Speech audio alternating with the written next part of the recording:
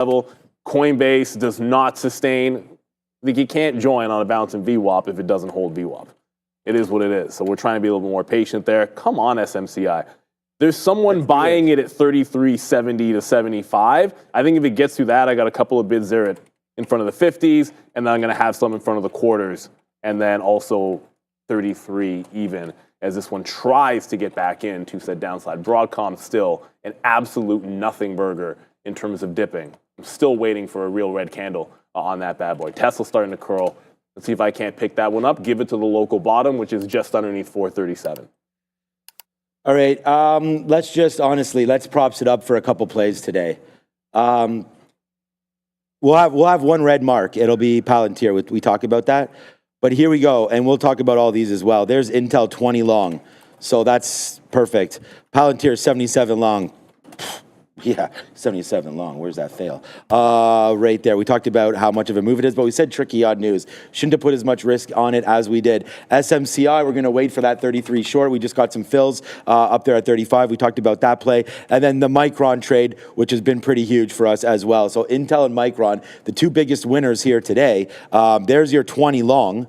I mean, we wrote that down. We're getting some out now as we break through the 200 period, just some outs there into the 30s. Big trade alert there. Palantir, that was running, man. So we got some in. We got a whole bunch out up here near that 74 marker, which is a problem because right now it just turned off of that completely and fell back in. So in order for this trade to make any sense, we got to get out if it breaks through 73 and just say, at least we made money on our last time. But yeah, Palantir completely getting rinsed there off that NASDAQ. And we talked about how it would be a tricky trade today, and that's exactly what it was. And there's the break long through 77. We thought we missed it the first time, which we did. Then we tried to fade it all the way back in. Boom, boom, boom, boom, boom. So, yeah, very, very tricky there today for Palantir. And I'll just speak for myself, of course, because you guys can always ask me, and I try to tell you. I'll be red today based on this Palantir trade. So I lost more on the Palantir trade than obviously I'm making on Micron, or I'd be green. Right there, but Micron's such a better trade because A, it was breaking highs, and B, here's the 109. So, okay, I'm just going to have to get something out here at 109. I mean, Sharif, this is a $5 winner right now on Micron again, so nice little move upside right there, and it's a clean 5. It's just boom, boom, boom, boom right there to the upside. So we'll go, hopefully, we might have a loss there on SMCI. I don't know. We'll go 2 for 2, 2 and 2. 2 wins on Intel, Micron, Palantir, and SMCI Ls. So that's my day in a nutshell, Neil. Yeah, well, Palantir is an L for me. SMCI is going to be an L. SoFi, more flat. I paid a bunch of fees on SoFi that I didn't like. Tesla remains to be seen, but this isn't the original. This wasn't actually the original plan on Tesla. I thought it'd be a little different. And obviously, we didn't get it off of the open for that initial dip buy, but it's now held the pre-market lows, at least attempting to. If this can get to VWAP, we're going to like it. And the best you can do is try to keep things in the pocket. And obviously, Palantir, I said over-under at 75. This is what happened right at the open. It held that 75, was off to the races. We tried it back into VWAP, giving it to 75. So I knew where I wanted to get in. I knew where my out was going to be. The only mistake was, I guess, maybe not going short. I suppose if you're playing the over-under, sometimes I should have been willing to actually go the other direction. Yes, sir. So, that's one of those things you got to pay attention to. And I know I'm not going to be happy with myself for not doing it. But Tesla, I needed to break 438, then we'll go 39 and 40 to the upside. If it can get there with the market now taking, again, fresh highs, the NASDAQ goes. Thank you very much for the reload. Randy, you got to stay here, man. We have very, very few winners right now. You got to give us a good luck. Hopefully the coffee will right now. Despite having $6 in the money on Micron, that was a good one. We got some diamond hands for that one. But Palantir just loses again. And as Neil's mentioned, tough times there so far today. But all right, that's okay. I mean, we're here to trade. Lots of names moving around. The Tesla trade's looking good as well. So Neil's got Tesla right now long. I've got my 2 longs and a short there on SMCI. We just missed the reload there at 34. Oh, it didn't get to 35. We're going to try again upside near 35. So that could happen as we go over to Adair. It's 10 o'clock. All right, what's going on with Tesla? Actually, a great look here for the NASDAQ to start out this day and week here, up about an eighth, almost 1% here. S&P 500 slightly less grid on the day, up about 0.35%. It's worth noting that we're actually entering what is on average, the second most bullish period of the year for the S&P 500. So the second half of December tends to have some of the largest gains for the SPY. So this could be a nice, strong period here as we close out the year. Lots to keep an eye on here ahead of the FOMC meeting coming through on Wednesday, December 18th. Sorry, it's going to be around 2 p.m. So keep an eye out there for the FOMC meeting where we are expecting a 25 basis point rate cut. Broadcom here still sharply to the upside, up almost 10% following a stellar day one earnings move as well. Gained more than 24% on Friday and also entered the $1 trillion market cap club for the first time in its history. Then we have MicroStrategy here, MSTR, Palantir, and Axon all being added to the NASDAQ effective, before the bell on December 23rd. So it's going to be next Monday. But also here announcing that they acquired $1.5 billion worth of Bitcoin between December 9th and 15th. Now they have $27.1 billion worth of Bitcoin for MSTR. Last but not least, TSLA here up about almost 1% here, getting a price target increase to $515 from Wedbush's Daniel Ives, and also getting a price target increase to $360 from Truist Securities. So more positive analyst notes here for TSLA. This one will also be in watch at 11 a.m. as Donald Trump is set to deliver remarks here from his Mar-a-Lago home. So keep an eye on that, guys. Back to you. Oh, Rivian.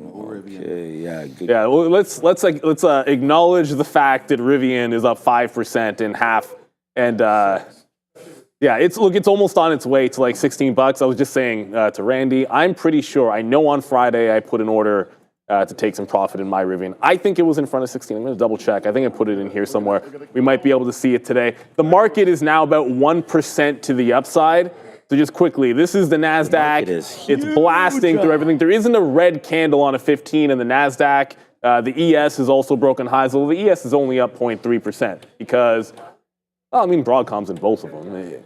So, look, at the end of the day, it's being led mostly by the NASDAQ. Tesla is trying to get into VWAP. It just broke 440, so this is finally going. It wasn't the original plan on Tesla, but at least now it's starting to participate. And for those of you that are wondering, NVIDIA got all the way back to VWAP. It bounced off $130 and now back into VWAP. If this can somehow hold VWAP and get a higher low, there'd be no stopping this market if NVIDIA would just participate in some of the fun.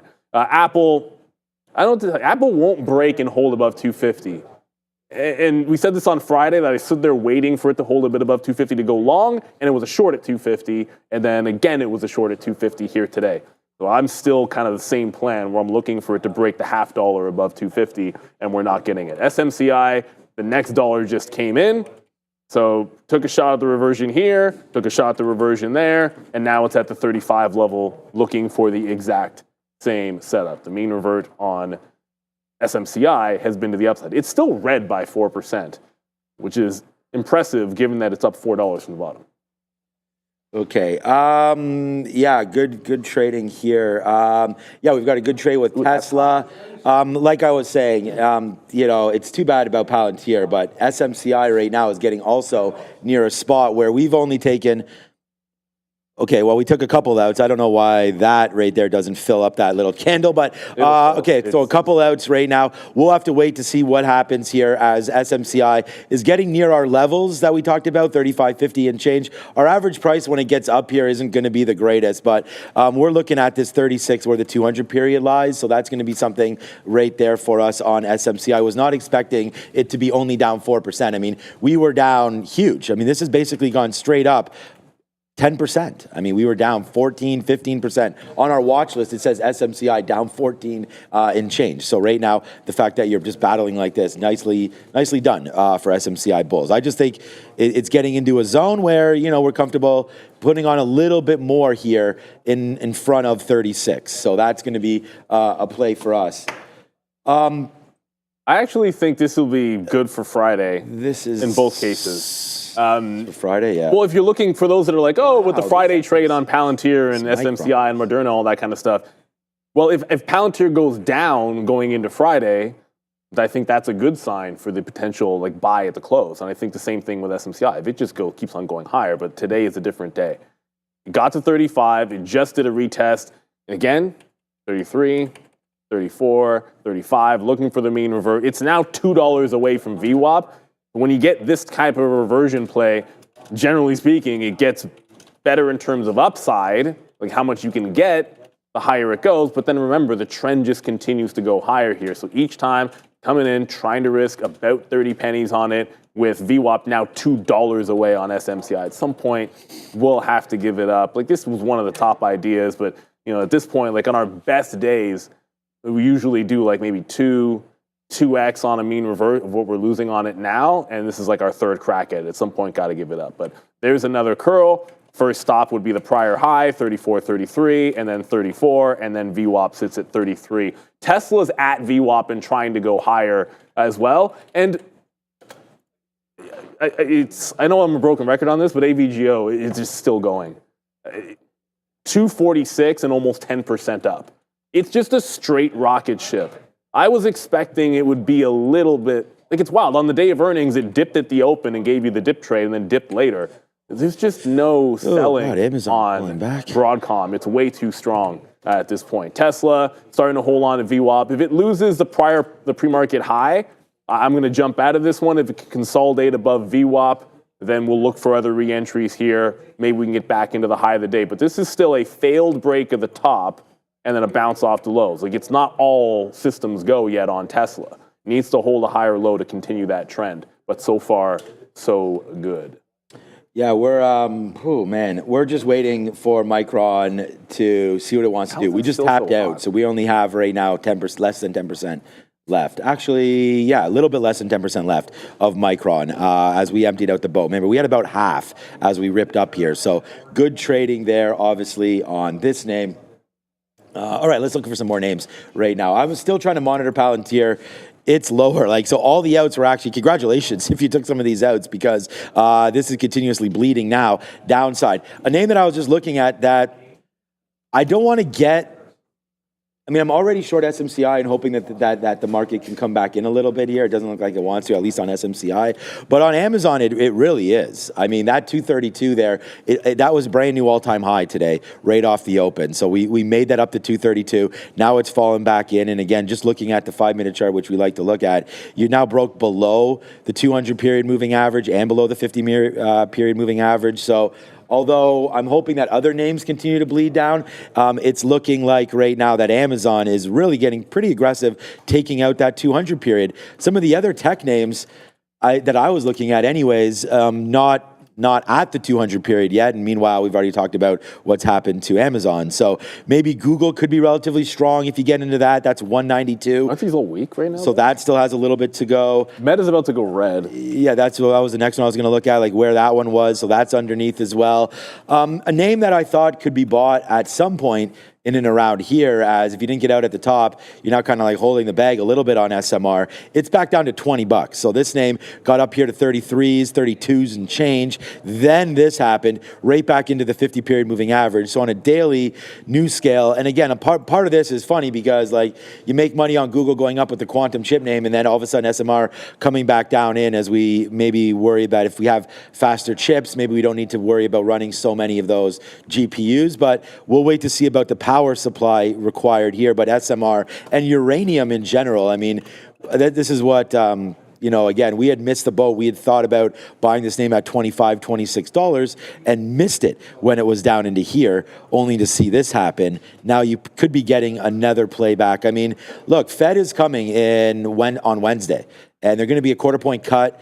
So we'll see what they talk about. There's some fear that maybe going forward, the cut cycle is not as strong as they pause. All of us thought it could be. So yeah, the pause is a little bit of a problem. So there goes Amazon right now, trying to take out. Oops, not AM. Trying to take out 228. So yeah, this could go red very soon as well. There's Amazon right now, lower as we go. Well, it's wild because the NASDAQ is holding the highs, and you just pointed to a flurry of big cap tech names that are not showing a lot of strength. They're pulling back in. Broadcom, again, up 10%. Tesla's up 1 point, and it's looking good. But, this is a very shallow move up to the upside that we're seeing here. Even Apple can't seem to go. So we're back. By the way, SMCI is now consolidating. Every time I feel like we're getting in at the right spot, but then if you look at it, one scalp win, break out the high. This one hasn't pulled back yet. at really any point. I just realized I didn't have a bid at the $0.50, so I'm going to get on the $0.50. But Apple, which was strong, is now struggling to get back above VWAP. So suddenly this is not looking like the same rally that we had recently, where all these names are breaking highs over and over and over again. It's just an AVGO show as far as I'm concerned. I'd like Tesla to continue to rally, but this is another name. Like, it briefly, like, Tesla actually got to flat on the day, if not like a couple of pennies red. So if it can get back to the highs, great. But I'm starting to think it's a curl up here. I've already got a trail in if we lose 441 on Tesla, and maybe just got to pivot to some names that weren't on the radar before. Although I shouldn't give up just yet, because the other level on Palantir is at 71, and I didn't think we'd be trading 71 today. But it was on the note that underneath 75, 71's been a level, so has 70. So we'll look for a mean revert on this. But it needs to break trend. I need to see break of the trend line and reversal at that 71, or we're not going to jump into it. So trails in for Tesla. My out is at the local high on SMCI. And just for posterity, Broadcom is actually pulling back a couple of dollars. It's possible. Oh, it's possible. At this point, it would take a lot for it to get to VWAP, but if it breaks trend, I think I'd have to wait for that. All right. Yeah. I'm still trying to find out some different names here. Shopify, yeah, not moving. A name that was pretty hot last week, of course, was Uber. So back into $60. They did not have a good day Friday, I do not believe. What's up, Marty? Marty with the $10 for Adobe. We'll talk about that in a second.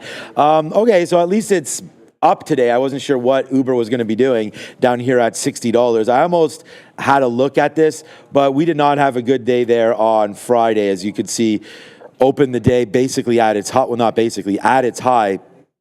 I think closed at its low. So not a good day there for Uber. Trying to hold 60. I still think, like I said, I'm not buying any more down here. We had recently bought down here, and we're only down in the position. I thought it was like 14%, but that's when we had sort of battled back up here into $62, $63. So I think our average long is must be around 70 if we were down 14%. So we'll have to wait. We need some work to be done there on Uber. And then, Adobe, again, Adobe had that miss, right, on their report.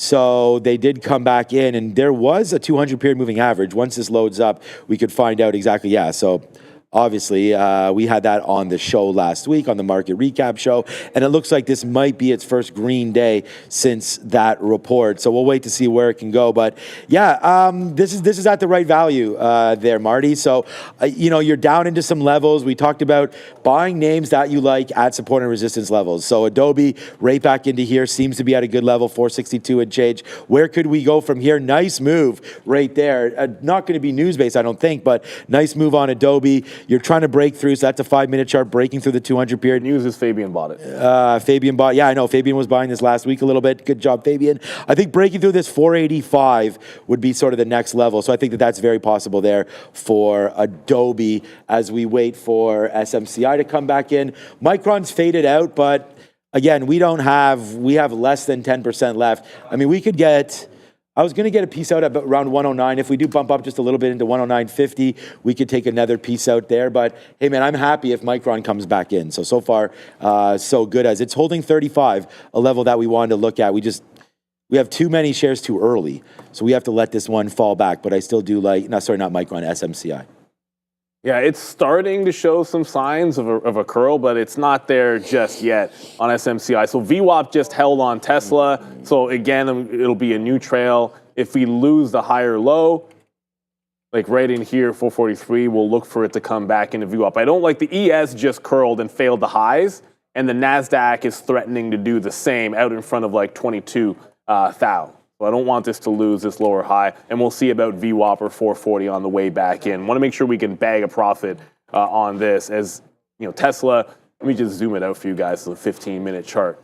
We've seen this happen before, where if you look at Tesla, like sometime between 10 and 11 o'clock, you can get that temporary high. And whether or not it pulls back and shallow pullback or deep pullback, this is generally the area that I think it makes a temporary top. And then, as mentioned, here's what I'm looking for on, I'll just go to Palantir here and show you guys. It's trying to catch a bid. There was just a bottoming tail candle on PLTR. It's still holding trend. We tried the long in front of 75, fail. And now you're pulling into this 71, which was support. You have one day where we lost that 71, and then the rest of it has been strength off of this level. So this has got to be where we look. Well, this is where I'm looking for the reversion play. And the next time I draw this trend line, I will actually hit save so that it'll be in. New trend since it broke through 73. We break this trend line in front of 71. That's my next long shot on Palantir. But we didn't get I bid is like now $60. Wow. Okay. Well, we were close to getting that rate off the open. 60?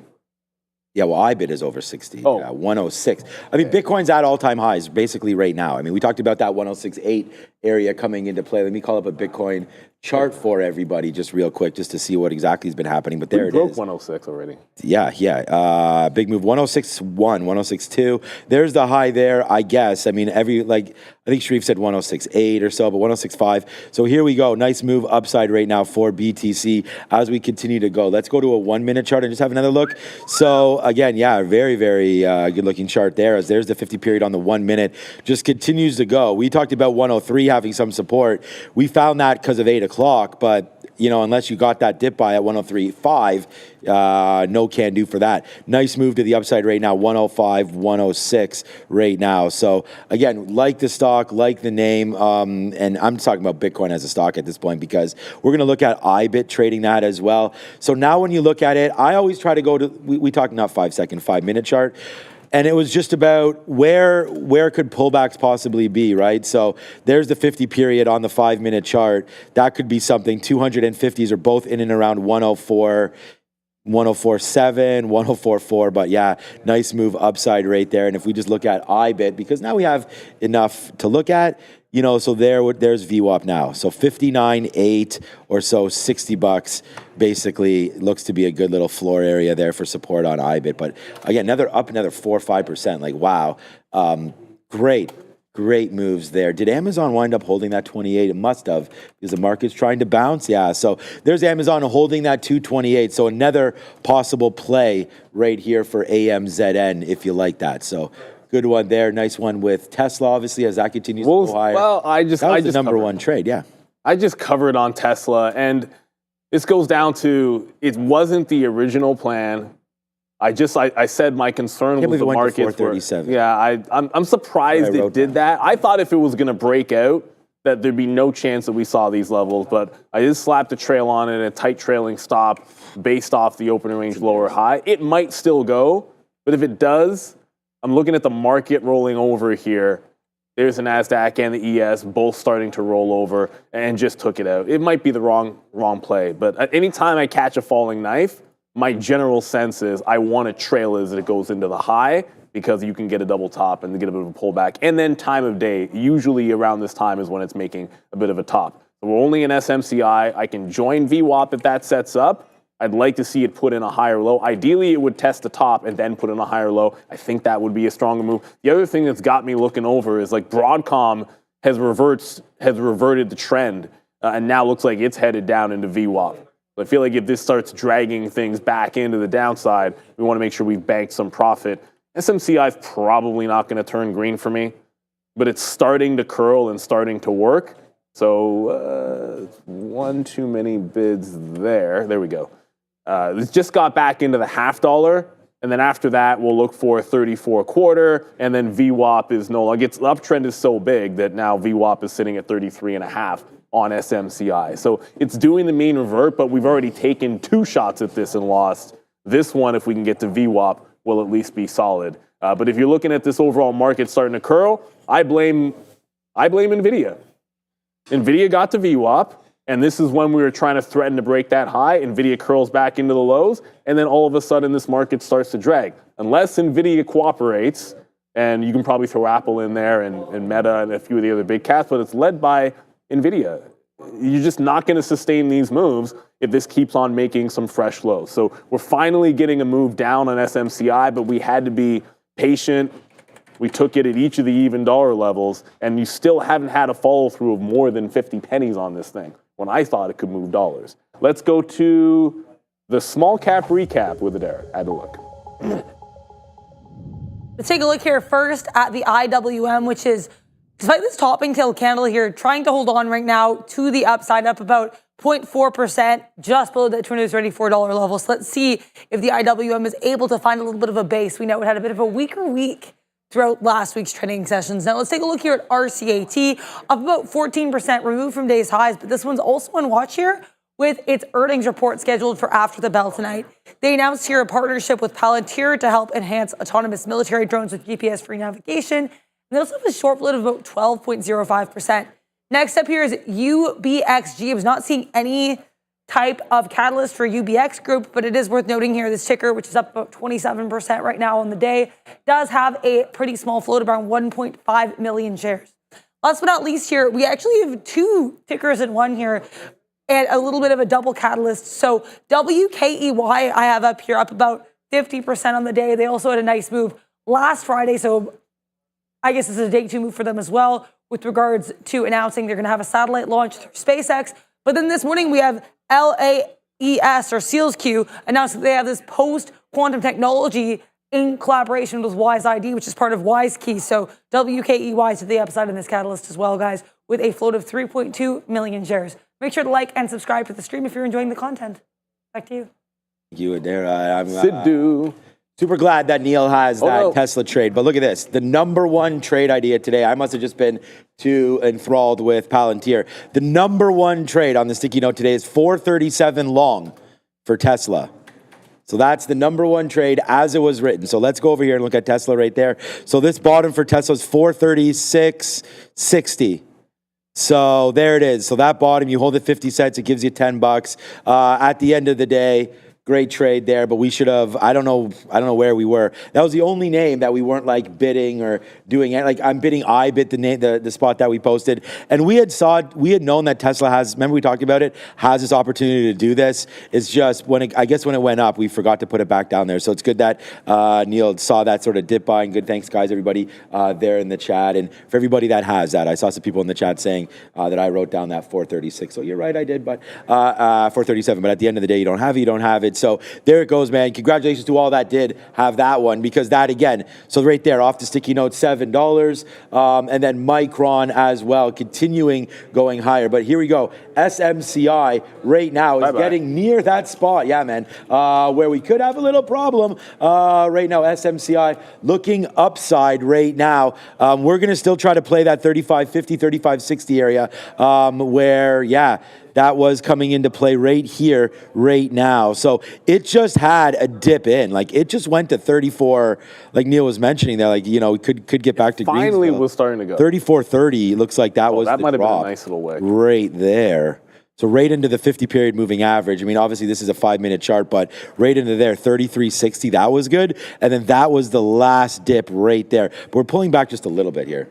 Yeah, so I think it might have been a topping tail candle, but I've been playing only those even dollar levels on SMCI. But it just came, here. It was finally giving you the bid. I said we take some profit at the $0.50. It wicked out the top, and I just jumped right back in. If it's going to try to go top wick on us, then I'm going to jump right back in the same trade. It's at the level we like. It's trying to put that mean revert. The other thing that's happening is, okay, now you're here. All right, Palantir is now closing. It just closed above the trend line on Palantir. It's the first time. Well, I mean, it's the first time pretty much all day since it lost VWAP. This is the first close above trend line on PLTR.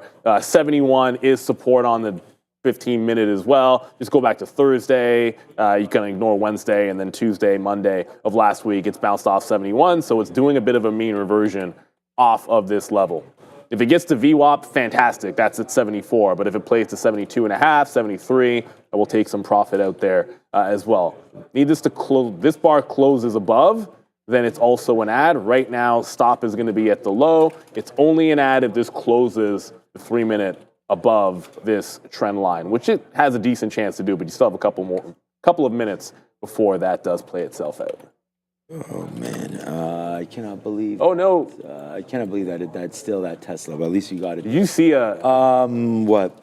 Oh no, it's just the Rivian got all the way to VWAP and bounces clean off VWAP. Randy was Rivian's a strong stock today. Maybe Look, if you didn't already get it, I wouldn't chase this. I'm not chasing it, but yeah, this one looks pretty good, up 3.5 points there. And sometimes when you look at the strong names, you just want to play the continuation on those.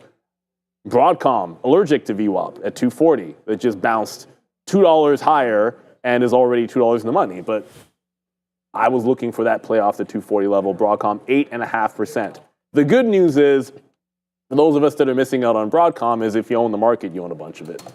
So thank you at least for being in the indexes, Broadcom. Let's go to Adara.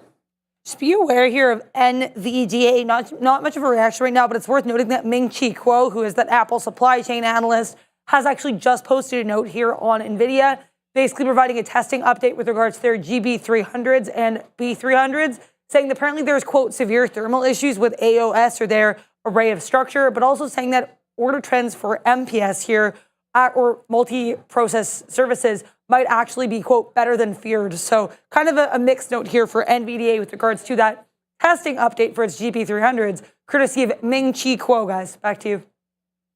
Right, Ming-Chi Kuo. All right, thank you for that one. We'll have a look at NVIDIA and what's going on. I'm just setting some stops here, still setting out that 35.50 or so for SMCI. But I mean, look what's happening right now. We just talked about having Micron at the bottom based on our note. Like if I just stay away from Palantir once it breaks 77s there, then we are completely fine. There's the Intel long at 20.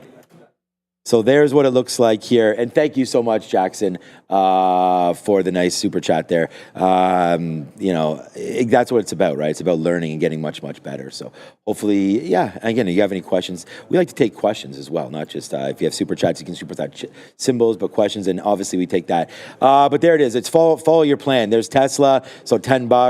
Palantir should have been in and out of that one, and we knew it was going to be a tricky trade, so should have stayed out of it. SMCI is going to be the one that we're battling with. This is going to be another L. So we're going to have, that's going to be an L there. This is going to be one. Micron is a monster. Tesla's a monster. Intel's a monster. So 3 ideas here, all with the exact levels, and all of them hit. So it's just, you know, again, the patience and being able to know when you're in trouble and getting out of bad trades, right? That's what we talk about. So that's going to be something interesting there to study, right? Is that, you know, when the levels break, how do you react? And I think that's the most important. So, okay, that's that. So Intel right now, $20.50, trying to go upside there.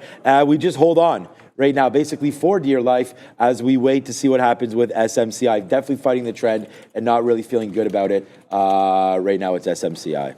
Yeah, it is it's rocketing to the upside. There's no doubt about it. It's a crazy one. Okay, Palantir, it broke the trend, but this bar did close above the trend line for an ad. It just bounced too far to add. Like, I'm looking for something a little bit tighter to the 71.5 in here, but we're not going to end up getting it. I'll cancel. There could always be a chance. Like the way it's been tanking, sometimes you'll leave it in there, and maybe it does dip back down into that 71.5. I know we haven't talked about all of the names, the additions and subtractions to the NASDAQ 100, excuse me. But MSTR is at least going up, possibly because of Bitcoin, which just broke again. I think we just tagged. Let me just double check. Possibly, yeah. No, I think we just made a fresh high. Okay, no, we didn't. Have. No, we didn't. We just missed the high, like barely. I think maybe by like $100 or so. So Bitcoin missed by, call it $100 to $200, a fresh all-time high.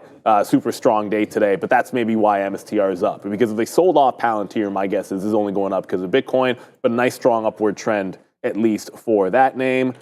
SMCI, it did do a topping tail candle, which got me out of the first short that was looking good. Well, this one kind of, like each of them start working. Like every time I've gotten in, this curl was working a couple of times, then you get stopped out. This was working, then you get stopped out. This one was working, then you get stopped out. At some point, you know, I don't want to be playing this. If it gets green, then if it goes red to green, I'm not necessarily wanting to play that 36 level because 36.5 is where it goes green. So I'd almost wait. If it breaks away from here, I'd wait for it to at least test that top, but I'm only looking mean revert on SMCI. Palantir still holding course. Feel like that one's going to be okay. And Broadcom is still headed into VWAP. Yeah, so Broadcom is still continuing its pullback. If you watched on Friday, it was an initial bounce off VWAP was good, and then after that, it set up a bit of a trend down that it had to break. So it kind of trended back down into deeper levels, and then you looked for a trend break. So there's a couple of ways to join, either a clean bounce off VWAP or it just breaks a downward channel to get back into this long, but only looking longs on Broadcom. Yeah, I think, I mean, I've been disobeying by fighting the trend here on SMCI, but we're finally getting some back. There's Micron up 9% and going right back to highs. So Micron right back to 111. We still have, again, we have 4% left now on that one. And this is the name that I was talking about. We just took some out here ahead of this 75. There's a decent buyer there. I'm not afraid of that size. It's just someone's buying it. So I don't know if there's dark pools here or not, but it doesn't. There it goes. Okay, so I was going to say, good thing you just saw that in front of us. So there it goes. It breaks. We get something out in the mid 60s. Now we start to burn a little bit here on SMCI. So let's get just a little bit lower. We're at 34.53 right now to get some out. I just saw it went to 55. What a surprise. Maybe we get a little bit lower now that big buyer has busted. So, all right, we'll wait for SMCI. Maybe we have it, maybe we don't, but finally a winner right now for this stock. We were very, I mean, how patient were we? Almost too patient, to be honest with you. Like, we waited pretty much all day to get a move down, and now it's finally happening. So I'm not going to celebrate this. I mean, we put a lot of mental capital into this. Let's see if it goes lower. It's not even a win right now. Just getting out for flat. Our average price was 66s. So right now we're actually down on it, despite it saying 77s. Remember, we do that first in, first out math there. So yeah, we need to move down. Are we waiting to go to Adara? No, yeah, okay. All right, so then let's go over to Adara for crypto, I believe, at 10:30. This guy's been asking about Nike. Of course, we're going to look at Bitcoin here as it made its new all-time high last night. But first, we're going to take a look here at MicroStrategy, which is kind of a star in this category in its own right. Although on the daily chart here, we've definitely been a little bit of a range here with a base of around 360, top of around that 439 level. Definitely a great look for this one. Currently trading around 425. Not only is it going to be added to the NASDAQ as of December 23rd, so next Monday before the open, but they also announced they've added another 15,350 Bitcoin worth $1.5 billion. Now their total Bitcoin earnings as of this purchase, which took place over the last week, are now valued at $27+ billion. So great look here for MSTR. Now let's take a look at Bitcoin itself here, BTC to USD, which has been on a great uptrend here on the daily chart. This is its fourth straight up day. As you can see here, we are nudging near those all-time highs made late last night around that 106.5 level. So let's see if we're able to break this level once again. For what it's worth, the catalyst that I was seeing for this move up could potentially have to do with the fact that we are expecting a 25 basis point rate cut coming at the next FOMC meeting, which is going to be on Wednesday, December 18th at 2 p.m. So something to definitely keep an eye on will be that FOMC meeting, but this is a great daily chart here for BTC. Ethereum also up on the day here, hanging out around 3,900, just shy of 3,950, up about 2/3%. But the rest of the crypto space is a little bit weaker today. XRP, Solana, all down about 2% and change. Cardano, Tron down about 1%. Chainlink to the upside, as is wrapped Bitcoin. But other than that, we have slight weakness on a lot of these non-BTC and Ethereum related names, guys. Back to you. Thank you very much, Adara. And okay, Palantir's starting to get, if it gets to VWAP, that's going to be target on any kind of a mean reversion trade. So here's your trend. Okay, can cancel this bid now because if it gets down to 71 again, there's no chance that I want it. But finally reverse the trend, looking for a VWAP retracement. If we break, it was like 2 green candles on the way down. One here at 73, and then the other one here at 72. The trail already moved to 72 when it got here. But if we can break out above 73, I'd move the trail up. SMCI, finally. So did a bit of a wick out. It's back to the 34.5. Just looking for the playback into VWAP. I'll still end up red on the stock because at the end of the day, it's like, starts working, stop out, stop out. I've pointed this out before, but like 4 times it has not been able to hold that high. Tesla, did you see the bid there? There's a 200,000 bid on SMCI at 34.50, so there's a big buyer there. Tesla is about to get to the highs again, so Tesla continues to roll 2% to the upside and looking like it wants to get to that 450 after all. There was a question in the chat about Nike, so I did want to address it. Was a few times Nike was mentioned in the chat going into earnings on Thursday. It's a strong day up 2 points here, and it's about to get to 50 period. All Nike needs to do is break 80 and hold it on earnings. I think it's got a great opportunity. But someone is selling the boat at $78, $79, $80 if you haven't noticed here on Nike. Like every time it gets up here, someone has been sell. So if we can break through that, obviously, it's got a lot of room to rally. Finally. I mean, honestly, it's like you wait all day for this stuff. I know Neil was mentioning being red on it, but this has been a tough stock. Like SMCI, like finally starting to bleed back in. This will be P&L number 2 now. And finally, like, okay, give me those 11s. I'm bidding 11. We can't. Okay, there it is. Okay, finally, we just got filled up there. So nice trade there for sure on the downside now for SMCI. Now $1 in the money on this one downside. But remember, that's not the average price is really $34.66. Again, we talked about why that was and how our accounting works and whatnot. So here it comes, man. We just take a nice little bid there. VWAP. The thing is that we've seen this hold before 34.80s and so. So again, SMCI basically top to bottom a nice pickup up there, but and we just should have been a little more patient. We had talked about this 35 area, and even when it was up there, we're like, man, we do not have a good price. We do not have a good price. And guess what? We did not have a good price. But it was okay. 34.60s right into there was our average. So we did pretty good about loading up when it got to the right levels, and then we're trying to do a good job of unloading it when it comes back into some kind of support. So with the market being like relentless today, up that 1%. Again, like, we'll hold on to big bangers, man. I mean, we've got the big bangers here today. Make sure you do hit the like and the subscribe. But this is 55 cents. This is 50 cents on a $20 name. So, okay, we'll take it. I mean, whatever. It doesn't matter. It's Intel. And Intel being up 1%, I mean, you know, what was it, Groundhog Day or something? I don't know the last time that happened, but we'll wait to see here. Groundhog Day happens over and over again, so we'll wait to see about Intel. But nice move right there. Yeah, shout out to Bill Murray. I haven't seen him in a minute. I wonder if he's doing okay. Okay, Micron, nice move up to 111, now fading back out, but that's not even a thing. So it's Micron, it's Intel, 2 longs right now back to back, and then this SMCI. We'll wait for a little bit of a further bleed, but we did good by getting that. So, so far so good there, yeah. If you've never seen it, A Very Murray Christmas is actually... Oh, yeah? No, I've never seen that. It was a few years... It's a few years old, at least. Maybe even half a decade old, but it's basically like a bunch of stars. They're supposed to be shooting something, and they're all stuck in a hotel. Okay, with him? Yeah, it's like they're singing. And it's actually really funny. Some stuff he does is funny. Some stuff I find is... I'm a Bill Murray fan. I love Bill Murray. I think he's hilarious. But yeah, if you've never seen it, man, I think we will have to see like right up your alley. I'm adding it to my list of...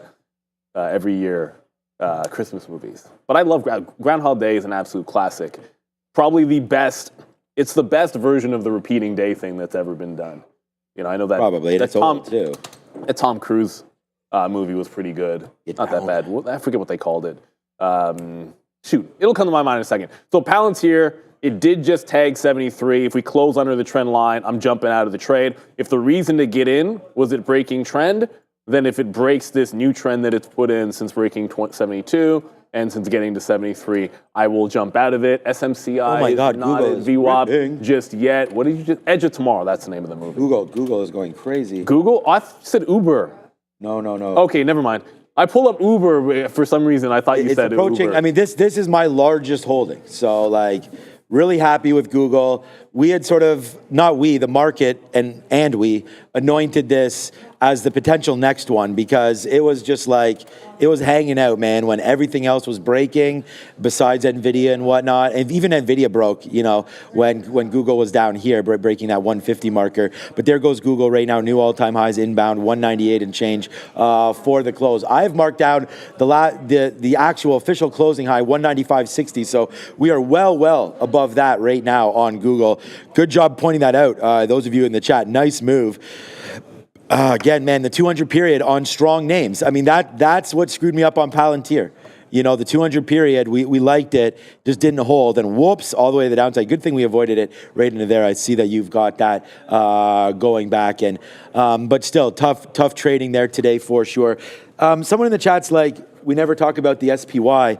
Yeah, I mean, I look over, you know, we used to have different stocks that we would trade, but like right now, most of them are related to what's been happening here. I've never really traded anything but mega cap tech names. So I'm still going to be doing that. But yeah, JP Morgan, there are lots of stuff happening, which is why it is very important that you stay tuned to what exactly is going to happen right now. And that's a sector watch with Adara.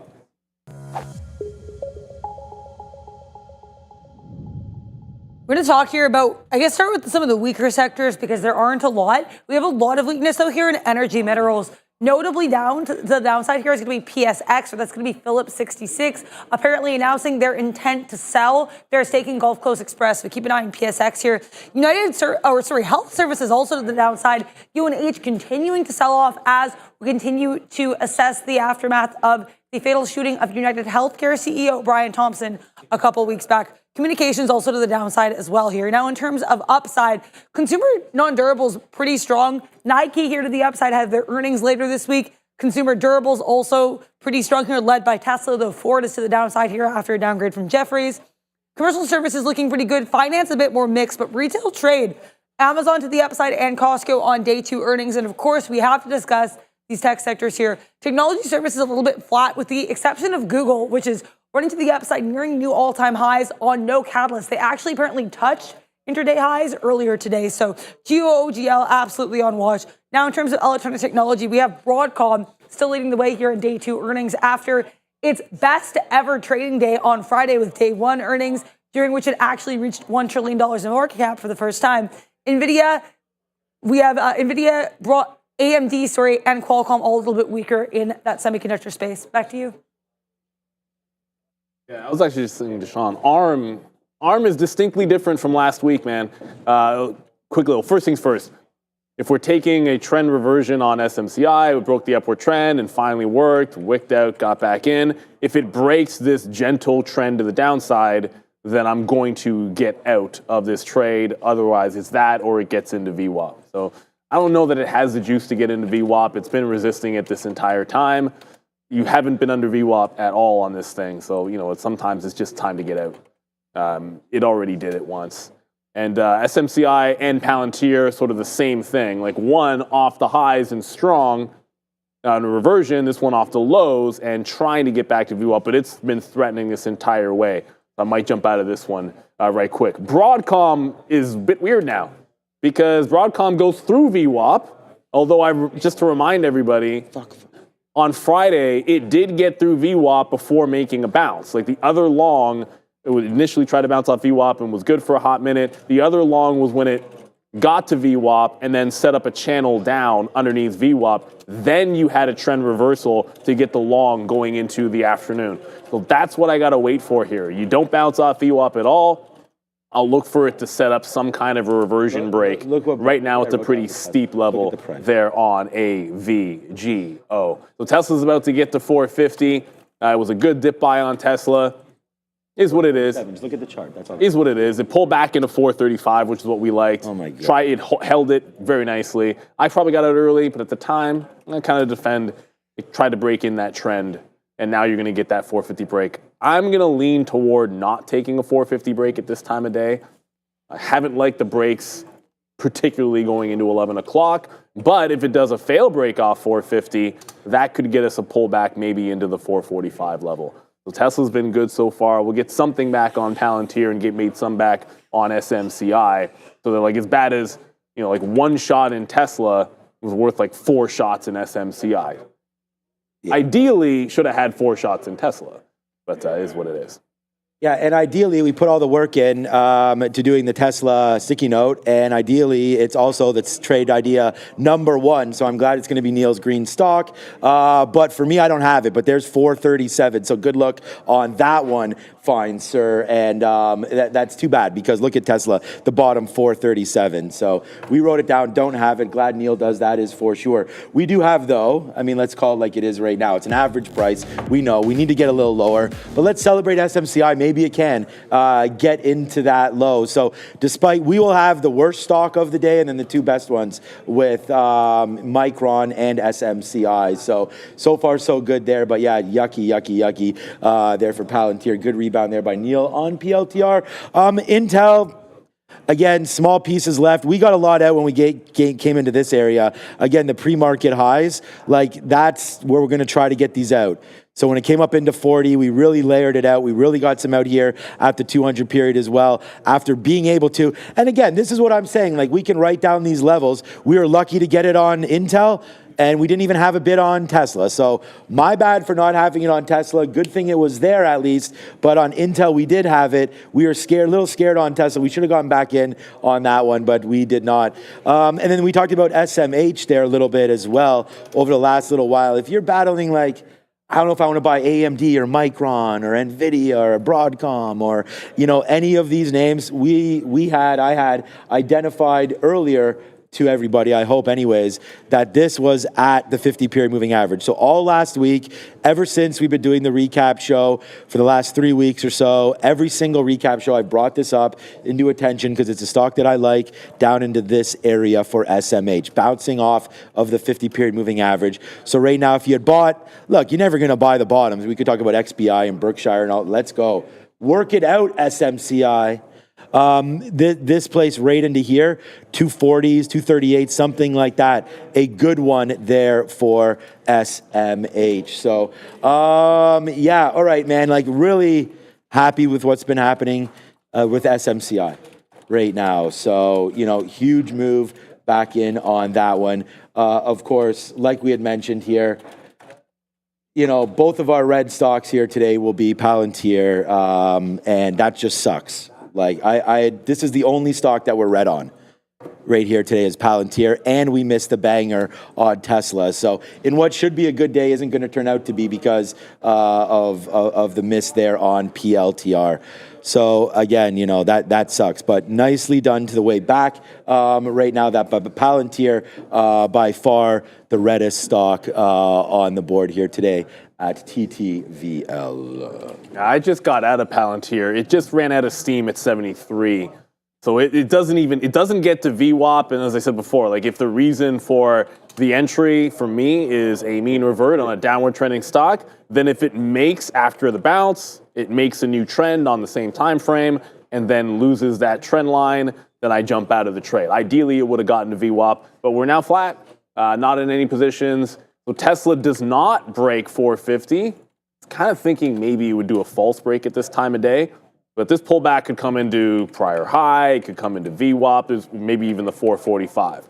But I'm looking for some kind of a curl on one of these levels here on TSLA. And just because I haven't looked at any of these today, but the quantum names are, again, well, I shouldn't say all of them. I just know QBTS is going. So I haven't double-checked IonQ or any of the others. But QBTS, shout out to everyone and congratulations. If you happen to be in it, it's a double top attempting a breakout here on the daily for QBTS. I think it's about 615 or something like that is the actual high.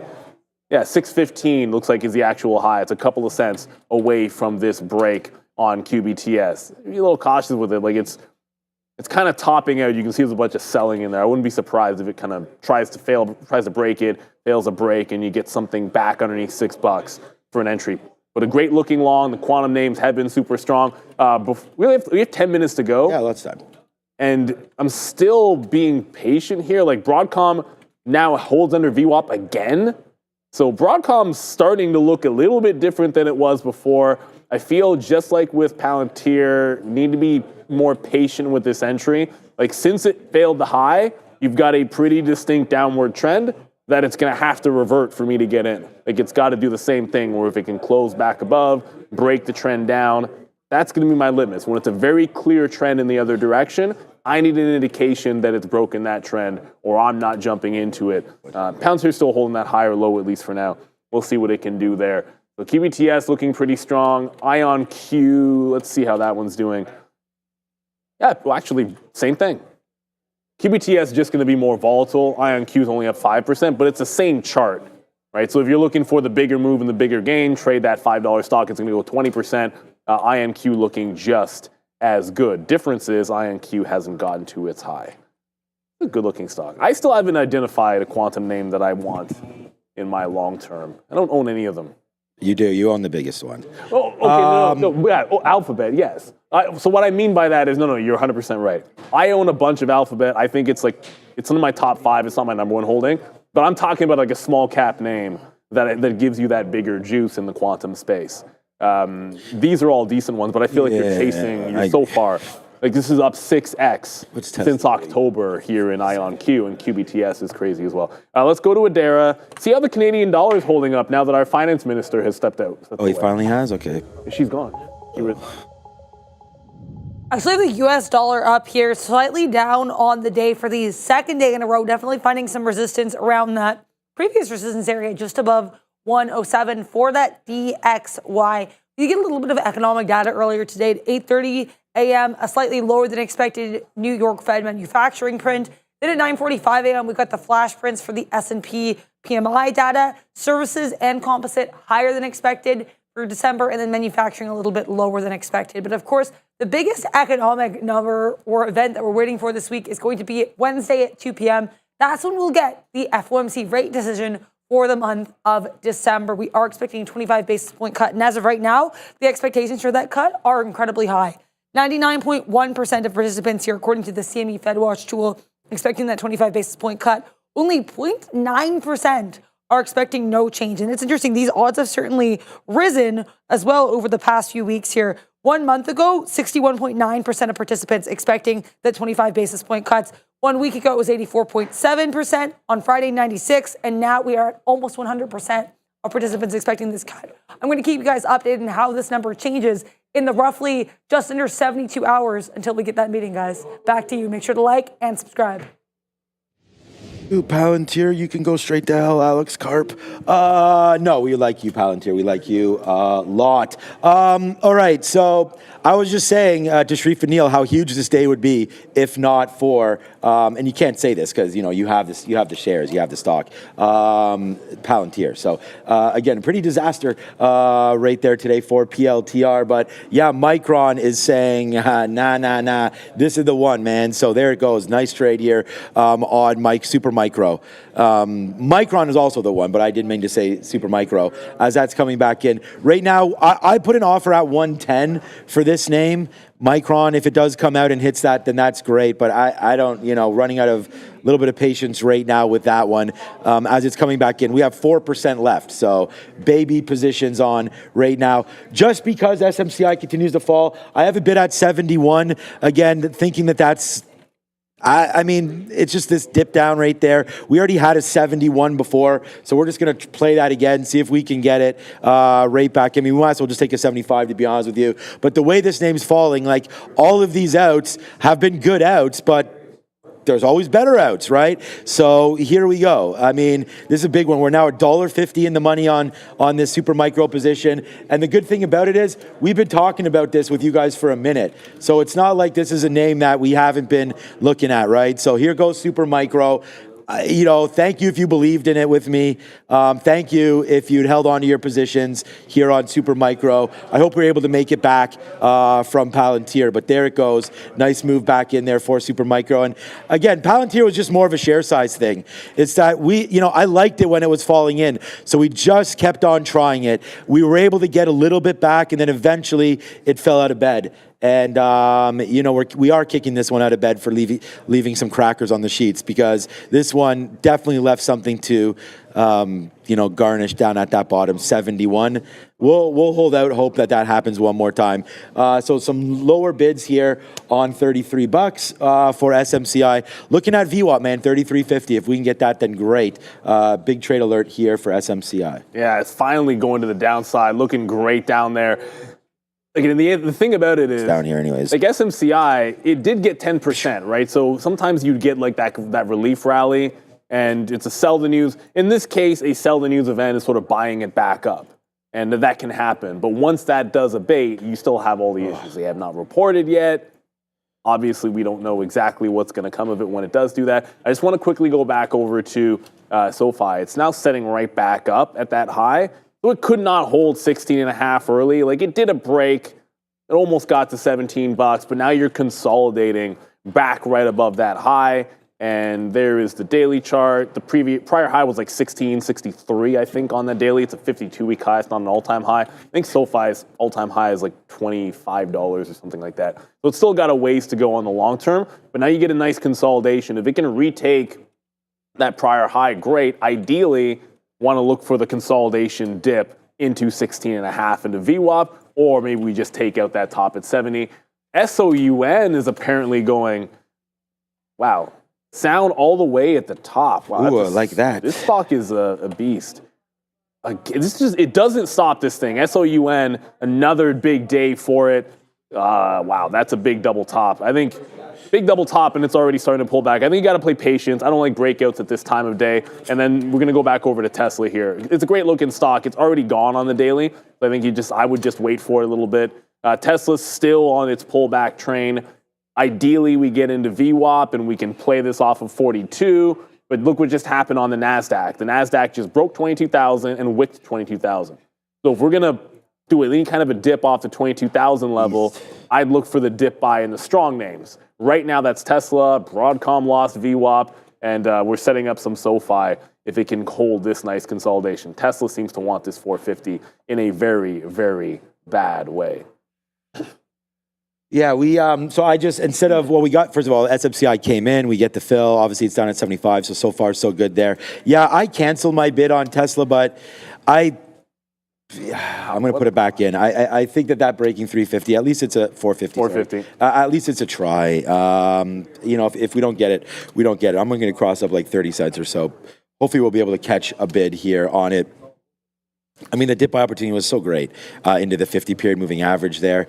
And again, it's like, this is the thing. This is what I'm trying to do better, and I think I'm getting better at it, is to try to focus on, stick with few names. So that's why today, Intel, Micron, Palantir, and SMCI, all of them written on the note, and all of them traded good. Sans Palantir.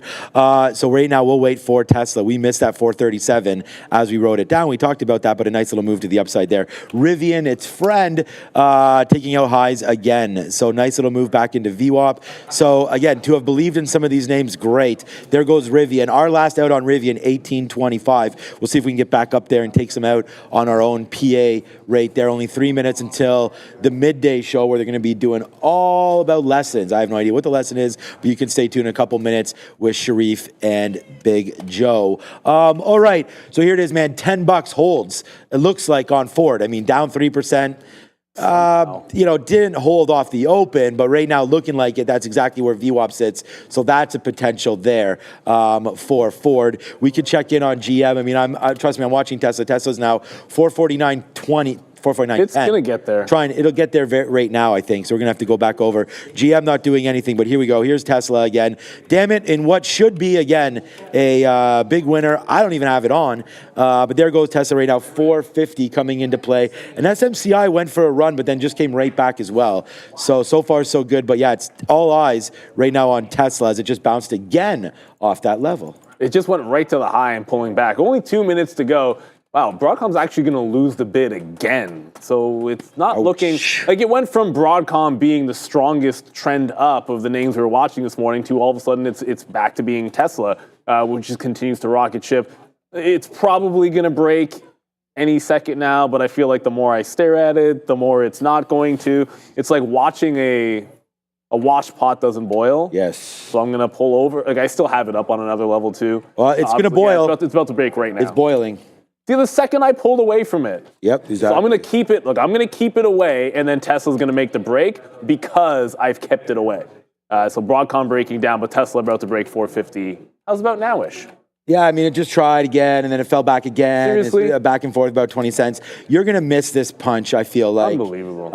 It's going to go. I mean, you might as well put it up. There's an right 88, now. yeah. Yeah, so here we go. There's not even any size there, so it's going to break long through this, I would say, in just a matter of seconds. Once it gets going, there is no stopping it. There it goes, right through again. I don't know what I have on board. I have 30s on board now. And my quotes. So the quotes are what they are right now. All right, we've seen this before. There it goes, nice upside move. Let's see what now happens with Tesla. We're in this name. We'll get some out at 98s. We just bought that break. We're long at 450 30s. We're getting some more out on the upside. So there it goes again. We'll put some money in on Tesla and try to get it out as well. So a couple bang bang plays there for Tesla. Now $1 in the money and trying to go higher. It's TSLA. Finally, The Rock has come. No, it's just it did get to the 451. The Rock's coming back to Bombsville because that new movie is apparently not very good. Which one? Red One? Red One. I thought it was great. You watched it? Yeah. Okay, well, it's on the list. My daughter doesn't want to watch it. She would want to watch it. Well, I've told her to give it a chance, but she's like John Cena here, Rock here. I'm like, but he's Maui. But I'm like, she doesn't care because it's not actually Maui. So to her, Maui is Maui, and Cena is better than The Rock. And don't ask me why. But The Rock is cartoon though in Moana. Well, that's what I'm saying. Like, you what? See him in real life. That's what, and I'm like, dude, give it a chance. He's a funny guy. But anyways. Tesla at 451. If we lose 450, I'm going to jump out. I'm not as big a fan of breakouts at this time of day, so I'll never take a breakout at 11 o'clock the way we would at the open. SoFi did come back in, so that's the only new position. Oh, it's 11 o'clock, so SoFi comes back in. If we lose 16.5 again, we jump out of SoFi. The market just made another run to 22,000, so we're barely above 22,000, but we are as Tesla continues to rally. If it gets to 42, that's the next offer, although I did not have one out. And then 43, 44, 45. But you know what time it is. It's 11 o'clock. The Bash brothers are in the house. We've got Sharif. We've got Joseph. Joey Opsh. $2 now, finally. Let's go. Go get him, boys. Let's go, Joey Opsh. Finally, Tesla. Hey, I couldn't get a better spot at least. Doing the introduction. I'm not doing it. Why Why were you there like that? Why did you just got like what's going on here? What is up, beautiful people? Welcome to How to Trade. That is your boy Joey Options, and I'm on both cameras, Sharif, and shout out to everybody in the chat. Let's see who's weaseling on in. Yes, there we go. We got my main man, Adam DeLuce. Shout out to the OG Darwin, dancing up a storm in MB3. The beautiful gate in HY. Shout out to Rivian Millionaire. Have you looked at Rivian today? We're knocking the door 7% last time I looked. Gorb, Mateus Lane, Pitchbull, Christopher Holcomb, and Mr. Dang Longshort. Shout out to Paul Goodson and Easy Media. And then the real OG, a proper Dang Paradox. We got our Arjun. We got Fiddlebeck, Frisky Supreme, and ANBHU. We got C-Wave, we got Naps, we got Soul Queen, we got Bazinga, Malinowski, Ozan, Keeley. Let's go, Ozan, the Piper. We got Bill Cook. We got Gene Cook. There's a lot of cooks. Top VOIP, welcome back. Shout out to Nessa. We got Sergeant Peppers and Alton, Dan, Fyrick on the blockchain, and Charmian Khan. We got Ronaldo and Varun. We got Mela, not Arun, Varun. We got Brent Roth and Big Bob Corin and Echo Max. 1320, as well as Warren. There's a whole bunch of y'all. I can't get it to all. Last one here. Shout out to Jacoby Waters. Good morning, Joseph. Yes, sir. Good morning, my guy. What's up, Jaspreet Singh? What's up, my boys? Dan F. What's up, everybody in the chat? It's been an absolute zoomer so far this morning. Sharif, what do you think about the session? It's ridiculous, bro. Everything's moving up into all-time highs. The account's buzzing, as you say. Buzzing. There's a whole bunch to talk about. Joseph, we're going to weasel on into the lesson, but let's see how those sectors are doing on the day. You know what? Let's get those sectors rolling here real quick, guys. And I have a good idea who's going to be leading the way so far, guys. But let's take a quick look at the sector performance. And sure enough, we're going to go over the win play show. First place up 1% on the session. Consumer discretionary, led other than by, I wonder who. Second place, the communications services, up about 0.9% there. Google has been buzzing this morning, trading higher. Do we knock on the door of 200? I think that is in the near future. And then surprisingly, in third place, Sharif, without looking, what do you think? What sector is in third place? What sector? Communications. Yeah. Ooh, no, that was in second. Oh, I didn't. Yeah. Real estate. I didn't see it. You've seen it now. Now it's real estate in the third place, guys, up about 0.6 percentage point there. But, you know, we got a hot lesson by our guy, Sharif, this morning. So let's dive right in, my guy. We're continuing the talk about trends. Again, guys, all these lessons based on John J. Murphy's book, Technical Analysis of the Dang Financial Markets. That's not really the name. I added that dang in there in case you didn't notice.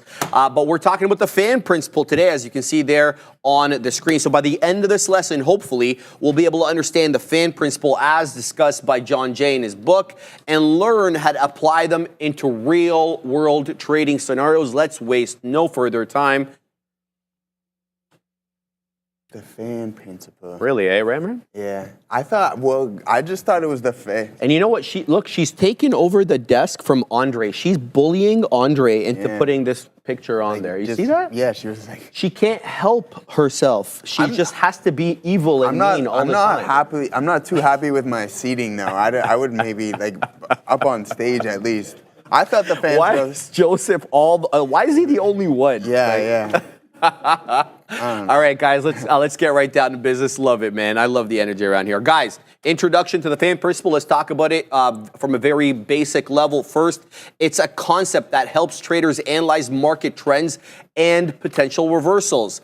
It revolves around the idea that trends don't reverse all at once, but rather they reverse in stages, often delineated by a series of lower and lower trend lines, obviously for a downtrend, and higher trend lines, obviously for an uptrend. As the trend weakens, in the case of a downtrend, the slope of these trend lines becomes less steep, creating a fan-like appearance on the chart. So the definition is kind of, really no point explaining it at this point because we kind of already said it, but the technical definition refers to a sequence of progressively flatter trend lines drawn on a price chart signifying a gradual weakening of the trend. And its purpose is very simple, right? It helps traders identify where a trend might reverse, providing them with entry and exit points in the market. And this is kind of what we're looking at. I just want to show you what it looks like first before we go into the characteristics. This is kind of what it looks like. You take one point in time, typically an area trough, a local area low, maybe a multi-year low, whatever, and then you're drawing trend lines into local area highs, crests as we sometimes call them. Okay, so the key characteristics of the fan principles are as follows. There are 3 trend lines here that we use, okay? And obviously you can draw more, but the principle is based upon 3. They typically involve, the first trend line here represents the steepest part of the trend, from the local area low to the local area high. The second trend line, when the price breaks the first line, a new, less steep trend line is drawn to another local area high. And then the third trend line, if the second trend line is broken, a third and even flatter trend line is then drawn. Okay? The whole point of this is to really focus on the gradual reversal, okay, by drawing these trend lines. So rather than a sharp reversal like a Christmas tree retracement, as our boy Randy in the back likes to call it, and that's what that is it's an inverted V where you just move up aggressively and then down right back where you came. Rather than that kind of sharp reversal, the market is undergoing, in this particular instance, a gradual transition with each trend line being broken successively. The slope flattens with each successive trend line, showing the decreasing momentum of the prevailing trend. And it's got a fan-like appearance because it looks like a dang fan. That's the only reason, right? When viewed on the chart, the sequence of trend line creates a visual effect similar to a fan. The angles become wider as the trend weakens and the price fluctuations become less aggressive. And as I've already shown you, here is what it looks like for the bull trend, but it's equally as valid for the bear trend. And this is kind of what it looks like. So you're drawing from an area crest, and then you're drawing 3 successive lower trend lines into area troughs.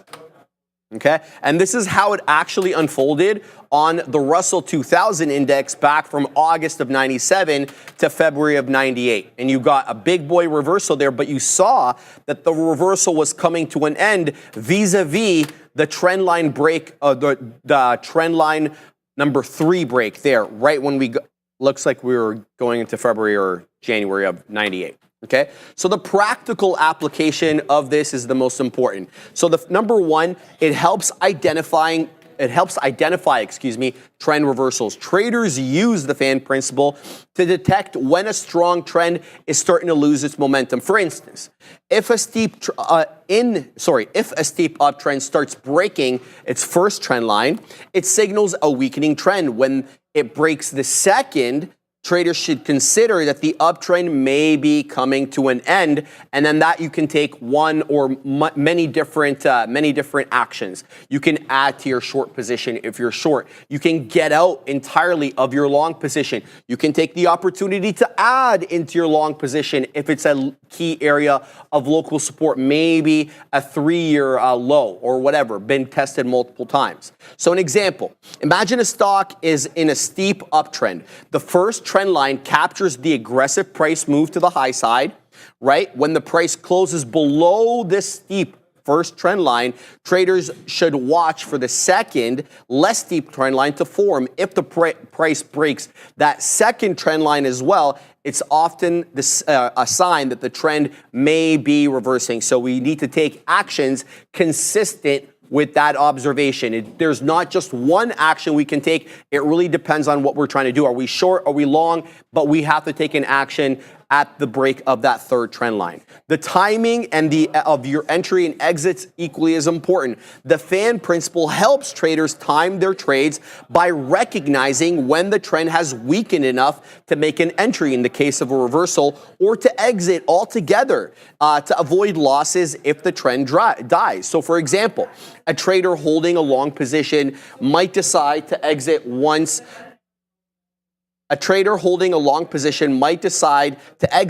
the price breaks through the second trend line, ensuring they preserve their gains before the trend fully reverses.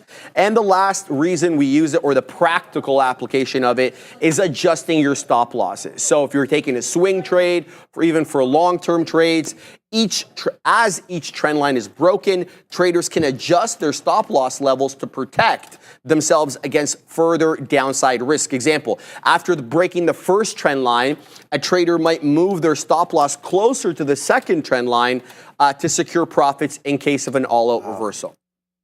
Everything good? Yeah, or Tesla? I mean both. I mean both of them, man. They're both still going, Yeah, eh? they're wow. Continue, my friend. Yeah, we don't have much left. No. So combining these fan principles with other technical indicators, and I'll submit to you the best use of technical analysis is when you combine a multitude of tools together that end up showing you on the balance of probabilities one side or another. So to enhance the accuracy of trend reversal predictions, traders can use this fan principle in conjunction with other technical indicators. The first one I'll submit to you guys is the relative strength index, RSI for short. The RSI can help confirm whether a trend is overbought or oversold, aligning with the trend line breaks in the fan principle. We've often talked about this. It's one of the uses we can employ for RSI by gauging any print above that 70 to be looked at as overbought, anything below 30 to be looked at as oversold. It's typically not that simple, but we can try to incorporate aspects of RSI when we're just very basic aspects of RSI when we're combining it with other technical indicators. So in this particular case, using RSI with the fan principle, how would you do it? If the price breaks the first trend line in the fan formation and the RSI simultaneously is showing you overbought conditions, it then strengthens the case for a potential reversal. You can also use it with moving averages, right? Moving averages, especially that 50, especially that 200 moving average. It can serve as an additional support or resistance level. The practical application here is as follows. So if a price breaks a trend line in the fan principle and simultaneously the price also crosses a key moving average like the 200, like the 50, this serves as yet another piece of the confirmation puzzle that the trend is weakening. And we'll also look at MACD, moving average convergence divergence, a momentum oscillator similar to RSI but not the same. It can provide further insights into momentum shifts and the way you'd use it here, like the practical application of using the fan principle with MACD. If the MACD line crosses below the signal line, we know from our previous lessons we got two lines on the MACD, the signal line and the MACD line. If the MACD line crosses below the signal line at the same time that the price is simultaneously breaking that second fan line trend line, it adds weight to the argument for a trend reversal. And last but certainly not least, an indicator that Joseph talks about often is volume. Volume analysis can support the fan principle by highlighting the strength of the trend line break. So what do I mean by that? So if the break in the trend line is accompanied by higher than usual trading volume, it suggests that the move is significant and could lead to further breakdown in the trend. You have a couple of ways to analyze volume here. One, you can look at RVol, relative volume. What's the RVol on the day regular or as compared to regular days? Or you can just have a perfunctory look at the volume bars on the daily. Does the volume bar today for this break of the trend line with the break of the moving average, is it bigger? Is it more volume than its predecessors? It's super easy to see what volume bar stands out when you're comparing them to previous volume bars. So keep your eye out on that. What's happening? I thought that was a real print. Is that a dark pool? Yeah, it was. I'm like, there's no way that actually. That was a dark pool, Yeah. And this key takeaways, guys, we're done the lesson here. The fan principle provides a structured way of analyzing trend weakening and reversals. It also helps traders anticipate trend reversals by observing a series of progressively flatter trend lines. And then by combining the fan principle with other indicators like that RSI, like the MACD, like volume, and of course, moving averages, traders can improve their timing and decision making in the dang market. I hope everybody prints up several thousand storms today. I'm kidding, of course. Well, I'm not actually. I hope print. And yeah, that's the lesson of the day. Yeah, absolutely. You good? Yeah, did you get it? Oh, you didn't get it. Oh, no, I'm not plugged in yet. You're not locked in, That's probably good, though. All right, then. Tap in, baby. Tap in. Yeah, now I'm plugged in. I'm ready Tapped to go. in. We're ready to go. Who'd you vote for? BTC, AAPL, Oh, come on. Tesla, What do you Rivian? think? We did, but we're doing an ad read right my now. bad. My guy. That's all right. VinFast. Breaking news from VinFast. 2024's electrifying success story. VinFast is on fire. For the third straight month, VinFast secured our spot as Vietnam's #1 car brand.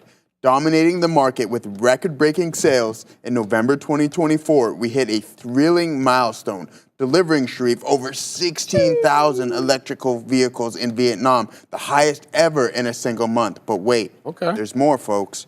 Let's gear up for the future with the groundbreaking of VinFast's new CKD factory in Vietnam. This state-of-the-art facility is set to revolutionize the game, producing our iconic VF3 and the VF5 models with an impressive annual capacity of 300,000 vehicles. Mark your calendars. Phase 1 will be up and running by mid-2025. VinFast, folks. VinFast. Beautiful stuff. VinFast. Yeah, I'm interested if they can make a little imprint over here in north of the border. So. Yeah, and I saw a bunch of VinFasts in Calgary, and I have no idea why. Oh, wow. Yeah, because maybe I was coming out of the airport, and someone was telling me that what's it called? One of the let's just call them the Uber cab companies, where it's just like they're Ubers, but they're being run by one. They're all running VinFast. So I thought that was interesting there. That is interesting. Yeah, I mean. You know what I found interesting though is, and I was just listening to Josh Brown yesterday, and he was talking about Uber and how it's down pretty much 25%, or a little bit over from those highs. But he's like, guys, this is a little bit of panic. Sometimes the market overreacts to certain things, and this might be one of the cases because he had a valid point. We understand that Waymo's heading into the Sunshine State, Florida there, but essentially, Robotaxi doesn't even have a vehicle on the road yet. So I mean. No, Tesla. they don't. Yeah, so it's They like don't, know, it's like a little bit over reaction there on Uber. But again, I think some people are buying. He's buying it down there, and I think a couple other people are going to be buying it down here as well. I saw a lot of Twitter mentions about Uber on the weekend, and they were talking about, rarely do we get an opportunity to pick up something on the cheap, this, that, and the other. Yeah, look, I've now put Uber. I believe it or not, I didn't have Uber on the watch list, on my side watch list for a hot minute. But I've put now Uber with big tech. So I've got it with Netflix, Meta, Microsoft, Apple, Google, Amazon, and Tesla. The reason I've done that, I'm going to price action watch it every day. I want to have it in my purview every day. If this is legitimately an opportunity to get into Uber, then I need to see a trend change. But I never really watch Uber all that much. It's not part of my daily focus of stocks to watch. So I've put it there. If I might pick it up. That's kind of the whole spiel of to tell you why I put it on the side there. So Uber definitely on watch for me to weasel into. All right, I've gotten to a trade here. We're already taking some profitability of a few outs already on BBAI, Big Bear AI in focus for me today. It's up nicely, about 20 2/3%, trying to deal with a $3 area, but it's got great price action support at this 295 look right now. So this is how we got into the this is how high we got right at the opening range, 295. We drop down, we hold a VWAP at that 280, 275, and then we make the new high day 318. So we come back in to that exact area of price action support, 295, that 2 candle hold up at 955 and 10. I punched in and we already took some long there, BBAI, but there's a plethora of small cap gappers. You're not going to see too many triple-digit winners. I don't believe there are any triple-digit winners today in small cap gapper world that are over $1. I don't have any eyes on anything south of 85 pennies, but here are the ones that I'm watching, and they're all in play. None of them are giving up the ghost, literally none. WKEY up 47%, coming into VWAP. I like it at 11 bucks. BZUN putting in higher lows, and we'll see if it can take out that 355 top. That is where I think it could squeeze and break above that 375 area. Okay, we'll keep an eye out on that. SIDU, this one's awfully volatile. I said there were no triple-digit winners. I lied. This one's up 100%, but well off the highs at 318. Ziggin, Zaggin, SIDU up 99%. SGMO, 30%. About 10 pennies off the highs. Look at that bottoming tail candle that he just put in there at 11.15. Got bought up by an aggressive storm. You got the quantum plays. These ones are moving to no end. QUBT, QBTS. They're all up big. They're all near highs. They're both on the side chart. We're going to look to trade them. CIFR. Look at how respectful this one is of the 10 exponential moving average on the 5. And last but not least, the one I'm involved in with right now, BBA. We are going to go to Adara at the green screen. I think we're doing sector watch. Bit of a sector segment here. We're going to take a look at some of the, as we usually do around 11:20 a.m. during the midday, some of the strongest and weakest names in the S&P 500. Because we actually have the NASDAQ apparently touching new intraday all-time highs, I thought it may be fun to take a look at some of the names in this S&P 500 that are actually sharply down in the day. So things that are trading counter trend to what we're seeing with this index as a whole. So before we do that, make sure you take a chance to vote in our poll. You have 4 tickers to choose from. Around 1 p.m., we're going to see another 4 tickers as options there. These are all tickers that are going to be in play or on watch today. And so make sure you vote for your ticker of choice. The top 5 of those 8 tickers between the 2 polls will be gone over during our afternoon rundown at 2 p.m. by Neil and Sean, with Sharif providing color commentary here in the green screen. So make sure you get your votes in. In the meantime, let's take a look at some of these S&P 500 laggards, including SMCI, down about 7% right now on the day. They are going to be removed from the NASDAQ 100, which they actually only joined earlier this year as of December 23rd before the bell. Interestingly enough, Palantir, which is set to be added and is also on the S&P 500, trading lower on this as well. So keep an eye on SMCI, PLTR.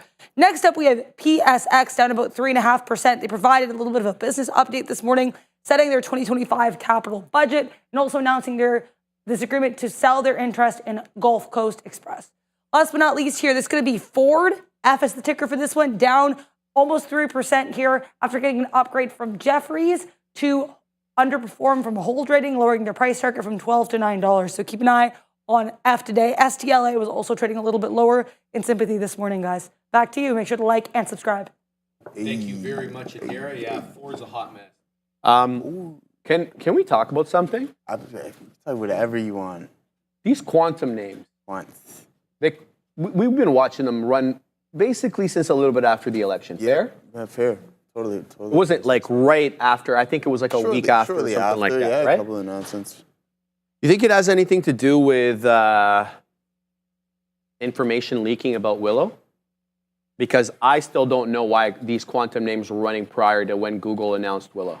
Kind of a random time for them to run. Yeah, I guess so. Random time. I can't tell you too much about Willow if I said I had any knowledge about that, I'd be lying. But who knows? Some things correlate and add up. Just saying. Yeah. I'm not saying, but I'm also just saying. You're not saying. You're just slightly saying that.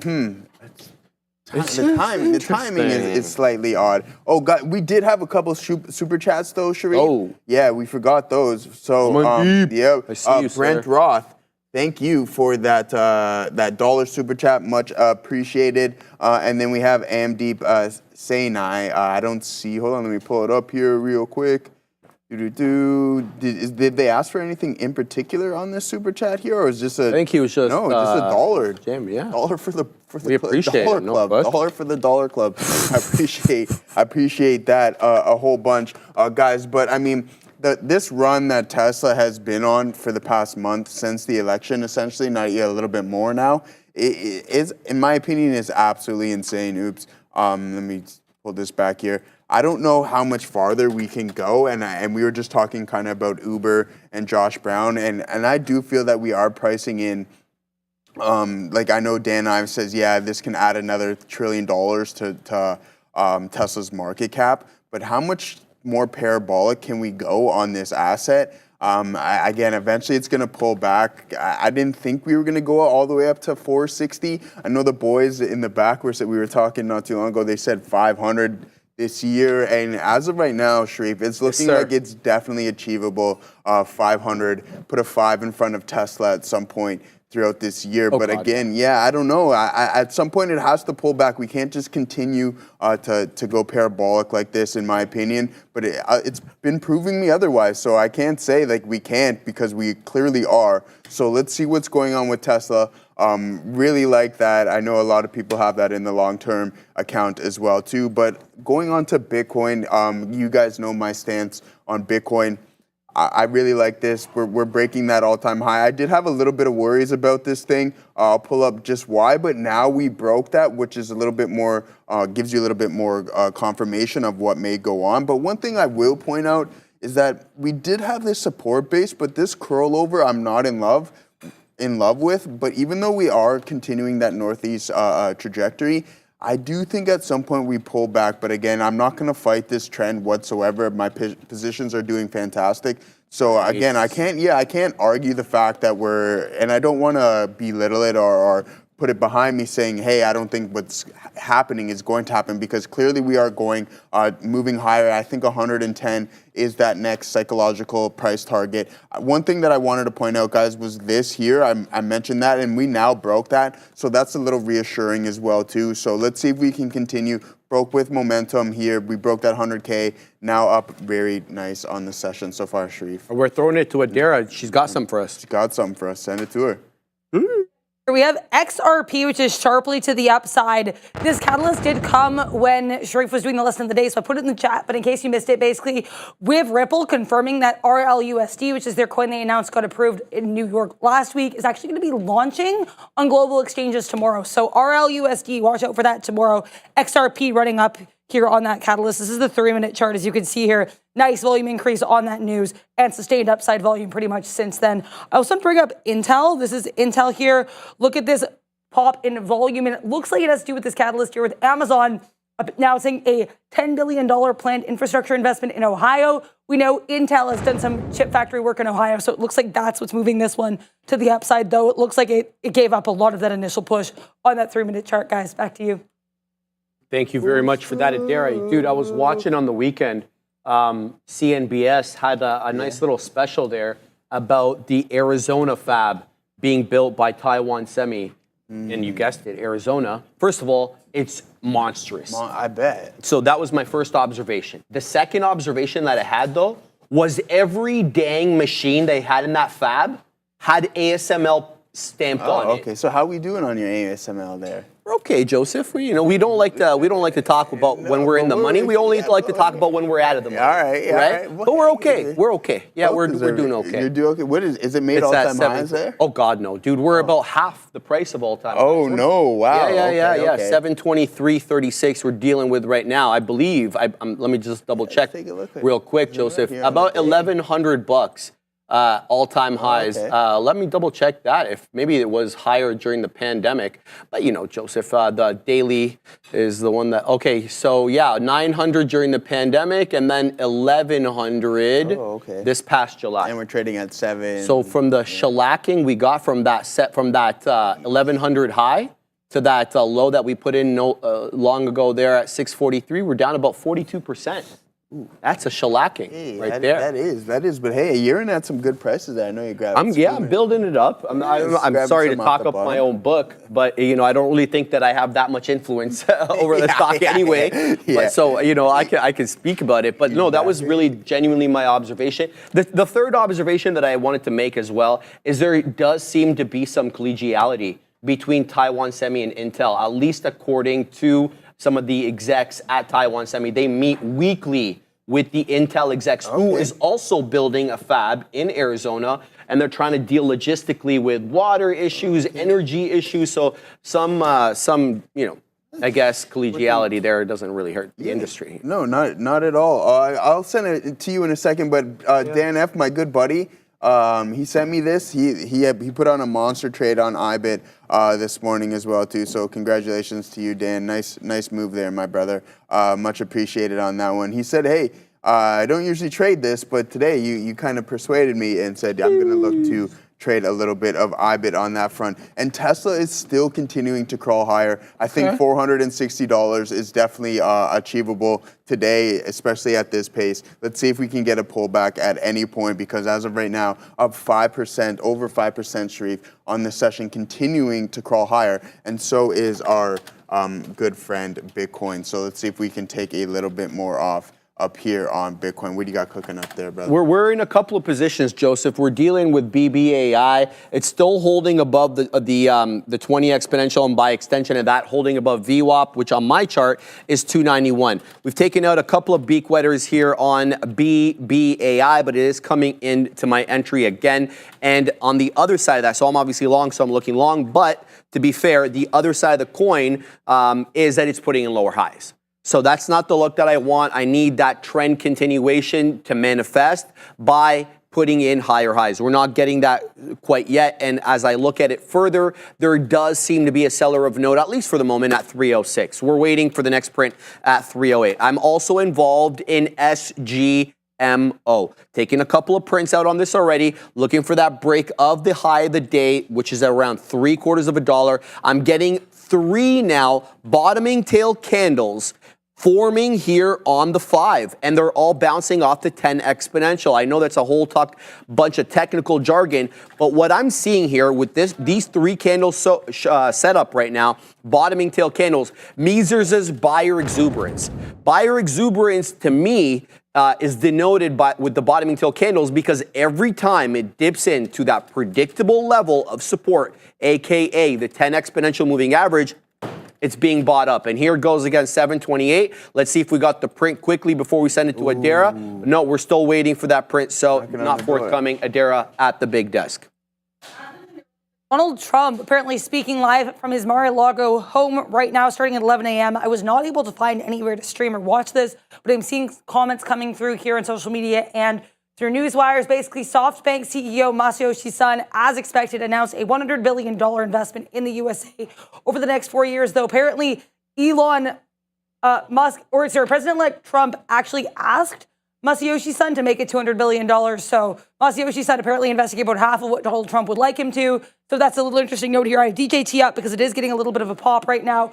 Other comments from Trump right now at this address, including basically proposing that federal workers who don't return to the office should be dismissed. So some comments here with regards to return to work statutes. But other than that, not much coming out of this. As we have anything more, I will let you know. Apparently, he just said that, quote, we will pass tax cuts. So something to keep an eye on. Also keep an eye on Meta, apparently announcing that their Ray-Ban Meta glasses have added live AI, live translation, and Shazam support. So keep an eye on META and DJT. Again, if I hear anything else coming out of President-elect Trump, I will let you know. Back to you.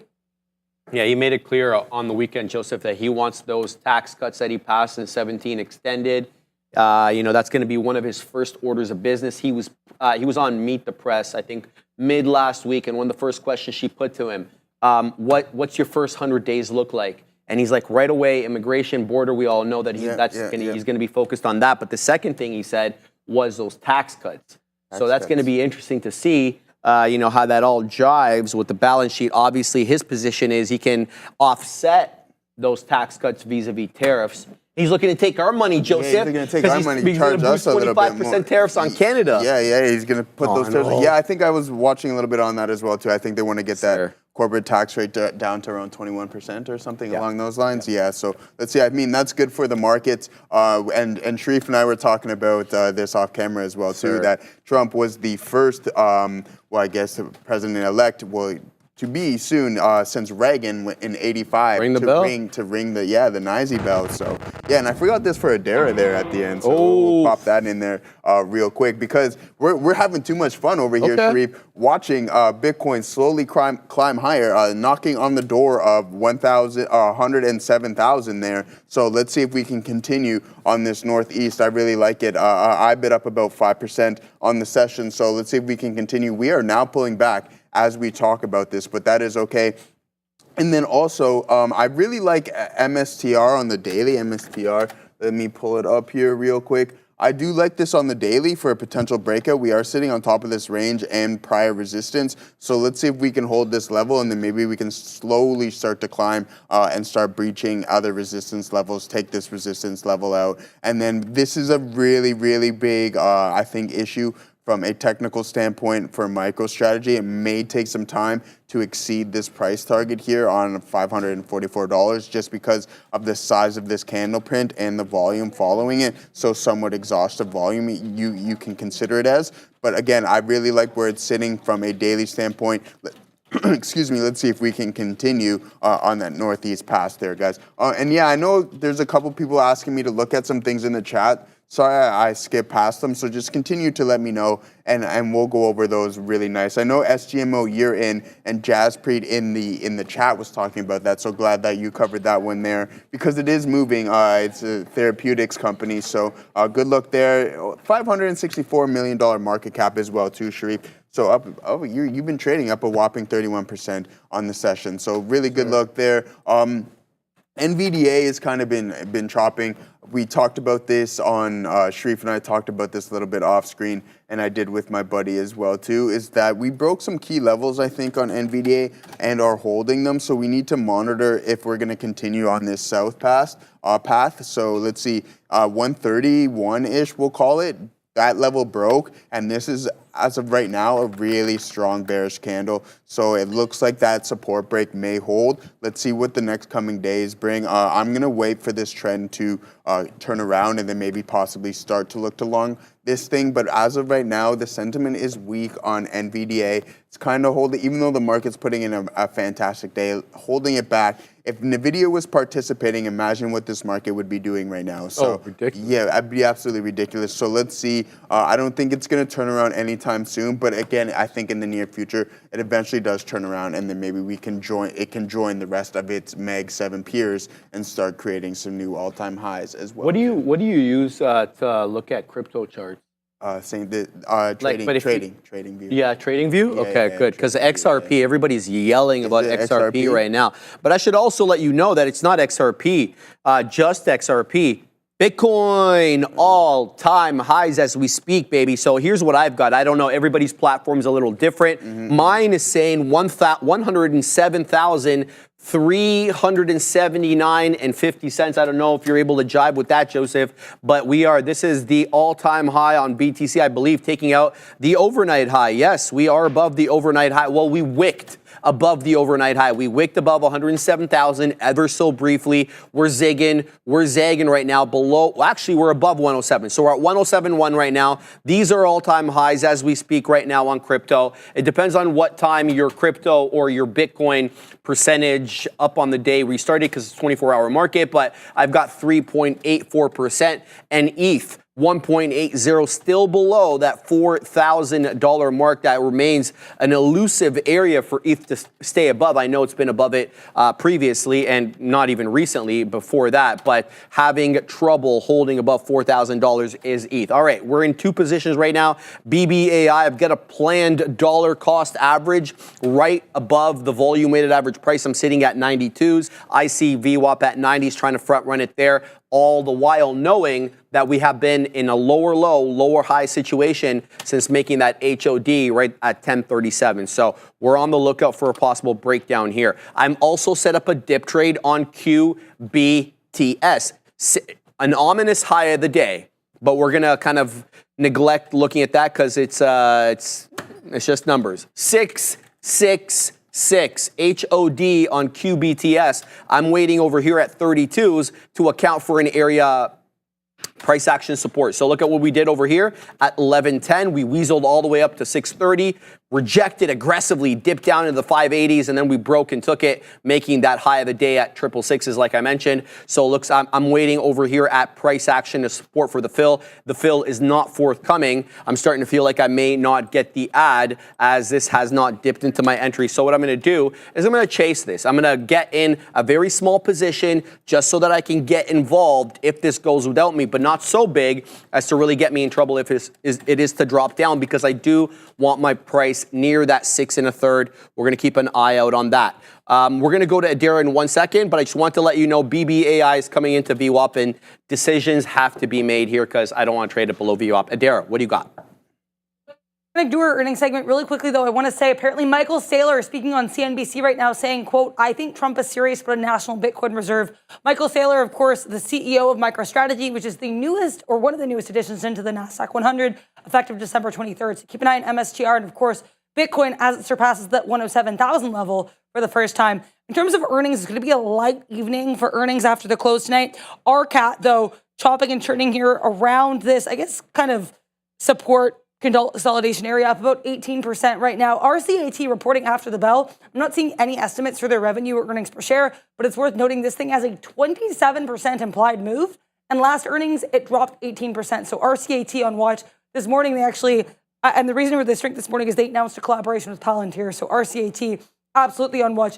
Earnings for this week are actually going to be mostly in the back half of the week. Starting with Wednesday morning, we'll get Birkenstock and General Mills before the bell. After the close on Wednesday, we'll get Lennar and Micron.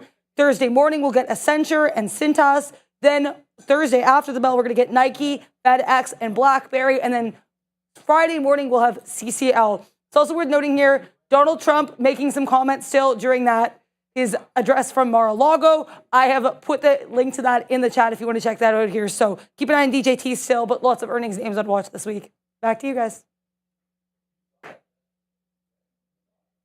And you know who else sees it and also plays blind? Adara. She sees all the gestures Ram's giving me, and she doesn't do anything about it. She doesn't say anything to Ram. Neither do you, bro. Me? Yeah. You know, you're not wrong. I give her the opposite, though. I show the love, man. I like that, eh? You're flipping the switch. Yeah, Joseph, you're CLB, man. smart. I told you, CLB. All right, we got to pay some bills. CLB. All right, guys, breaking news from VinFast. 2024's, am I doing VinFast? 5 seconds. I'm sorry. Okay, so we got to wait. Okay. Doing it again. Yeah, no, let me know. Just get that animation. There we go. Breaking news from VinFast, 2024's electrifying success story. VinFast is on fire. For the third straight month, VinFast secured our spot as Vietnam's #1 car brand, dominating the market with record-breaking sales. So in November of 2024, we hit a thrilling milestone, delivering over 16,000 electric vehicles in Vietnam, the highest ever in a single month. But wait, there's way more. Let's gear up for the future with the groundbreaking of VinFast's new CKD factory in Vietnam. This state-of-the-art facility is set to revolutionize the game, producing our iconic VF3 and VF5 models with an impressive annual capacity of over 300,000 vehicles. Mark your calendars, phase 1 will be up and running by mid-2025. What's more, VinFast is charging ahead of the global stage. V-Green, VinFast's strategic partner, has inked a major MOU with Prime Group to roll out a staggering 100,000 EV charging stations in Indonesia. This isn't just about expanding infrastructure. It's a bold leap towards a greener, more connected world. VinFast is not just breaking records, they're setting the pace for the future of mobility. So buckle up. The ride has only begun. We're sending it to Adair. Dang. Noting here, keep an eye on META and Snapchat. A little bit of a volume spike to the downside for Meta right now. Donald Trump was just asked during the Q&A of this Mar-a-Lago speech about TikTok. Basically, what are his plans with TikTok? What he said was he has, quote, a soft spot in his heart for TikTok because of what he and his son Barron Trump did with regards to the youth vote. So not speaking any specifically about what he's going to do, but mentioning a soft spot for TikTok. So keep an eye on some of these non-TikTok antipathy social media plays like META and SNAP. Again, not a super specific response, but worth noting nonetheless. Back to you guys. Yeah. Man, easy. But yeah, I mean, yeah, I don't know. This guy, he's a character, that's for sure. He's one of a kind, Donald Trump. But yeah, Tesla continuing to just hover around these all-time highs and the high day as well, too, guys. Trading around $455 on the session as of right now. I know someone mentioned Nike, so we'll talk a little bit about Nike. You have a leap on Nike. We talk about this here and there about the retailers and kind of how Nike swayed from what they previously used to kind of knew a new look from a business perspective. Let's see if they can start to rebound because, you know, this is an absolute iconic brand. Grabbing it down here is probably a good look, and especially that you gave yourself some time, even more beautiful. So yeah, hopefully that works out really well for you. You have a lot of time, so let's see if this stock can turn it, this company can turn it around. And I was just thinking about like Michael Saylor, he's kind of pitching Bitcoin to everybody. Just relax, I think, in my opinion. You know I'm pro Bitcoin, there's no doubt about that. There's no beating around that bush whatsoever. But Saylor, just relax a little bit, my guy. You don't need to, you know what I mean? It should sell He's aggressive, eh? Yeah, it should sell itself. You know what I mean? Like Rolls Royce doesn't have any commercials. These guys don't have any commercials, you know. So like with Bitcoin, if the product is real and genuine, it will just sell itself, just kind of like some luxury car brand. So again, just stop pushing the agenda. We know maybe he's getting a little sweaty and anxious because he's literally so all, you can't be any more all in. Well, dude, so now they almost went bankrupt in 22. Yeah, so, you know, did, if he's been able to deal with that, he's all right. showed tenacity and ability to weather the storm. He's all right. But yeah, I think he's all right. But you know what I mean? Just relax a little bit here. It's gonna work out. But speaking of Bitcoin, guys, we're pulling back in a little bit here. Someone in the chat asked me about MicroStrategy as well too, surpassing 430. We touched 430, but again. Let's see if we can continue on Bitcoin, pulling back a little bit. I think we go and test this $60 on IBIT mark and then see what's going on from that standpoint. Sharif, what are you cooking up? Right, respect that, man. We're in 3 positions, Joseph. We got a bit of a beak wetter here on QBTS. I'm sad, though. I still haven't gotten my ad at 6 1/3, despite having the resting order been hanging out there for a hot minute. QBTS, quantum computing name. It's been in vogue lately. Most of these quantum computing names have been running Rigetti, RGTI as well, QUBT as well. There's a plethora of them. Trade them carefully. They happen to be volatile on certain days. You know, today it looks like it's a nice aggressive trend to the high side here on QBTS. I'm waiting at 59s for the next fill. And then, you know, true to form, if there's a 60 print that I want, you know where it's going to be sitting. So we're going to wait there as well for the print on QBTS. I don't know if I got the ad quite yet here on BBAI. It's been hanging out in front of my ad level for a hot minute. I'm waiting at 292. It's still trading here above the volume weighted average price. I'm talking about Big Bear AI, up 17% on the day. And then the other one that we've got over here, SGMO, is still dilly-dallying here with this 2 3/4 area. I've been waiting as well for the third print at 73s here on SGMO, ultimately trying to de-risk in front of that $0.75 area. I'm still seeing higher lows and a respect of the 10 exponential moving average on the 5 on SGMO, but we're not getting that print quite yet. I'm waiting there. It just has to cross above 73s. It looks like there is a hidden seller at 73s because we've been there multiple times, haven't been able to breach it. keeping my eye out on that.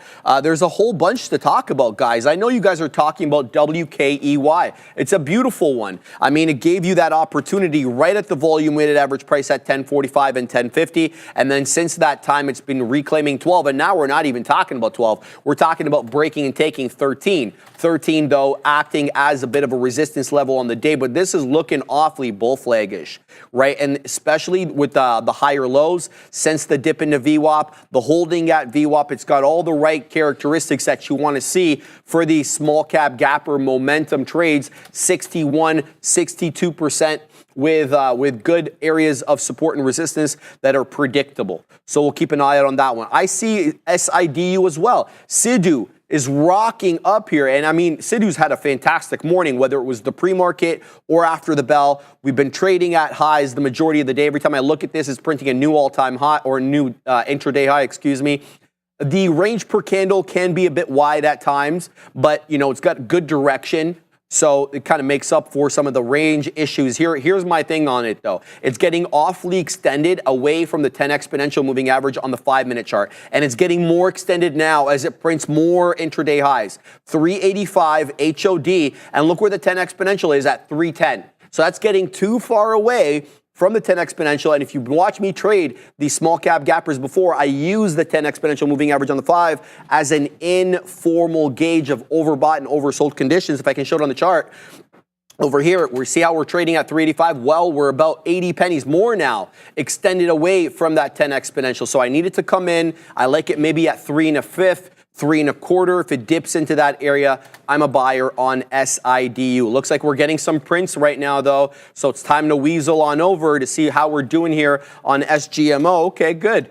All right, so now we're going to wait at 77s for the next print. Let's see how that one's doing. Okay, QBTS continuing to range. It's got a bit of a range here between 6 1/3 and 6 1/2, with obviously that high of the day coming at the ominous 666 level. We'll see how we do on that one. Didn't get the ad here on BBAI. Quite disappointed that I didn't move up my order from 92s. It did dip in to 92s on BBAI, but it did not cross.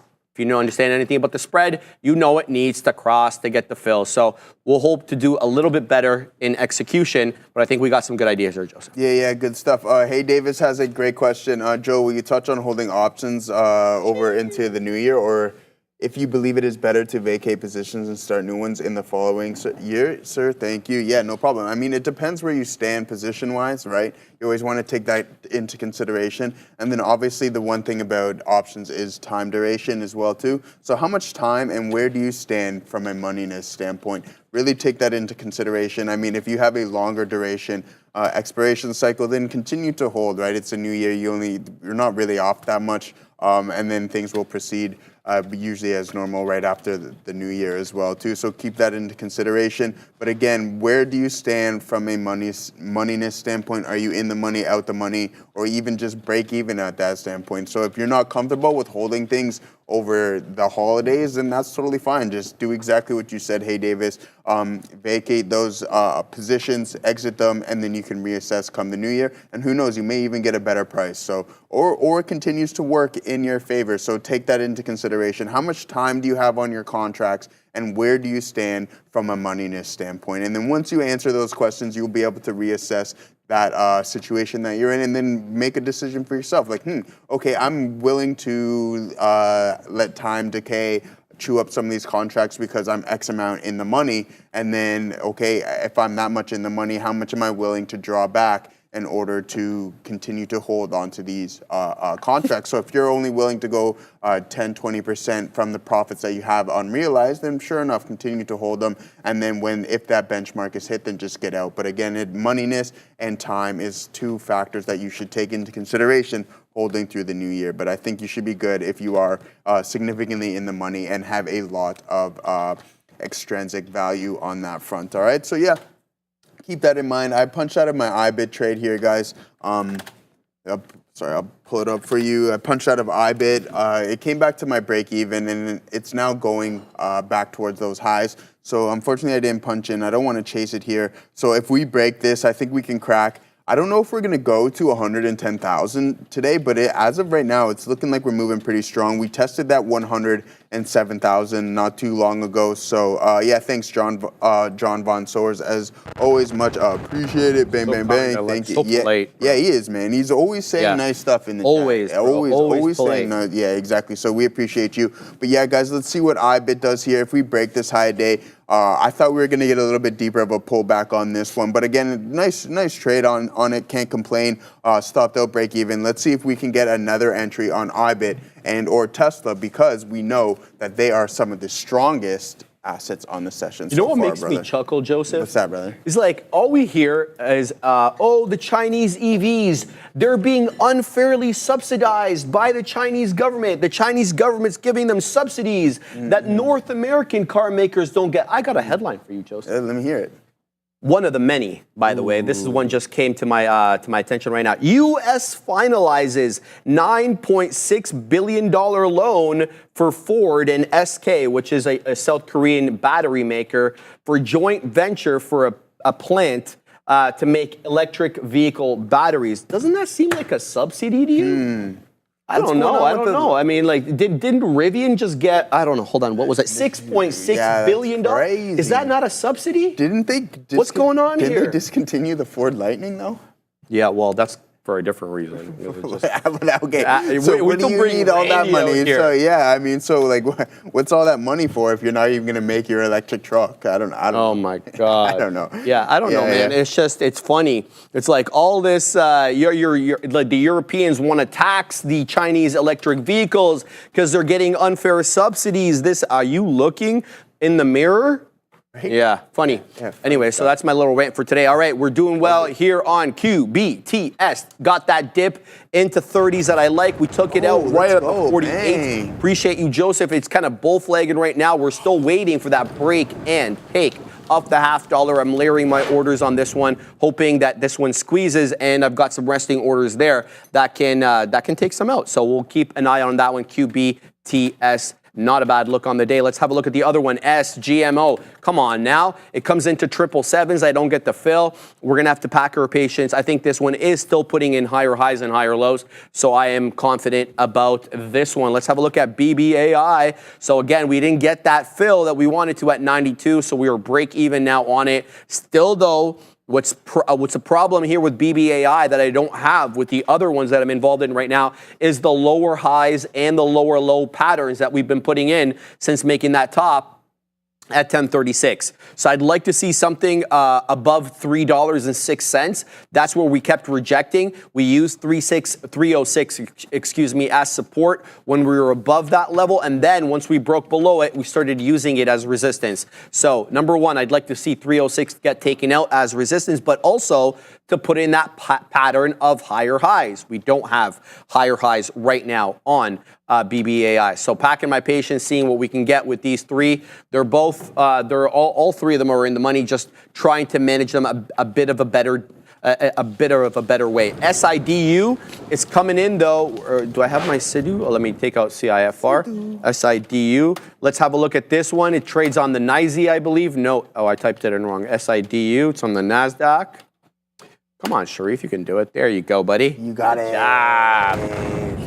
This one, I was waxing poetic about this one being too extended away from the 10 exponential moving average on the 5. It's now rejected $4, or seems to be rejecting $4. I'm a buyer in and around 3.5. That's the last time we had resistance over here, and it's also quite close to the 10 exponential moving average. So what I'm going to do is I'm going to sit at 355 with a buy order on this bad boy, come what may.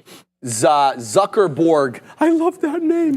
That's a sick name, bro. Sharif, Walmart making a run for the highs. That wouldn't be the first day, brother. Walmart's been a dang rocket ship lately. Let's have a look at WMT. Wow, bro. Wow, I know, bro. This thing just split, and it's almost at the price that I bought it when it was pre-split, before the pandemic. Well, during the pandemic, excuse me. So WMT up at that 95.5. Great day for Walmart, man. This thing continues to print. Just have a look at that chart. Since we split, man, in February. Okay, let's have a look at that split. That split day was February 26th, okay? Since that day, Joseph, since the day We split till now. We're up 65% on the year. What a trend for Walmart, man. That's a great looking chart. Unreal. So yeah, intraday trade for Walmart, have at it. I don't usually trade it though. I don't even know what the spread is on that, something like that. No, it's not the best. It's not the best intraday trader, Sharif. But I want to look at Walmart a little bit deeper and see what they offer for a dividend. Because like this thing is just absolutely fantastic. So you're getting the gains of the stock, and then if they pay a dividend here, it's like, man, is there any better stock? Really, you're not going to get that crazy percentage gains or anything like that. Dividend, so okay, only a 1% yield on that, but that, I mean, hey, there's nothing wrong with that. This thing is continuing to move, so you're getting 83 cents a share per year on Walmart. So again, this thing's appreciating up 63% plus that dividend payout. What an absolute monster of a company and a stock. I mentioned this before. It's America's darling. So again, just continuing to trade higher. And I know someone else in the chat here, Sharif, mentioned something. Oh, BA. Yeah. Let's take a look at BA for Hey Davis. Stays high. Is it at? Okay, yeah. So it's finally slowly starting to curl around here. Boeing, we know an absolute treacherous time this thing's had for the past year or so. Let's see, still down about 34% from that pivot high there. So let's see, even a little bit more. Let's see if it's slowly starting to recover. I think it is going to. This thing doesn't have too much competition in the run. It's only Airbus essentially. So again, I think Boeing, once they get kind of everything turned around here, I know they're having a lot of issues with the machinists. There. Oh yeah, they were on strike not too long ago. So let's see what's going on with Boeing. The new CEO is in place. I think that this stock can turn around. So if you got around 140, you're sitting pretty. I think we can continue. You ask about some next key levels to be wary of is 176, and then you can hit that 192 level as well too. Are we going off to Adara or no? Yeah. Oh, we're off to Adara. Okay. Sorry, I didn't know. What's happened so far in the market today, S&P 500 in this beautiful sustained uptrend, basically from the lows of Friday, now coming into previous resistance from Friday pre-market. So let's see if we're able to clear this 607 level for the S&P 500, which is up about 0.5% right now. Let's take a look here at the NASDAQ as well. QQQ is up 1.2%. Also at day's high. So great look for this market. We are entering, as I mentioned earlier, what is historically the second most bullish period for the S&P 500, which is the second half of the month of December. So keep an eye on the index and I guess these larger index-related performers. Bitcoin, of course, also on watch, crossing that 107,000 level for the first time. So lots of highs for this market and for Bitcoin. DJT on watch here. We do have this Donald Trump in general and also this ticker here, Trump Media, on watch as Donald Trump makes comments from his Mar-a-Lago home where he announced a $100 billion investment in the U.S. from Masayoshi Son of SoftBank, also making some comments on TikTok as well, saying that he is soft on TikTok, or he has a soft spot for TikTok. So keep an eye here on some of those social media related tickers. Palantir here, down about 4%. PLTR, despite being added to the S&P 500, selling off a little bit as well. SMCI and Moderna set to be removed, as is Illumina, and Palantir, MicroStrategy, and Axon Enterprises are all set to be added. So make sure you take a look at, I guess, a lot of things in the market today. Make sure you interact with our poll, which is in the chat. You have until I think about right now to make sure you vote, and then you have another poll at 1 p.m. for our rundown. And also make sure you like, subscribe if you're enjoying the stream. We're going to send you over to Neil, who's going to deliver his lesson of the day. Take it away, Neil. Lesson of the day, buy the rumor, sell the news. And I think we've seen this, we've heard it so many times, but oftentimes you get into the moment and it's easy to forget that phenomenon is out there. Now, when a stock has a positive catalyst, you want to be generally, a lot of times you want to be looking for a long, right? And if it has a negative catalyst, you're thinking it's going to be bad. So how does it play for the whole buy the rumor, sell the news? And where should you maybe be a little bit more cautious or not want to go with the news? To be more cautious or to not go with the news, oftentimes you want to think that the news was priced in. So if you're talking about something with a positive catalyst, maybe it's already been making a gigantic press to the upside and just a strong parabolic trend going into that news. If that's the case, you want to be a little bit more cautious. But what does caution look like? Are you going to not take a long if it sets up and has a great risk to reward and is part of your normal plan? Not necessarily. But what you can do is at least have yourself an execution or trade plan that allows you not to get rinsed if it does turn out to be a sell the news type of event. So I'm going to give a couple of examples here. I think they should be obvious: Palantir and SMCI. So Palantir, inclusion into the NASDAQ 100, was already in the S&P. So obviously a lot of people were interested in this. It was making fresh highs, and in the last week, it actually had pressed to 80 and was looking like it wanted to consolidate and break away. Now, anybody looking at this chart can see support at 71 the last week with one little morning underneath, and then resistance at 75. Right? Like it's not crazy and it's not rocket science. There's your 75 level. Now, a break away from this had lots of room. 79, 80, 81, 82, 83. The opportunity in that long is that you could get, I think, like a first stage $2 to $3 move. Second stage, you're talking about a $5 or $6 move. That's a lot of potential upside for a name with a very good catalyst. So yeah, you want that long. But you can like it, but you don't have to marry it. It's okay to be wrong. It's not okay to stay wrong. And I think in this particular case, hey, if the breakout trade is going to work to give you something along here into the 79, 80, 81, well then when it loses 75, why still be in this trade? Because if it ends up a sell the news event, then it's people that are long in the weeks going into it and then trapping people along up here and then the bleed. Well, where's support on the stock? You can make an argument for 72. I have no issues with that. But I like the 71 level. Notice on a 15-minute chart what happens when this loses 75. Like, it was strong enough on a 15 that you actually had breakouts early and you could have held on to this for some profit. Tesla just made another fresh high. I'm out. Wow, Tesla's a beast. I just covered my Tesla long. I can't believe it's going to hit 460. But look, once it loses 75, you got to be able to get out of Dodge and then wait for the next available trade. Again, trap set. When it goes past your initial support level or your breakaway area, suddenly sell the news goes into a bleed. That's where you've got to be able to have an execution plan that lets you in. It's okay to look for another bounce if you still like it, but you don't have to just be sitting there fighting the stock the entire way through. Now, I showed you Palantir, which I think I did a much better on. Whoops, it's SoFi. I meant to go to SMCI. I showed you Palantir, which I think I did a lot better on than SMCI.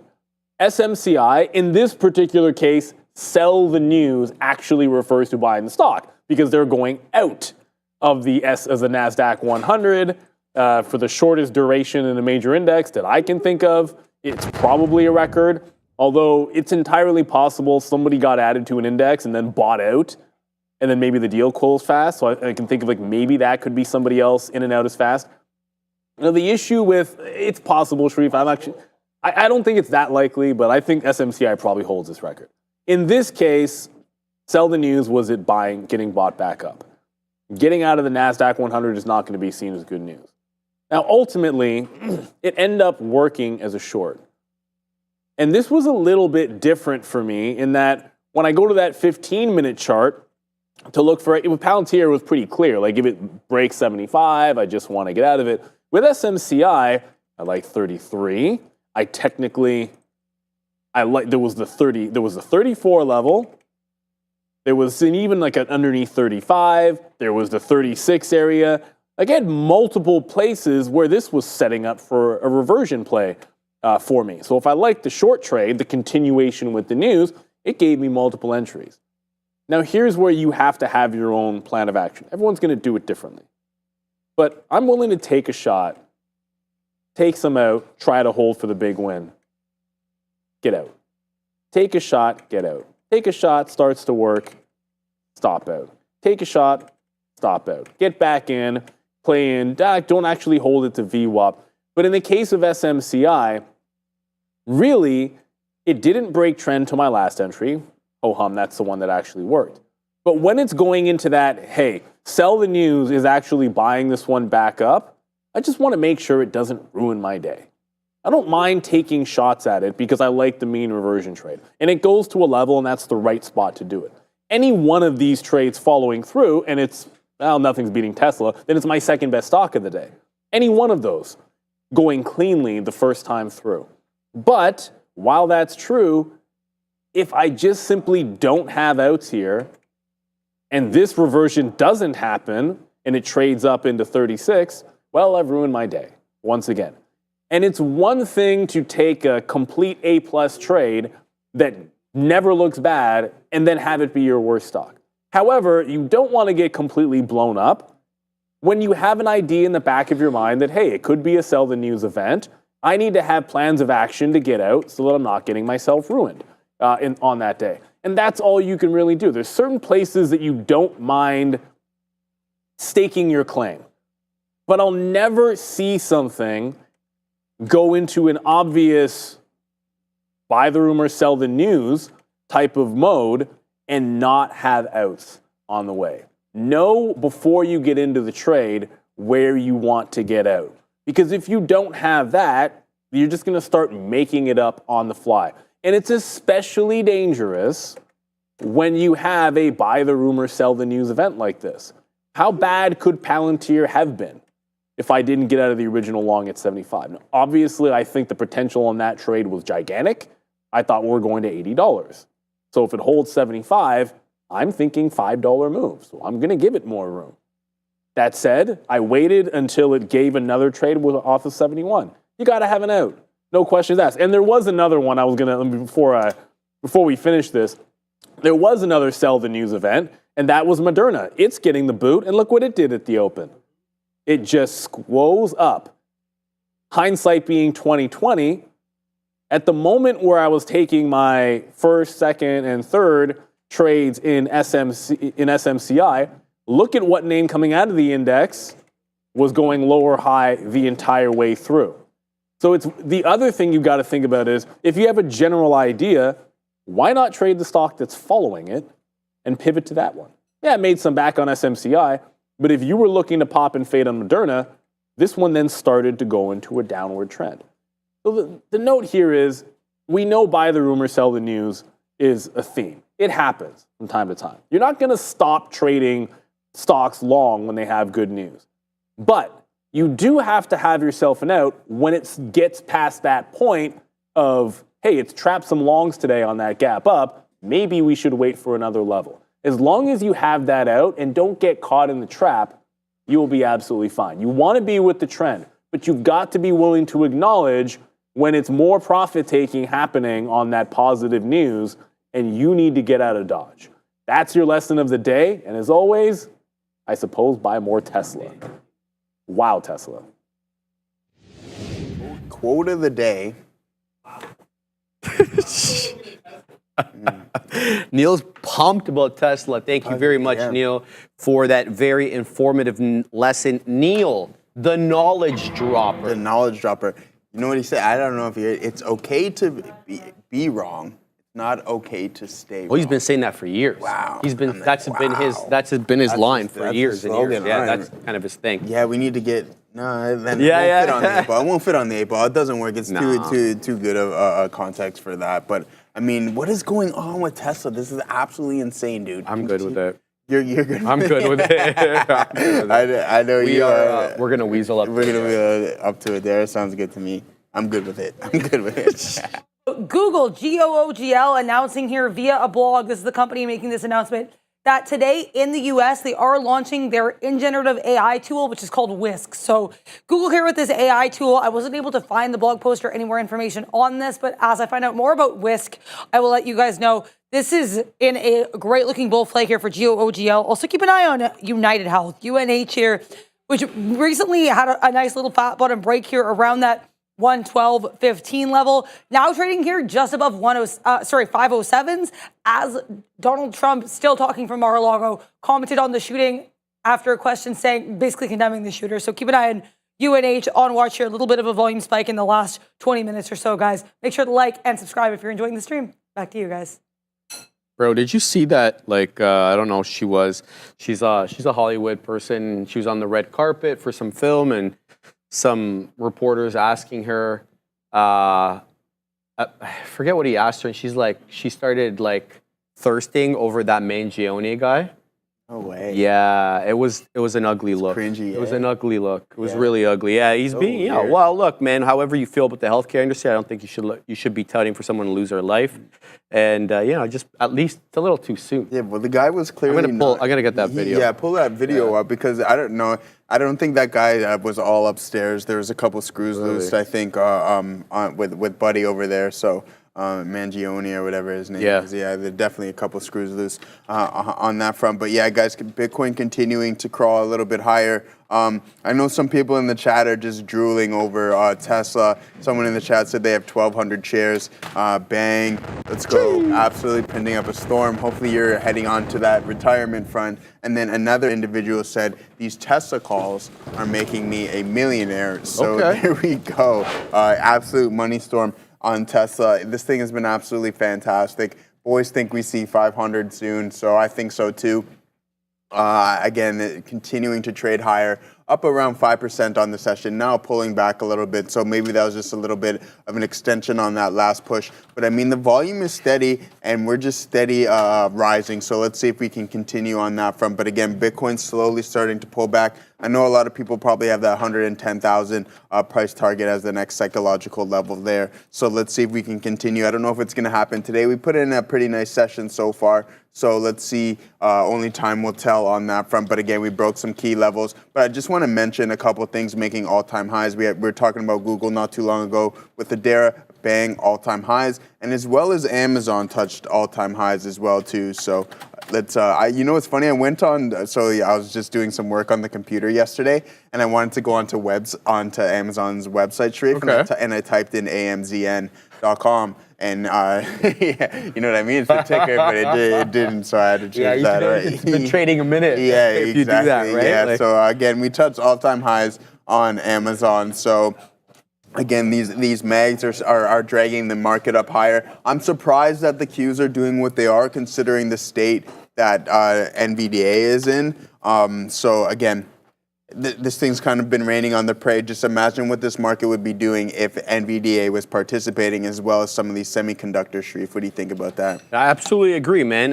But you look, it's Broadcom's turn now. It's Micron's turn now. It's Marvell's turn now. Yeah. Look, guys, I didn't know too much about any of the names of the chips that were being dropped by Broadcom, yet I knew some of the names of AMD's chips.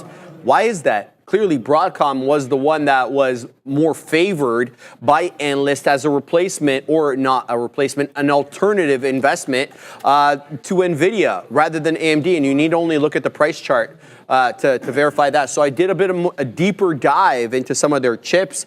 They don't name them elaborate names like Blackwell and Hopper. They're just kind of like coded letters Q something or another there. But they are the real deal. And Broadcom is having...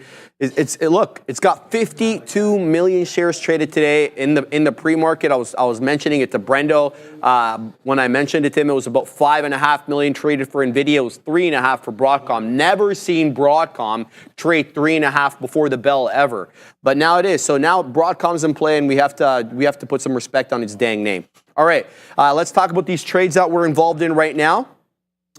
I took out the top right now on QBTS. Now I'm waiting at 88. So we got a couple of more outs. Where were we long? We're long at 32. So decent trade. I'm putting it out at 88. I'm trying to front run the size at 7. It's QBTS and QUBT. They're kind of running in tandem. And if you look at their charts, they're identical. So we're going to weasel on over to the side charts over here to show you they're on top of one another. So QBTS on the bottom, QUBT on the top. They're both trading at highs. They're both holding the 10 exponential. They both had retracements at around similar times. So you have to wonder, are the algos that are trading them simultaneously? Because it kind of looks that way to me. QBTS, QUBT is what I'm talking about. We're obviously involved in SGMO, but this one is coming down near my entry, so I need to be careful with this one. I've accounted for that by having my stop through the break of this area low right here. I'm also in SIDU, and I got a great price on SIDU. I'm looking for it to curl. We're in the money,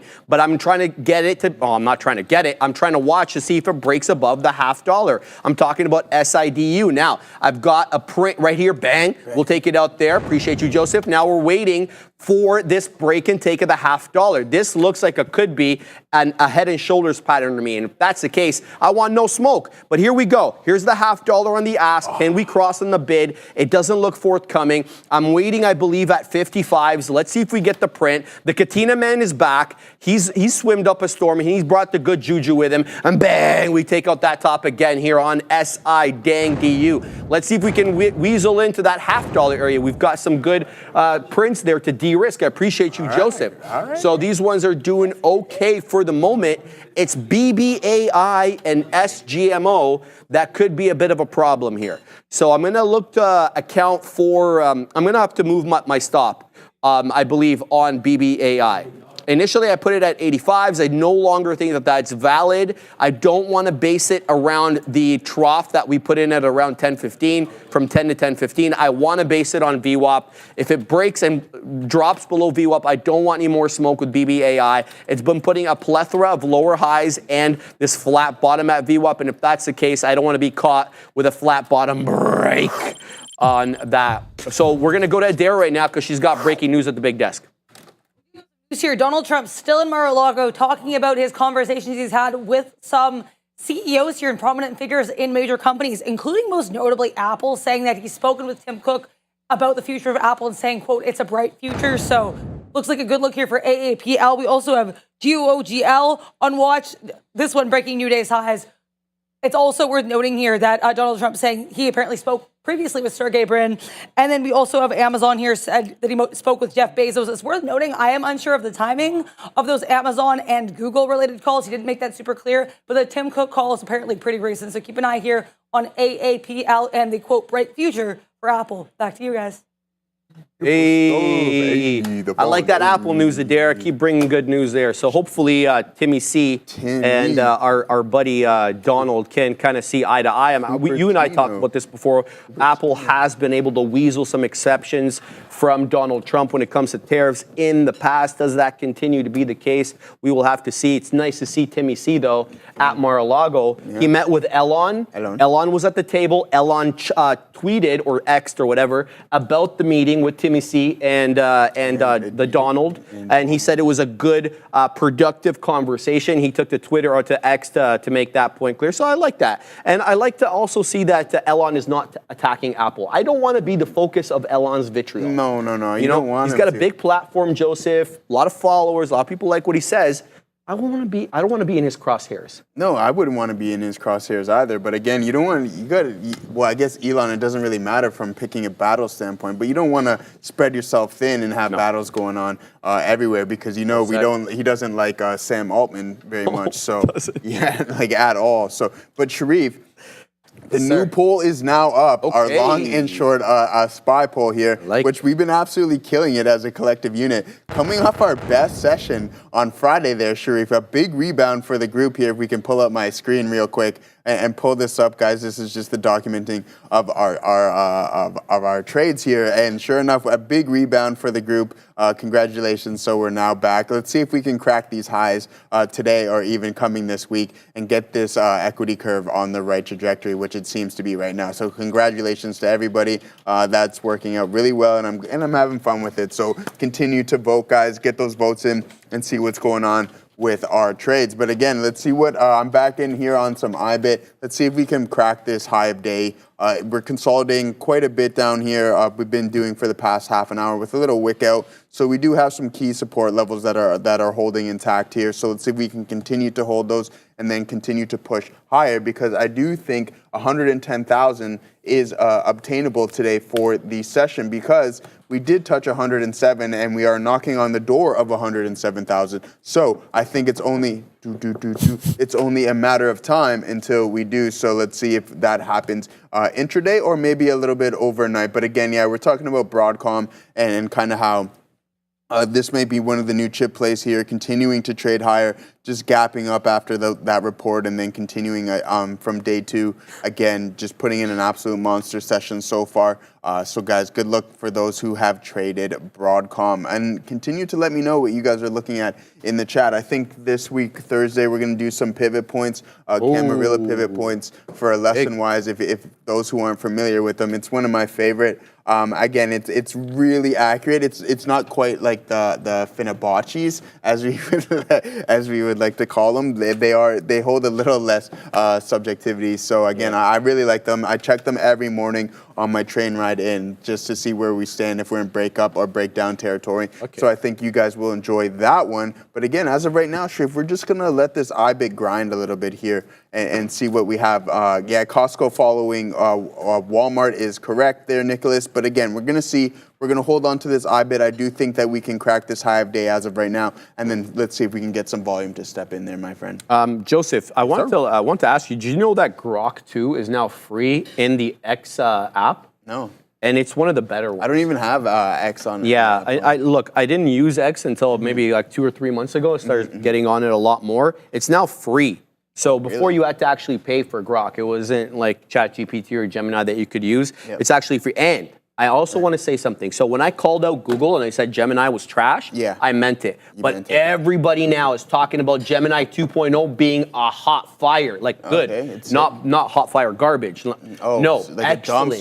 People are saying it's really good. So I haven't tried it yet. I will be employing it the next couple of days, so I can give you an honest opinion about it. But people are really let me try out Grok too. I try to keep the social media apps limited on the phone because we do know about doom scrolling, so I try to avoid that. I totally you know what I mean. So again, it is a real addiction, I think, in my opinion. So we're off to it there.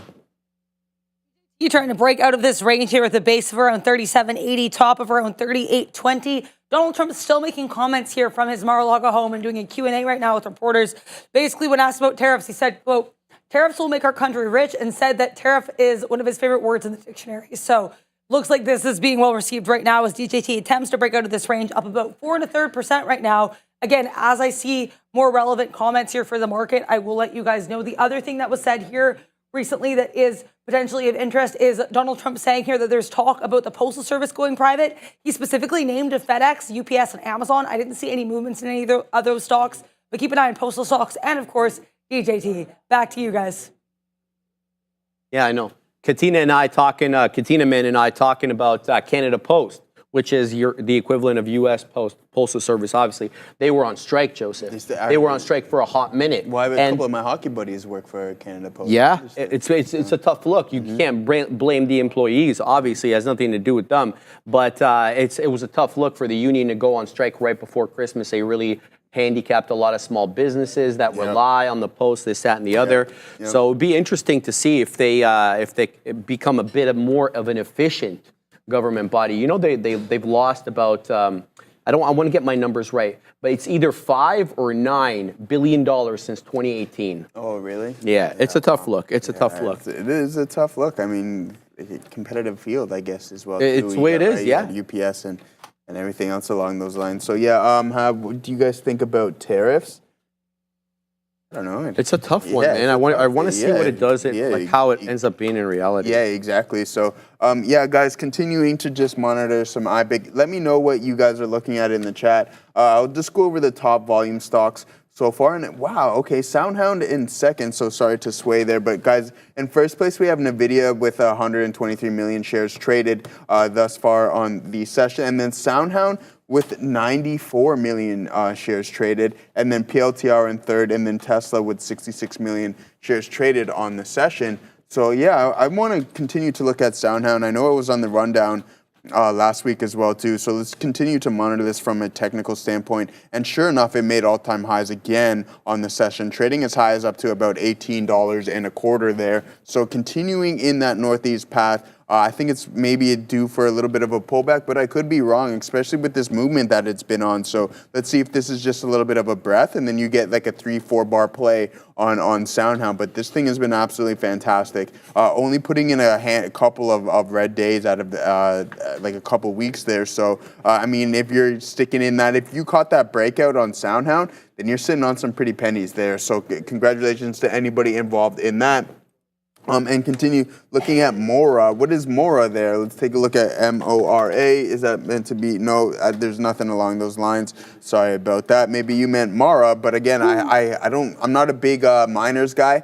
I don't like them from a crypto standpoint right now because of what Bitcoin and Michael Saylor is doing. So I don't need to be chopping around in something that is a field that's extremely competitive, and the computers are only getting more expensive and better. So again, it's a tough field to be in if you are a Bitcoin miner, especially if you haven't been in the game for a little bit of or a while anyway since the start. So again, yeah, Canadian small cap with news high volume. Yeah, nice. Okay, yeah, we don't really get that, but yeah, Sharif, what are you looking at there, brother? I'm taking out BBAI here, Joseph. It broke VWAP and it's no longer valid as a trade for me. So we will lose about 8 pennies per share there. That's a bit of a tough one. We did take out quite a bit of it, but I did add at VWAP, so that got me in a little bit of trouble because of the ad. So we are done our trade on BBAI, but I'm quite happy with how this QBTS trade has gone. We got in at 632, still waiting at 88s for the top there. SIDU as well, really did well on this one. I'm still holding it, but I've moved my stop now to account for this area dip. So we initially got in SIDU on the break of the $0.50, did add into that third, and then we took the majority of the position on the break of 60s, still waiting though at 69, and still keeping this one and optimistic about it because of the higher low situation. So last time we got into about 3 1/4, a little bit above 3 1/5. Now it looks like we're holding the low at 3 1/3. So I'm keeping my eye on SIDU. I've only got 2 more trades on. I was holding 4. Now we're holding SIDU and QBTS. QBTS is still putting in those higher lows. So I'm only lamenting here not having added on QBTS because we took out some of the position over here on this one. So keeping my eye out on these two here. CIFR. I've had this one on the side chart for a hot minute. It just got into the high day again. Now it's had a lot of trouble here.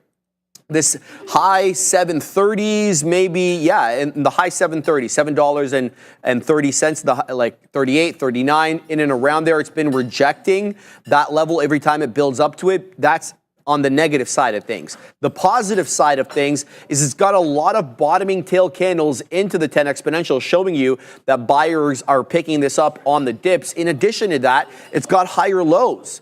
So you may have, that 740, 7 high 30s flat top, but you've also got the higher lows. So not only are you seeing buyer exuberance being denoted here by these bottoming tail candles, but you're also seeing buyer exuberance shown by the higher lows on every successive trough. So CIFR looking real good, looking awfully bull flaggish. This is kind of your prototypical bull flag right now on CFIR. But we'll talk about these and more when we get back from Adara.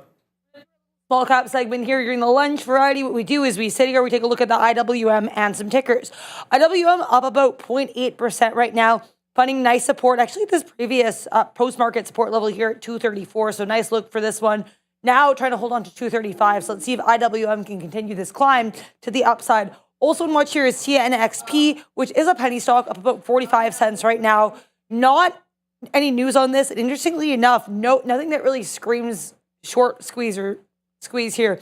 About 0.85% short float, so less than 1% of the float is sold short, and with a market cap of $84 million. Then we also have CDU. This is CETA Space, SIDU. This one's been on watch before. This is not its first rally. Float of 3.97 million shares here, market cap of $29 million, with a short float of 3.63%. And last but not least, this is Rich Tech Robotics. It's a robotics company. Tends to run in sympathy with some of these AI names. Right now, no new catalyst, but it's up about 22% with a short float of 5.16% and a float of 33.3 million shares. Lots of these small cap partners to keep an eye on today. Make sure you vote in the poll. Your SPY long or short, and stay tuned at 1 p.m. for our next poll when you'll have the next 4 options to choose from for the afternoon rundown. Back to the Bash Brothers. Thank you very much, Adara. Yes, that SIDU has been good to me, but it may no longer be that way, Joseph. We're going to have to wait and see, because if this higher low situation doesn't hold and we break that area trough that we had at 3 1/4, 3 1/5, that's going to be the end of it there. So look to, put those higher lows in, but if they're not forthcoming, they're not forthcoming.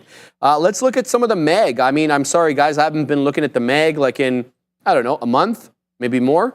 And I haven't been trading these small cap gappers, but let's have a look at them because the MAG is definitely in play. The MAG 7 are definitely in play today. The rocket ship, aka Tesla, 460.52 every day. We've been looking at this bad boy up here. And it's been yet another all-time high. Elon with the gamble of the century there. Obviously, backstopping Donald Trump's, a campaign, and it's paid off in spades, baby. 460.52, currently at 457 and a third right now with TSLA. But goggles. Let's put some respect on Goggles' name as well with their Willow chip. They're right back at all-time highs again. I believe this is all-time highs, 197.97 right now, and it's been a beautiful looking chart. Very bull flaggish, and you can't say that often about these MAG 7s. Very like that big move up right at the midday there. We double bottomed at 10 o'clock, and it hasn't looked back since. Higher highs, really, higher lows. Not necessarily, big movement or big space between each successive high. So I don't want to say a flat top, but it looks like that 198 is acting as a bit of a resistance level. Completely opposite for NVIDIA. So you look at Google's chart, and NVIDIA's chart looks like the exact opposite, which is in the bottom right corner of my screen. Sorry, let me move the ticker so you guys can have a look. Looking awfully flat bottom breakish over here at this 130.42. Obviously, you short this at your own peril. Intraday, obviously, it's a different story, but I'm talking about these swing shorts because, the monster NVIDIA, anything, it can flip the switch on you in a hot second, but it's been putting in lower lows with that flat bottom at 130 and a half. A bit of a weaker day for NVDA. Adara brought a headline to us earlier with respect to Donald John Pump and META, and I guess maybe he didn't speak, or he spoke about TikTok. I don't know, and I don't want to say in a good way, but maybe that kind of puts a kibosh on the TikTok tailwind that Meta's been riding, but it's still up 0.6 on the day, so not a bad look there. And the Future. I mean, what can you say about the Future? We took out 22,000 like it didn't even matter. We didn't even stop at 22,000, Joseph. We completely took out 22,000 like it was just another level, like going through, 21,950. It didn't matter. 22,066.75, the high of the day on the NQ December contract. Don't forget, guys, that we're rolling over to a new contract by the end of this week. We roll over on Fridays, right, Katina, man?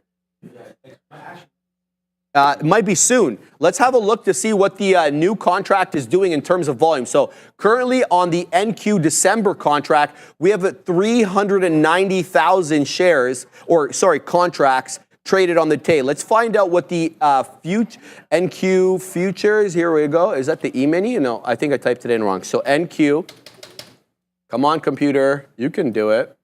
There it is, NQ March. No, we still have more volume today on the December contract than we do have on the March. But the December contract is only by a hair.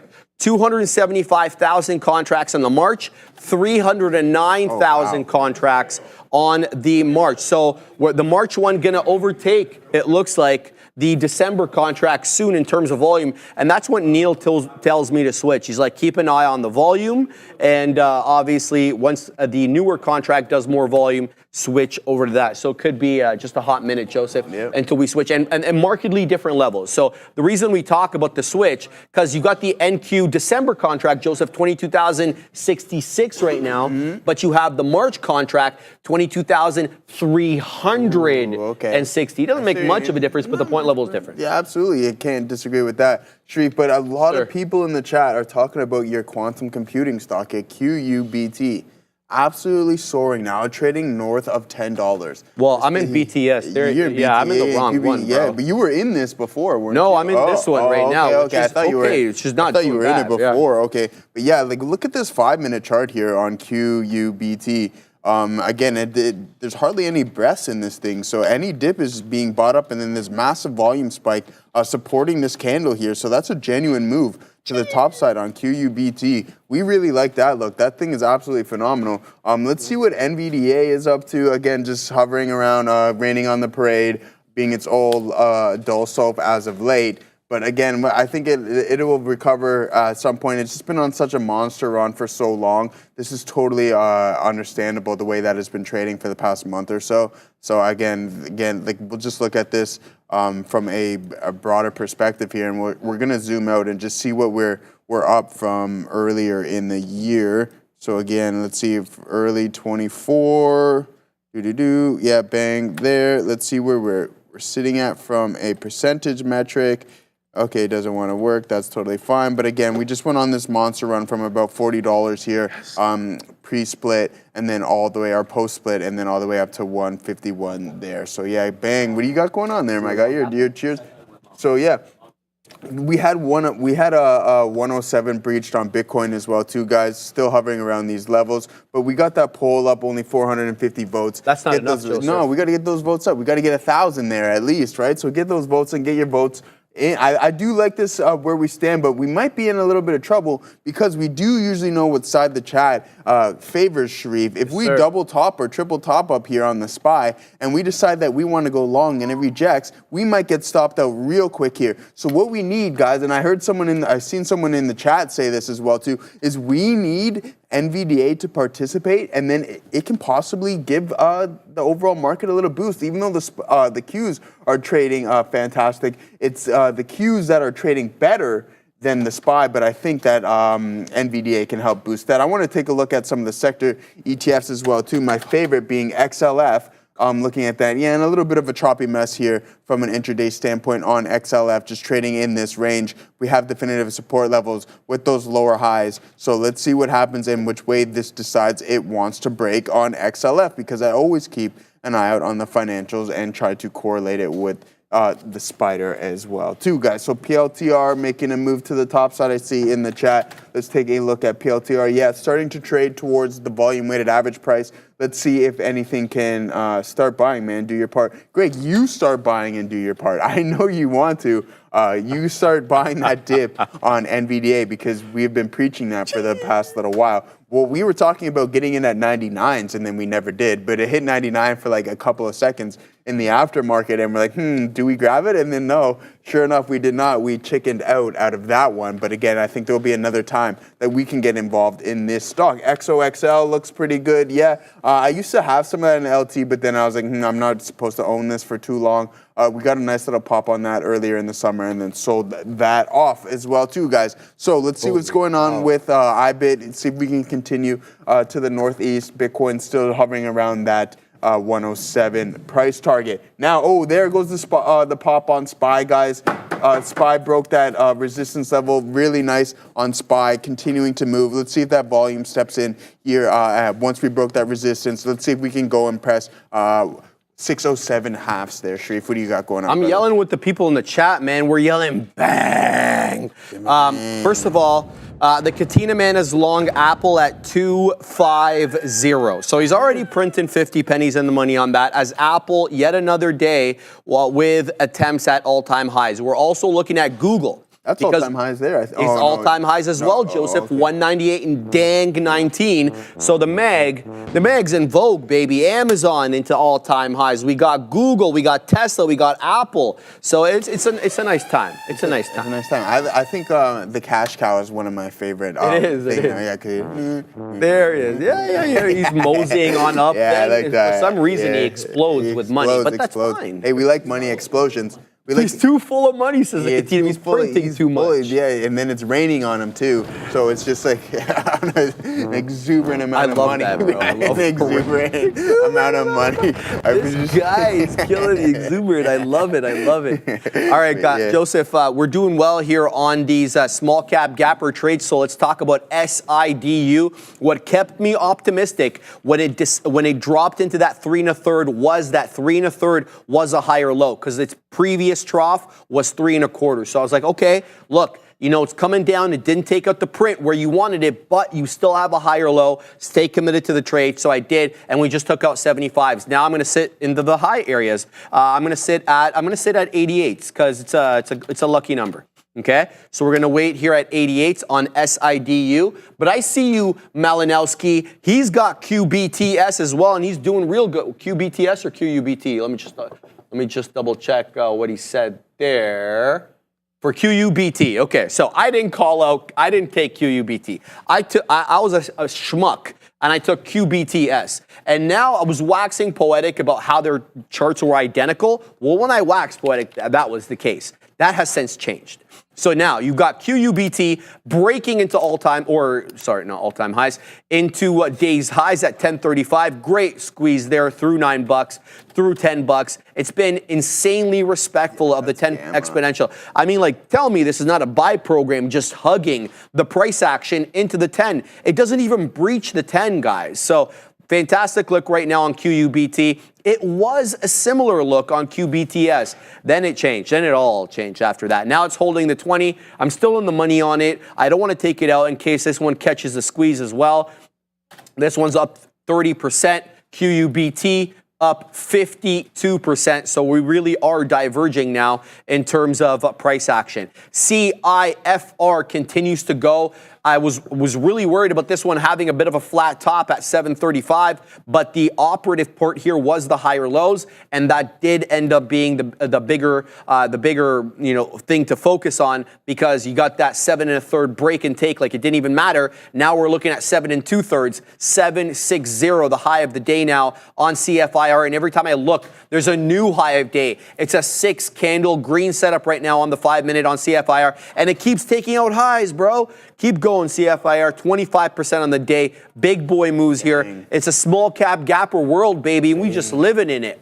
So, hey, get it, Kita, man. Baby. So that's what we're looking at right now. SIDU, QBTS, QUBT, they're all going. CIFR. We even have BZUN. I don't know what this one does. I don't care much, Joseph, but it's up 35%, and it's working into the highs. It's got umpteen amount of higher lows. Look at that. Beautiful higher lows. Look, it wasn't very respectful of the volume weighted average price. It breached it like it didn't matter.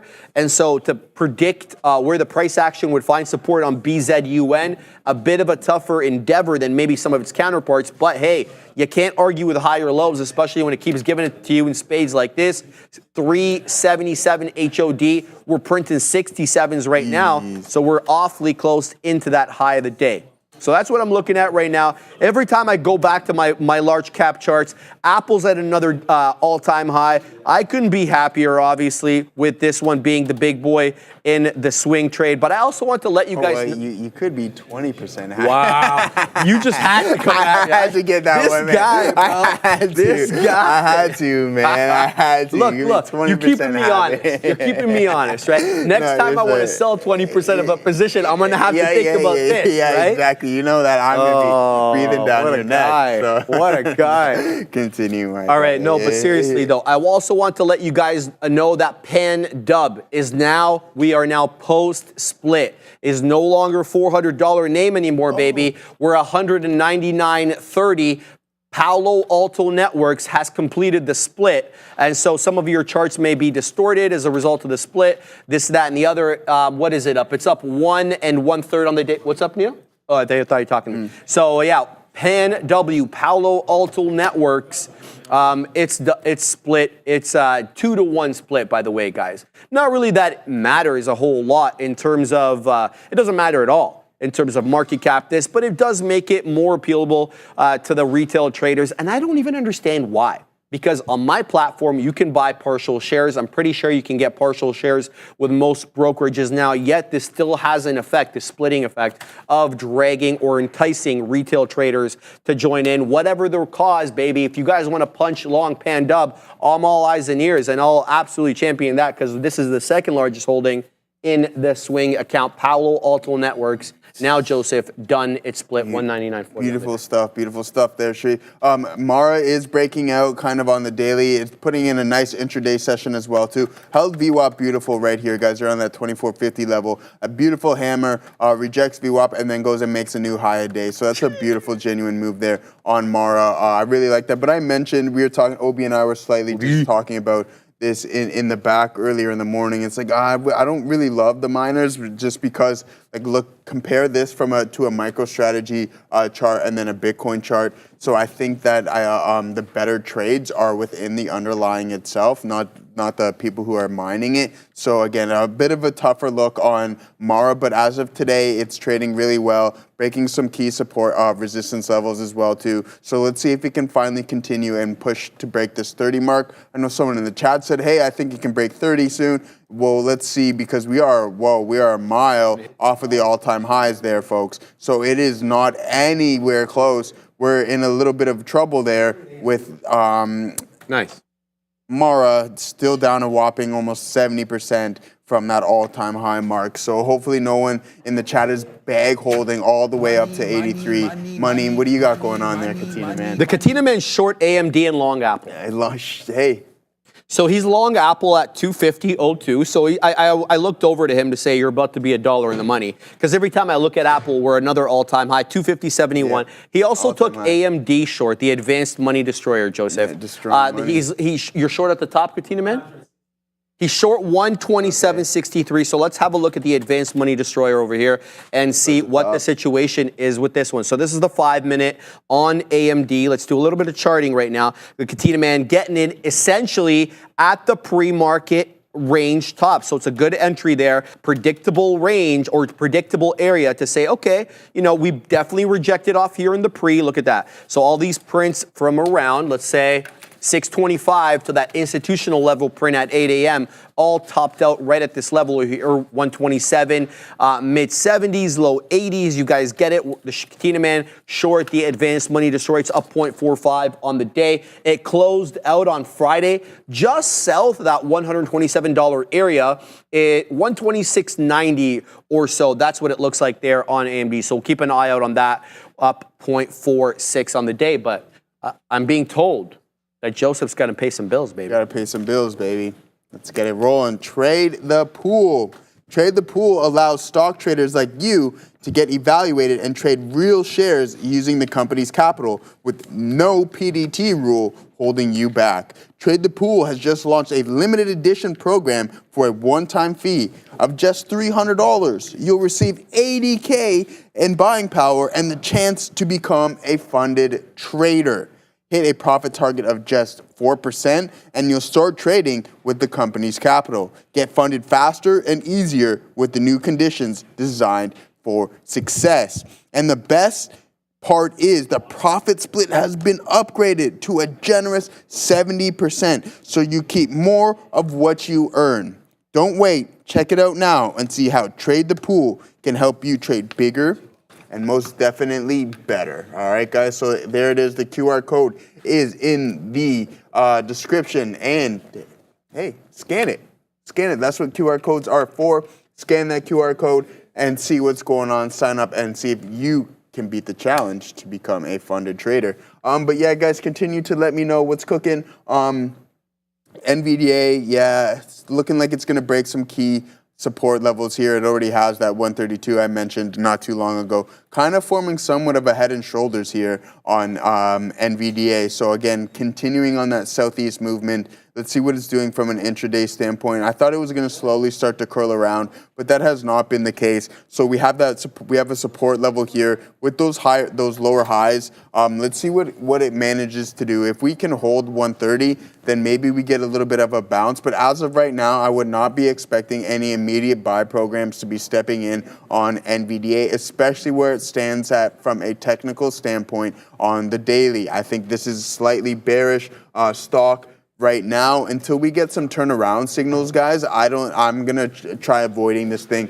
I mention this and I preach all the time is that I think there's going to be better trades than trading this thing, and I'm just kind of had it up to almost here, had it up to past my head with trying to milk NVDA, especially when it's not in play. So I'm going to avoid this one, folks, because I just think there's so much better going on. And there is, because Mara's trading higher, AMD is kind of holding those highs. But we have Google and Apple also part of the Mag 7, making those all-time highs as well too, guys. So we got a lot of stocks continuing to trade higher. Someone in the chat says GME is running. Let's see. I wouldn't call that. I'd call that a light jog, maybe. But again, let's see what's going on with GME. We know that anything can happen if RC decides that he wants to tweet anything, then you know the frenzy that can happen with that one. So it's like everybody's on catnip once the roaring kitty decides to decides to tweet something. So Bitcoin's starting to pull in a real heavy candle here, guys. I observed this before. Let's see how this prints. If this becomes kind of like an isolated volume signature with some heavy selling volume, let's see if we reject this and then we can continue to move higher. But as of right now, this can say, hey, we're slowly starting to curl over. I think 60/40s is potentially a next target for IBIT if it does decide that it wants to break some of these key support levels. Yeah, I mean, vivid distortion. We can find some other things clearly to trade. GME is light running. Yeah, it's a light jog. You know, it's something I had to do this morning to make the train on time. Was a nice little light jog because leaving the house slightly late, but that's okay. What's going on with RCL? Let's take a look at RCL. Royal Caribbean Cruise Lines. Ooh, e-liquid. Selling a little bit here. We'll talk a little bit, but it's not the most liquid stock as presented. You can see here, and let's take a look at it from a daily perspective. Trading higher. I mean, I wouldn't be too judgmental of this thing. Look at this run it's been on. Wow. Okay, I didn't even know this. This is fantastic. But yeah, again, a totally healthy breath up here. Look at this run. So unfortunately, you can't just go parabolic all the time. You need to breathe a little bit, pull back, some profit taking, sell, and then maybe you can get that second leg higher. But as of right now, that it's a beautiful looking stock, and surprisingly, I didn't have my eyes on it too often. I don't watch too much of the cruise lines. CCL once in a while, and RCLH I think is the other one. But yeah, other than that, cruise lines. Have you ever been on a cruise? I've never actually been on a cruise in my life. No, yeah, me neither. Never. I really want to go on a cruise, just haven't been on one. Yeah, we were supposed to organize one with the fam, and it was supposed to happen last what's it called, Christmas. And then we had a situation where one of the family members with work couldn't do it, so we all kind of did out of respect. So you got to get it out of the group chat then soon. We got to kick him out of the group chat. No, not kick him out. No, you got to get it out of the group chat. Like get the trip. You know, you ever see those memes where it's like the trip is finally out of the group chat? Yeah, you know what I mean? So you got to get out of the group chat there. But yeah, guys. I want to mention this one, though, Joseph, sure. Go ahead. because I see Green Hub analysis on SOXL, please. So first, I want to tell you that I was really doing a deep dive into semis this weekend. I did a deep dive into quantum. I want to understand what kind of investments would be sound for quantum computing. And in that whole thing, I got into some of the ETFs. I'm talking specifically about SOXL and SMH. 251.06 Apple all-time highs. It took out that one level. Somebody's spinning the dollar club because they're in a dollar in the money. Shout out to the Katina Man, long 250.02. But Katina Man, I want to talk about SOXL here for a second. The reason I have the Fundamentals Explorer on, this is the holdings of SOXL, the ETF. And I'll submit to you that this is not the best vehicle to get in. Not financial advice, but let me make my case. They're holding a lot of cash here, guys. Their first two holdings, number 1 and number 2, are government bonds, 16.5%, or treasuries, I should say. 16.5%, the Dreyfus Treasury Security, and then the 8.65% Dreyfus government cash. Finally, their third largest holding is NVIDIA. And then they're holding another semiconductor index, ICE Semiconductor Index 6.93. Then they have Broadcom. Again, they have treasuries, JP Morgan 100% US treasuries. And then they had AMD, Advanced Micro Devices. But 4 of the top 10 holdings here are actually cash or government treasuries in a semiconductor ETF. What is this? 2023, bro, what are you doing? So now, by comparison, this is what we're looking at here, top 5 only. Have a look at SMH. Everything they're holding is a semiconductor. So let's go to holdings. NVIDIA, Taiwan Semi, Broadcom, AMD, Texas Instruments, ASML, Qualcomm, Applied Materials, Intel, Micron. Every single holding is an actual microchip semiconductor company or related to the industry. So SOXL, in my humble opinion, if you're looking for a vehicle to actually get exposure to the semiconductor market, I don't know if SOXL is the right look. No, it's not. It's also 3x leverage, right? 3x leverage. Right? So the decay on that will just... And there's also the ETF decay that also kills you on that one. On the leverage. I just don't understand why they're holding cash. Is that part of the leverage? issue? Maybe, I don't know. Because I have no idea. In any event, it's not one for me. I personally didn't like it as a pure play. I'm looking at my side chart, and it looks like Apple is now squeezing, and this looks like a bit of a short squeeze. I don't know how you feel about this, Katina, man, but this is quite an aggressive move up here for the dead one. Apple doesn't typically trade in this fashion where it squeezes like this, but we are moving. 251 and a dang third on Apple, up 1 1/4. I couldn't be more pleased. There's a couple of headlines today for Apple. Obviously, we know Timmy C was at Mar-a-Lago, aka White House #2. He met with Donald Trump. Elon Musk was at that dinner. He tweeted about it separately. We got wind last week that Apple, Broadcom in business with one another to possibly make chips. Advanced AI chips for inference, I believe, not for training. So that's another headline. And then obviously today we got information that the Wall Street Journal is reporting, at least the WSJ is reporting, that Apple now looking at creating foldable smartphones as well as possible foldable tablets. Don't expect them next year. Slated the earliest opportunity, they're saying early 2026. We don't have any, obviously, confirmation from the company, as it is kind of their way not to confirm or deny these upcoming products. But AAPL, a dang rocket ship on the day. I'm looking over here. I want to see where the market cap is on the monster Apple, and it is now $3.8 trillion. We could see $4 trillion awfully soon. Nvidia has pulled back a little bit from the valuation race, now printing $3.2 trillion. You had Nvidia? You had first. Yeah. You had This is one of those Nvidia cases first. where I'm okay being Yeah, no, totally, absolutely, I'm okay being man. wrong with this one. 1,000%. Sharif, we Go ahead. decided to get in some of this NVDA Yes, to sir. see if we can slowly start to turn around here. Again, I don't expect too much, so I'm not going to give it too much room. I'm back in some IBA as we continue to push here, but we do seem a little bit squeezy. So on the overall indexes here, so indices, whatever you would like to call it. But again, guys, here we are in NVDA. Let's see if we can go and test VWAP around $132, 131.77. We'll call it there. So nice curl around here. We held those support levels very well. So let's see if we can get it to the ball to start rolling on this stock. Guys, continue to let us know. Hopefully this is an exhaustion volume on Apple, because again, it's my smallest holding in my long term, but again, it's doing absolutely fantastic, and we're positioned really well in this stock. So I'm happy that this is happening. And again, from a volume standpoint, we're sitting pretty. So I don't think this is going to be exhaustive at all. So I'm going to continue to hold on to this Apple position. I really like Apple, going to continue to like Apple for the foreseeable future. Let's just hope that this foldable phone doesn't fall into the realm of the Apple vehicle, with a bunch of money being spent on the Apple car, billions that is. So hopefully that they can drop some new product, because again, they kind of just need to get, if they can involve Apple Intelligence with that new, that kind of foldable phone, then I think that can just add more to this company's market cap.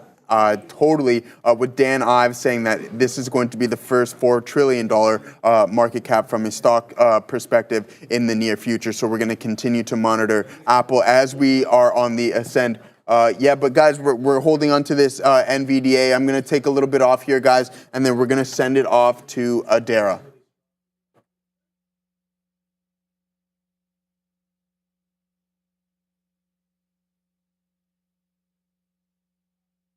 Back? Okay. Sorry about that, guys. We're going to talk a little bit here about crypto here. MSTR up about 6 1/3%. So before we get into the crypto coins, I think it's worth talking once again about MicroStrategy, which is up about 585% year to date. This one has now just been invited to join here. The NASDAQ 100 is going to be joining that index as of December 23rd. Before the bell, along with Palantir and Axon. So another great milestone for MicroStrategy, which just announced here that they actually have now $27 billion plus worth of Bitcoin holdings after adding another 15,000 worth this morning, as of this morning here announced. So great look here for MicroStrategy to cap off a pretty exciting year for the stock, which included a stock split going back to August. We also had Michael Saylor basically lobbying for Microsoft to add Bitcoin to its balance sheet last week in a meeting. So MicroStrategy definitely still in watch. Shout out to Michael Saylor and co.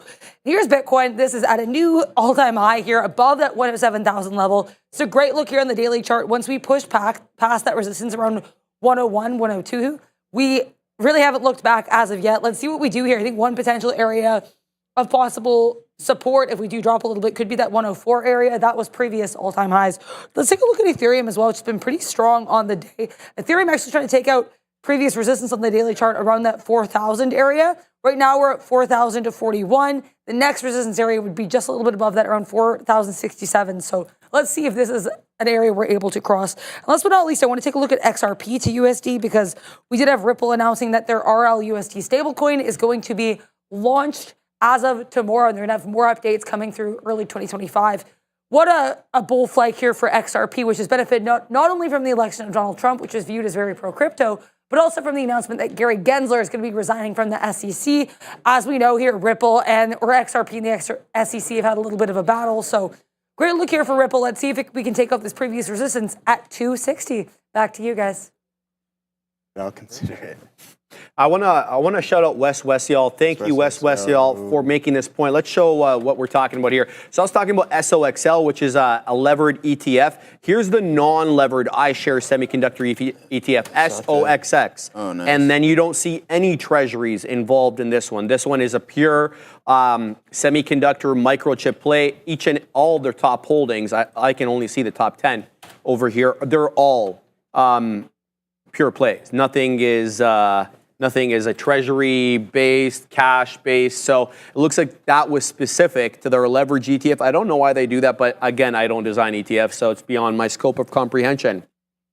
So I just wanted to mention that because if I'm going to show something, might as well be accurate about it. So SOXX has, a pure play here, microchip semiconductor ETF. All right, let's look at some of the trades that we've been involved in because we've been talking about other stuff rather than the trades that we're in. I'm still very pleased with the look on SIDU here, SIDU. Every time we're putting in a bit of a higher low, I still have gone unprinted at 388s, despite the fact that we've been up into the 3 low 80s. I still like the look of this one's jib, looking for it to squeeze possibly above that $4 area. Technically on the day, we have a 398 HOD, but very respectful in terms of momentum, putting in consecutively higher lows. QBTS, the other one we're involved in.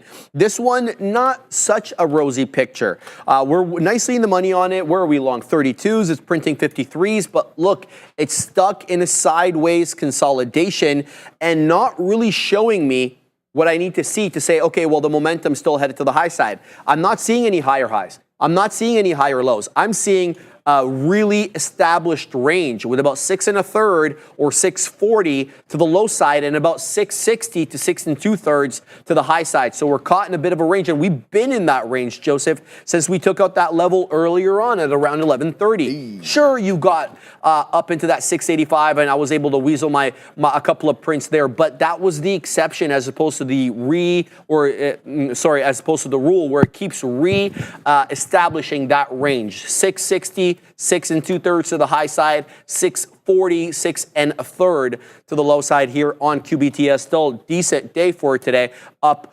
31%, but it pales in comparison to its better looking cousin over here, QUBT. Even when this one pulls back, it still looks better than QBTS. Look at this. Weasels up to 1085, comes back down. Awfully respectful of the 10 exponential moving average on the 5. You don't have a closing print below that.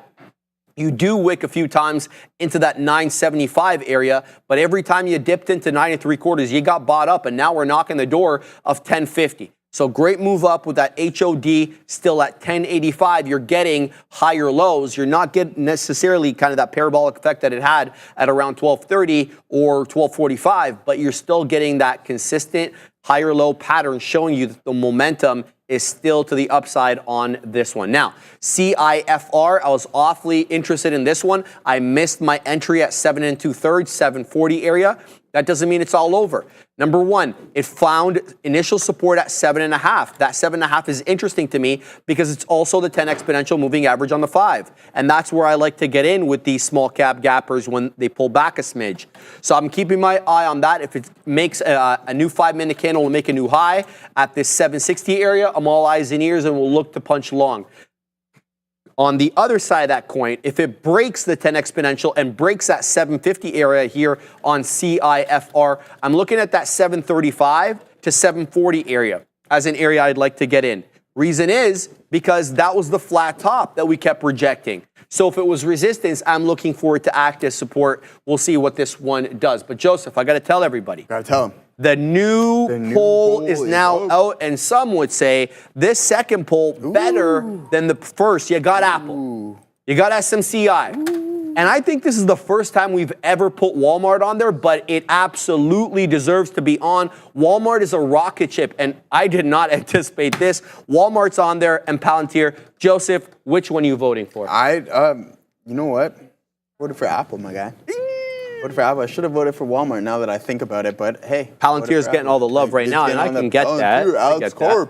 Alex Corp and Palantir. Yeah, but yeah, guys, sorry, just real quick before we send it off to Adara, you know what time it is. It's time for that trade of the day, Sharif. And I already, you were busy. You were busy. I logged it. You did it already? Yeah, you were busy. You did it without me? Yeah, I know, man. I feel bad. But you were on a roll here. I didn't want to interrupt you, but I wanted to make sure the people got their, but again, I promise, because the look you just gave me, now I'm not going to be able to sleep well. So that won't happen again. I will interrupt you next time and make sure that document. We're doing good. We're on fire. Up a whopping 112 paper dollars there as a collective unit, guys. So really, really good look on this trade so far. Let's dock this second one. 607.39 is our entry price. We're looking for 609.39, and then we have a stop loss of 606.39 as well, too, guys. But again, I will never ever skip out on Sharif docking this. Again, now I feel absolutely horrible, but we're going to send it off to Adara. An eye here on GOOGL here, Alphabet. OpenAI announcing that their ChatGPT search will now be available for all global users for free. So now why this is key is because sometimes when we get any search-related announcements from ChatGPT, they actually send Google to the downside. Not much of a reaction here, but keep an eye on GOOGL as ChatGPT search is now apparently available for all global users for free. Back to the Bash Brothers.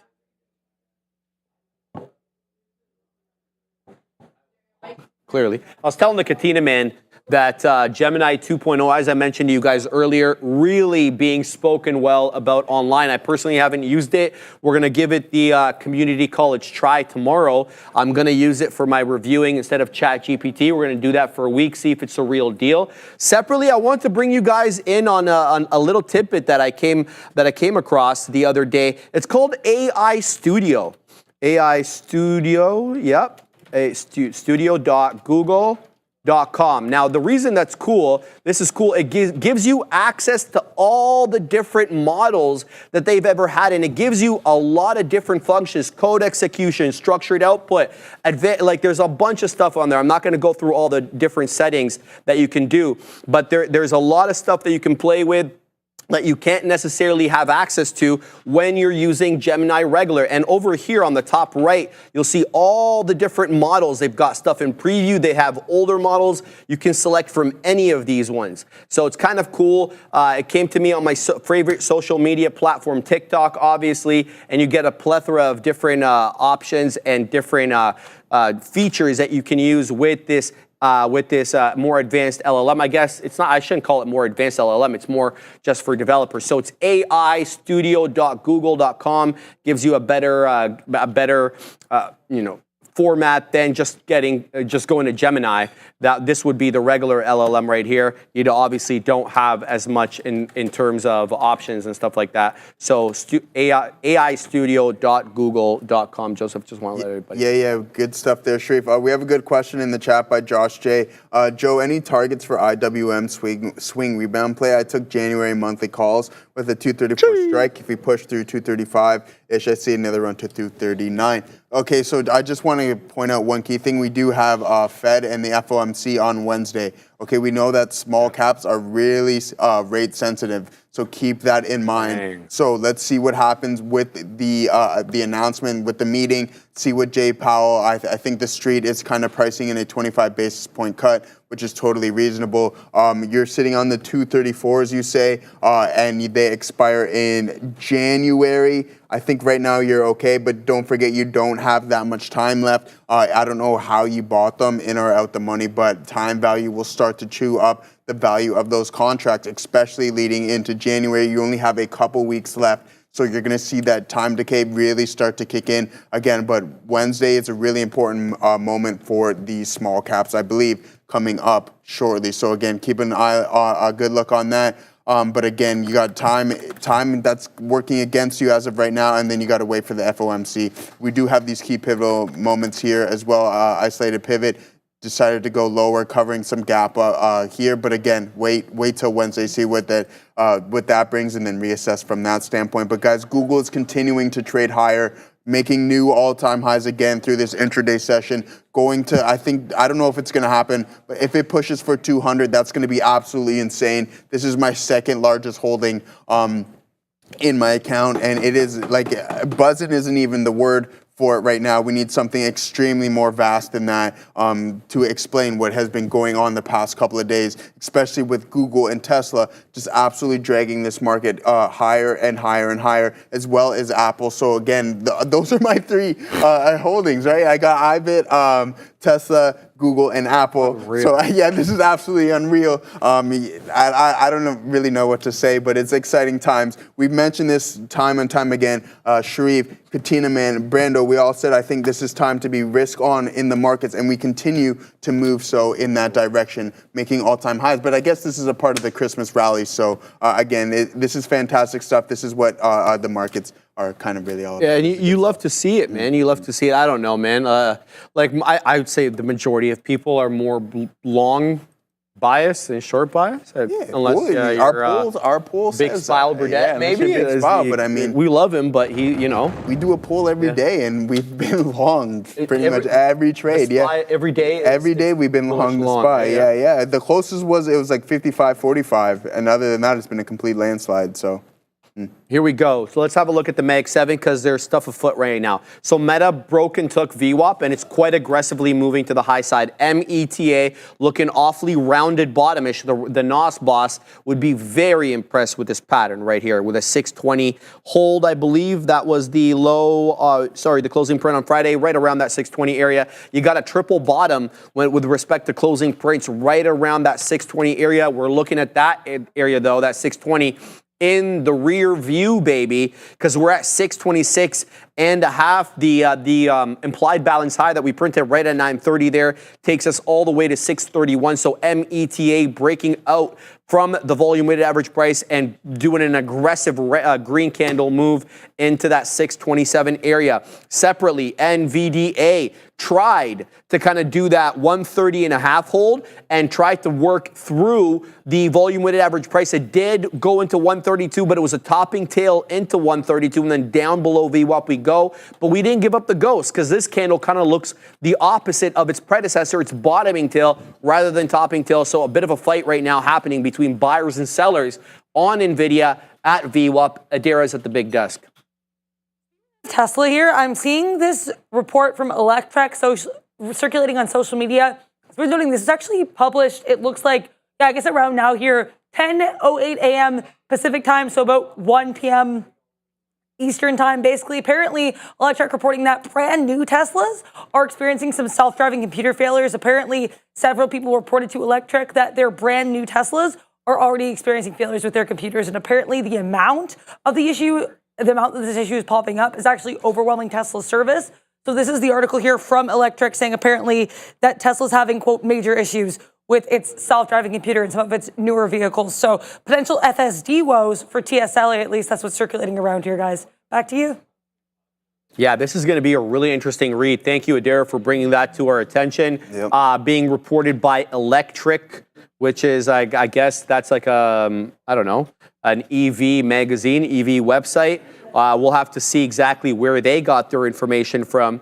But yeah, oftentimes this is stuff leaked by insiders. So insider sources told Electrek that the problem is quite wide-ranging. It affects vehicles built over the last few months with the new computer. Say more. Now we know that Tesla has different versions of their hardware. Hardware 1.0, 2.0, 3.0, sensors and cameras that they're constantly upgrading on these models. With that, I'm assuming comes upgrades to the computer. So we're gonna have to see. Two sources said that Tesla is currently receiving a high number of complaints about this issue, and it has yet and it has yet to release a service bulletin about it. Okay. One source said that Tesla service is being told to play down any safety concerns related to this problem to avoid people believing their brand new cars are not drivable. Okay. We're going to have to wait and see how this all pans out, but you never want to see that. Great reporting there from Dara letting us know that that came in midday. Simultaneously, when that came in, your boy Jay Lee in the chat has a several dollar winner short on Tesla. Literally got the top there at 461, Joseph. Yeah, the convenient timing there, nonetheless. So congratulations on that front, guys. We're still keeping our eyes out on NVDA. I want to point this out just in case if we do decide that we want to turn around, is this doji right above the volume weighted average price here. So again, printing right below the volume weighted average price. Let's see if that's a rejection candle. It is, I wouldn't call it overly isolated, but it is a outlier. It stands out from what has been trading for the past hour or so. So keep that in mind. This could be a potential turnaround signal on NVDA. Might head back south because, I mean, the market has been on an absolute tear. Look at the Qs on the session. This is absolutely insane. Just nothing but northeast here. So again, parabolic for the Qs, trading extremely well with Google and Apple leading the way, and Tesla also leading the way on this one. So again, the market's been trading fantastic. Let's see what happens here with NVDA. Decided that it wanted to come back and trade up to VWAP. So maybe we take a little bit more off the top. But Bitcoin is continuing to trade higher. 107 and change. They're going to knock on the door of 108 here shortly, I think, as IBIT trades around 61 and a quarter. So again, just an absolute phenomenal day. I wasn't expecting this at all, especially for, I guess it is Monday, but again, I wasn't expecting this type of rally that we've been seeing for the past couple of days. This Christmas rally is in full effect, I think, for the past couple of days. So again, guys, you can't ask for much more. Stay in those longs, protect that downside, and just try not to fight these trends because they're so strong and they continue to squeeze. So again, watch out for those shorts. You don't want to force anything, I don't think. Hey, there he is. There's my man. All right. Shout out to the spiled one. Big style, Burdette. SPY coming into interesting area on daily. Could be getting into a potential short attempt area. Let's have a look at what the spiled one is talking about. We'll load up the SPY, the one that he trades. So we'll have a look at the SPY over here. He says it's on the daily. Coming into an interesting area on the daily. So let's flip to the daily over here on the SPY. Okay, so where are we at right now? Okay, let's move this over. Yeah, we're at Friday's highs. We're just about big spile. So Friday's high of the day, 607.16. Currently, our high is 607.42. With the current price action, I can't tell because the high of the day is covering it. So yeah, we're at the highs, big spile. So interesting over here. Let's have a look at see what else we've had other days. Joseph's punching the air over there, bro. I'm pulling a U, man.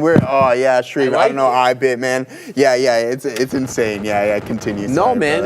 We'll wax poetic quickly, but this one we'll send it to you so we can get some excitement there. But yeah, big spile. Your point well taken. The high on the 11th there, 608.44, and then I believe this day. On the 16th takes us to all-time high 609.07. So yeah, we're definitely at the top end of the range here on the SPY. I've been talking to you guys about that 6,100 on the ES December contract every morning on the desk, and every morning 6,100 by the end of the day has been resistance, and 60.50 has been support. So your point well taken, Big Spile. We are in a range on the SPY, on the ES, and now we're towards the top end of that range. So point very well taken. It looks like Big Spile might be looking to set something up short. He says, look at the lower highs. Yes, you're not wrong, but the day is not done today in the sense that, well, we're above Friday's high. We're also above Thursday's high, but your point well taken with respect to Wednesday's high and last Monday's high as well. We are lower highs as compared to those days, only up 0.54. And again, there's been a marked difference between the NQ and the ES as of late. The NQ, case in point, up 1.43 today, the NQ December contract. Compare that to the ES December contract, up 0.53. So almost 1% in the green right now relative to the ES is the NQ. So you got to assume that that's likely because of the MAG 7 and tech in general. Guys, QUBT just won't stop going here. Can't stop, won't stop. Up into that 1163 on the day. Very respectful of the 10 exponential moving average. And I really wanted to work into this at $10, but I said to myself, you don't want too much exposure. Both trades, QUBT, QBTS, stay out of this one. And there you go, 11.75. This is really going here, taking out 2/3 of a dollar. It's up 73%, going on 74. Great respect right now for the 10 exponential moving average again on QUBT. It's been doing that all morning, and there is still not one closing print below the 10 exponential on QUBT. It wicks below it every now and again, but nothing has closed below it. And I just heard Neil mention this. Look at the volume. The volume is increasing now relative to 9:30, where you would assume there would be greater amounts of volume. No. So at 12:30, we had a big volume candle, 12:50, as well as the one that just finished closing right now at 1:15. So QUBT at the day's high, being supported by big boy volume. It's up 72%, really leaving QBTS, one I'm involved in right now, in its dust. 33%. These ones were looking the same when we started trading them. Not the case anymore, Joseph. Yeah. CIFR coming back into an area I like. Yeah, beautiful stuff there, Sharif. You know me, I like to always take a look into the sectors and see why we're moving or why we're not moving to the top side. So what I did was like, okay, so why is SPY kind of lagging behind the Qs, pushing higher? So sure enough, I think this is part of the answer. I'm not saying it's the whole thing. But again, the energy sector is extremely weak today, putting in a pretty soft session so far. Let's see what we're down from the high of day here. Okay, perfect. Yeah, it's only about 1.5%, but again, raining a little bit on the parade. But again, just taking a look from a sector breakdown, the SPY is 33% tech, 12% financial, and then 11% consumer cyclicals. Those are the top three sectors in the SPY. And then from the bottom up, we have the basic materials, real estate, and then utilities, okay? And then energy in fourth, and that's why I'm looking at this, because it is putting in a pretty weak day. So let's take a gander through some of these sector ETFs and to see why we might be a little bit lagging compared to the Qs. And sure enough, we have the healthcare sector putting in a red session as well too, guys. So, and then we'll look at XLU to see what the utilities are up to. But just keep in mind, when you are doing your morning analysis, look for these sectors and see which ones are the top performing, and then try to find the best performing stocks within those sectors. So this can help you break things down a little bit more nuanced, and then continue to find those stocks that are trending in that direction that you prefer. That can be, if it's to the south side, then fantastic. Look for the weak stocks. But if you're looking for those continuations in strength, find those strong sectors, and then find what's in those sectors is dragging it higher. So, for example, in the tech sector, we have Google and Apple trading higher, as well as Tesla. So that can give you a little bit of an explanation on why the Qs are extremely strong. And then you have other sectors like XLE and XLV who are a little bit lagging and putting in weak sessions onto why the SPY is slightly behind that one, guys. So do that due diligence in the morning. I do mine on the train, but again, I think it's only a matter of time until SPY makes a new all-time high. I think this Santa Claus rally, as they refer to, is going to continue until, I guess, the week of, which is Boxing Day coming up soon, or not, Christmas coming up soon before Boxing Day. But again, I think we continue to move higher. Like, look at this absolute phenomenal session that the Qs are putting in, Sharif. Just blowing past these all-time highs here of $501. That just feels like the other day. And essentially, we haven't looked back from that point, Sharif. So it's been fantastic. I can't emphasize enough how much I think that this is one of the better rallies going into the new year that I've seen in my Joseph, tenure. there's some serious news here. Okay, you should have stopped me a long time. No, Yeah. it's not American news, but it's Canadian news. All You can right, show my all right. screen. So Justin Trudeau, today, obviously we had some major resignations in the Canadian cabinet with the finance minister resigning, Chrystia Freeland. But now we are getting more information, Joseph, that Justin Trudeau is either considering proroguing Parliament, which is basically suspending Parliament, or he may resign. So this has been like... Which one do you think would be better? It's going to be hard to say. Well, I'm not going to. No, not like that. No. I'm just going to stay quiet with respect to that. But Joseph, this is major news.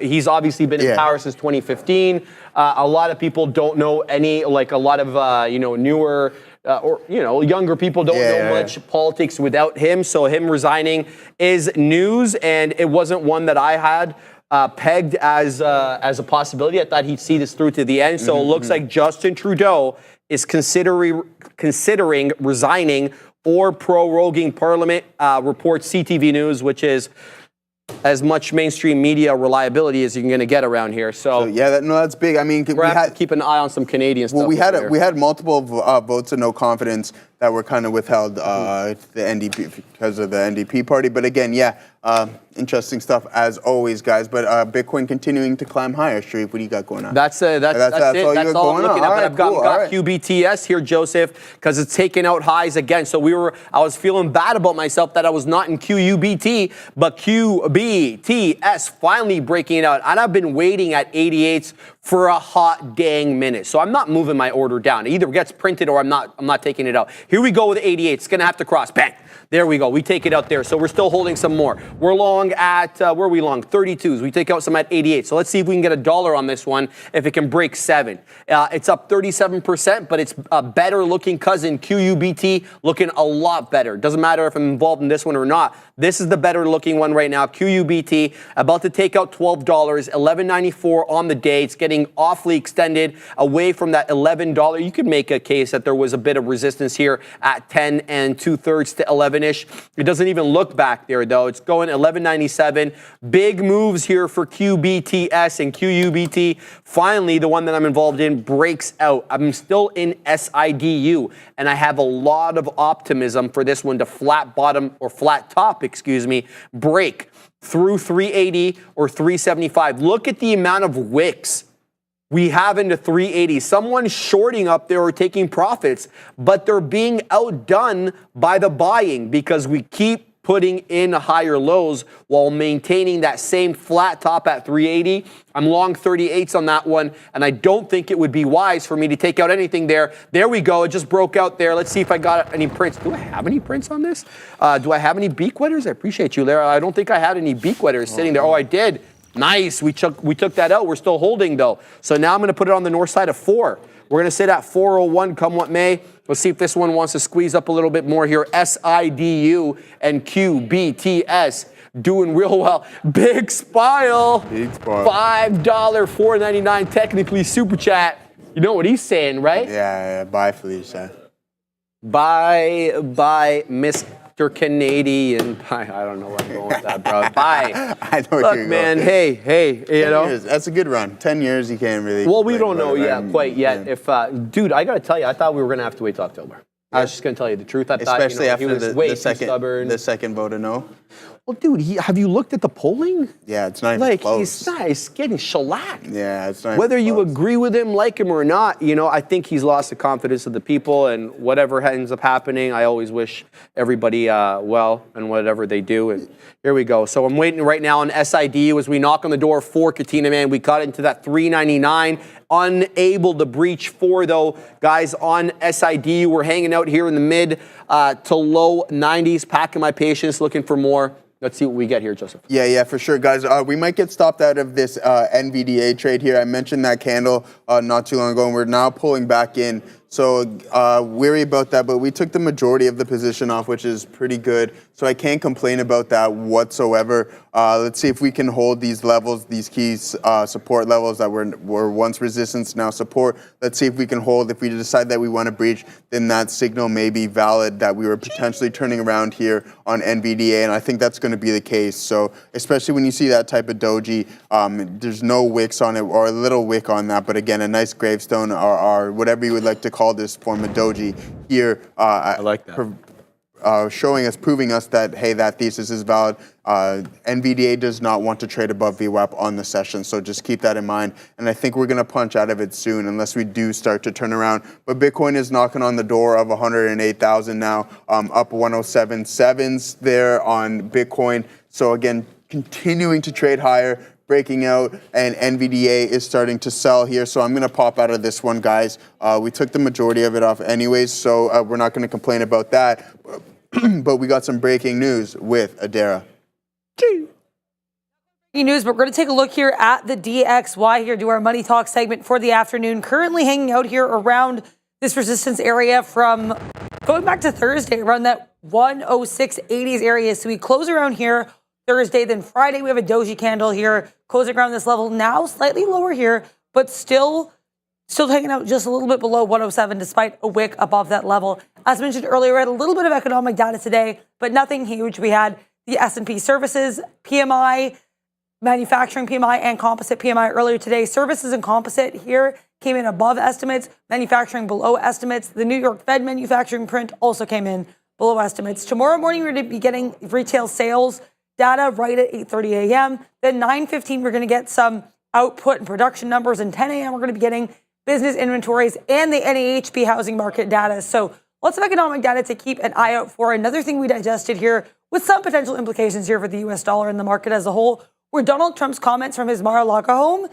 in his press conference at 11 a.m., basically saying that tariffs will be good for the country. So that was one of the biggest things. Keep an eye on that tariff talk. That was huge. And one other thing I want to talk about, once again, because we're, as of right now, almost 48 hours away from the FOMC meeting on Wednesday, we're about 99.1% still expecting here this 25 basis point rate cut. So no change. But one feature I did find out about that I want to share is this feature actually allows you to show months coming up. So this is going to be the expectations for any cuts in the January 2025 meeting. As of right now here, apparently 84.4% of participants expecting rates here between 425 and 450 basis points, which would mean if we get a cut on Wednesday's meeting, it would mean that rates would be staying the same. So as of right now, it looks like we're not necessarily pricing in a cut in January. Of course, we're going to have to wait and see how everything shakes out, depending on what we get in Wednesday with that 25 basis point cut being expected. But the idea that we could actually have no cut at all in January is pretty interesting to think about, guys. Back to you. Oh, come on. All right, here we go, Joseph. I just want to show this. Oh, what's going on over there, Katina, man? In AMD, the Katina man is $1 and almost $1 in the money on the AMD short. Shout out to him. Yeah, I see it there. It's breaking down. It's almost in negativesville right now. It's joining its other friend, NVIDIA, going negative on the day. It's exactly break even. 126.92, 87s or thereabouts. NVDA and AMD both now negative on the day. Here we go, Joseph. I'm watching QBTS. There was a seller of note at 5s. I think he's been taken out now, or they've been taken out. Let's see now if we can squeeze. I'm waiting at 7-11. Whatever, we're going to wait there. 7-10s. I know, right, Adara? I did it for you, Adara. Go Sev. We're going to wait for the slushy to come in very soon over here. We're at 7-10, waiting for that 7-11. There is big boy selling at 10s. Let's see if we can take him out. This is my last out on QBTS, so, we'll just wait. It doesn't make a whole lot of difference to me whether I get printed at 10s or 11s, so let this one cook to see what comes. Looks as if it's not forthcoming at the moment, the break of 11s on QBTS. I am all done my trade on SIDU, and I couldn't be happier about this one. We waited for that higher low, flat top at 380. It came in spades, baby, because once it took out that level and that seller at 75 to 80 was taken out, it was going. I'm talking about SIDU. It's up 183% on the day. I was waxing poetic that there were no triple-digit winners in small cap gapper world. That is, of course, until SIDU came onto the scene and we took out that $4 level. True to form, though, we never get the high of the day. You're always mad as a trader, no matter what. 418 HOD, we took it out at 05s. So doing decent here on SIDU, waiting for either a break below 4 so we can get back in again, or if this one's going to squeeze, then we're just going to let it cook, Joseph. So right now, waiting. The last trade I have is this QBTS trade as it whiffles and waffles at that $7 area, waiting for 7-11 to possibly come in. I'm keeping my eyes, guys, on any news items that could come in about what we have just reported. but nothing is forthcoming. It doesn't really matter a whole lot to American markets, I realize that, but there could be some Canadian plays to keep your eye out on the TSX, the Toronto Stock Exchange. We have access to it here, obviously, on the floor. Not, I'm not sure exactly how many people down south even care or know about the TSX, but that could be a play now that Canadian politics in view right now, Joseph. Oh, yeah, beautiful stuff, Sharif. But you know what time it is? It's time to pay bills shortly here, but we're in a Mara short. So again, I think I seen this double top here. Well, not that I think I did. I seen this double top. I know it's relatively weaker than the Bitcoin, the underlying spot itself. So I wanted to take a short on this. We got a little partial off there. Nothing crazy nor size, but again, I like this top on Mara. So again, nice short on that one. And we'll continue to monitor what Bitcoin is up to. Calibrate at 50% off for just over 20%. He's telling me to buy 0 DTE SPX puts. I think I'm going to pass on that one, Kyle, but I'm sure they're going to work out well for you because the SPY is starting to pull back. Starting to pull back a little bit here now. But guys, it's time for some eSignal ad read. All right, eSignal, trade smarter, not harder. Upgrade to an elite trading experience. Analyze, strategize, capitalize. Foresee profitable opportunities with the platform you need. Infinite data, instant trading. Know where the market is moving before others with lightning fast data. Charts that change the game. Customize, analyze, markets faster your way. Better backtesting and scanning. Predict the future by understanding the past. Reliable, real-time data, up-to-the-second market info from hundreds of global markets. Everything you need, all in one place. Don't miss a beat. Execute your best trade now. Ready to elevate your trading? Scan the QR code or check the link in the description, folks. You guys know what to do. The QR code is right there on the screen, and check the link in the description as well, too. eSignal, Katina Man's favorite trading, other than P Pro, favorite trading. It's his favorite. All right, there you go. You heard it from the man himself. 2 decades. two decades of eSignal. I'm saying that's how savvy of a vet you are, but savvy vet. You know Joe, you're quick with that. Yeah, I like you that. know what I mean? Okay. What I mean? That's exactly what I'm getting at. Man's like, what are you trying to say about that? Hey, man, part, bro? savvy. Joe had to come with it. I like that. savvy vet of the eSignal knows his way around it. There's no doubt about that. So again, good luck there from the eSignal. I'm not getting anywhere with the 2 decades, man. I wish I was using it for that long. But yeah, guys, Bitcoin still, I'm going to preach it. $107,622 right now. Mara putting in that double top. Let's see if we can break some of these support levels sitting around $25. If we break that on that $25 price target on Mara, I do believe there's going to be some more southeast price action on that front. SPY is now pulling back a little bit. We were in the money nice as a collective unit, above 50 cents on our trade, but now pulling back only about 10 cents. But the Qs are continuing to just hold these levels near the high of day, trading around $538.20 there on the Qs, holding heavy as these mega cap tech stocks are putting in another monster session. Even though Google is slightly pulling back now, the overall session has been absolutely nothing short of fantastic, with Apple and Google making all-time highs. Sharif. Man, everything's moving here. Okay, Yeah. so I got to just tell you, I'm done my trade on QBTS. It took out 7-Eleven. We've got no more positions on. I'm done my trade. I likely won't be getting into any more trades with only 20 minutes left. Separately, IONQ. What is this, bro? What is this rocket ship here? IONQ, Ionic, really moving to the high side, getting big volume candles, big breakouts, taking out 37, taking out 38, taking out 39. Are we looking at 40s? Not even up that much on the day. It's up 15%. It's not a triple-digit winner, but a very predictable, strong pattern with the 10 exponential really holding up here until about 115. We really started getting going here.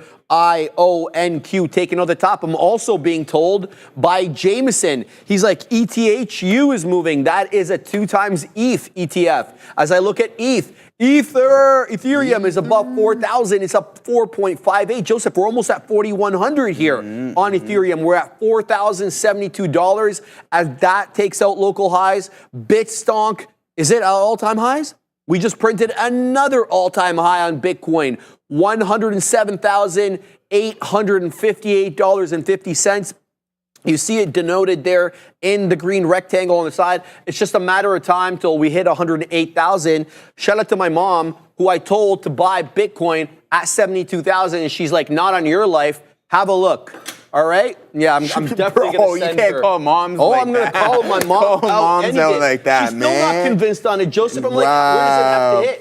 It has to hit 200,000 for you to jump on the bandwagon? Yeah, well, you know what? A lot of people still aren't convinced about this thing, Sharif. But again, just look at the numbers and then argue it. I mentioned this on Friday. It doesn't even matter what this underlying asset, Bitcoin, whatever. If I see any type of underlying asset moving the way Bitcoin is, I'm going to look to be involved. It could be anything. I don't care. If it moves like that, look to eliminate the subjectivity, eliminate the opinion, and just follow what the bigger money thinks. Because at the end of the day, that's all that matters. That's all. And can I say something?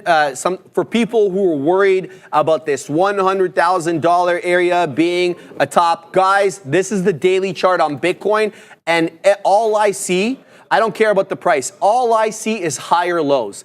Every successive trough higher than its predecessor. That means one thing and one thing only to me. Buyers are buying it up more exuberantly. I don't even know if that's a word. I'm going to make it up. I'm going on a rant right now, okay? Higher and higher lows every single time, meaning buyers are becoming more exuberant on every successive trough. That means one thing to me, that the trend is not done. This has been a bull flag extraordinaire here on BTC. This is the daily chart on Bitcoin. We're looking at 110,000 in the face, and goodness gracious, where would we be on Inauguration Day? I'm getting hyped here, bro. We're pausing now because there's one question, Sharif, that I think you know I'm going to ask you. Trader Buck. Did you buy more? Yeah, okay. I did. I don't know. Why? I haven't added to anything except ASML. What do you need to see in order to buy more? I had a plan. All right. I had a plan. All right, you were waiting Low for the pullback. end of the 90s. All right. I had a bias that this would That's whiffle. fair, that's fair. It would waffle between 100,000 and 90,000. I was wrong. Yeah, It's clearly wrong. That's fair. That's right? fair. I mean, dude, like we talk about this all the time with the price targets that have been projected by Dan Ives, by Saylor, by all these crypto bulls, by all these tech bulls as well too. 250,000 they have by next year. So expect this type of price movement. Bang. You have those 10K days. Expect those to happen more often because we know that the supply of this is extremely limited. All right, extremely limited, and the demand, the inflows going into these spot ETFs is absolutely insane. You're getting record inflows happening week over week, 780 million, all these insane numbers happening. So expect this type of price action with Bitcoin. So again, we also had a poll as well too. Yep. 50K or 150K. What was the result of that? I don't remember. Yeah, I think it was 150K. Yeah. But I'm pretty sure it was 150K. So we are definitely to the closer end of the 150K than we were the 50K. There's no doubt about that. I don't see us getting to 50K anytime soon if it ever does go back to those levels. Yeah, I mean, I personally don't Dude, think if so, it goes back whatever. to 50K, there'd be an I'm gonna buy it. extreme amount. There's something going on. Yeah, It's there's not something just wrong. a healthy Yeah, pullback. and Ram, what were you saying? Something about chocolate futures. Chocolate futures. Oh, Coca you're talking about, Ram? Yeah, Coca was running up a hot minute ago. I heard about that chocolate was going to be more expensive. I think something happened with one of the what's it called? Harvests. I'm pretty sure, something like that.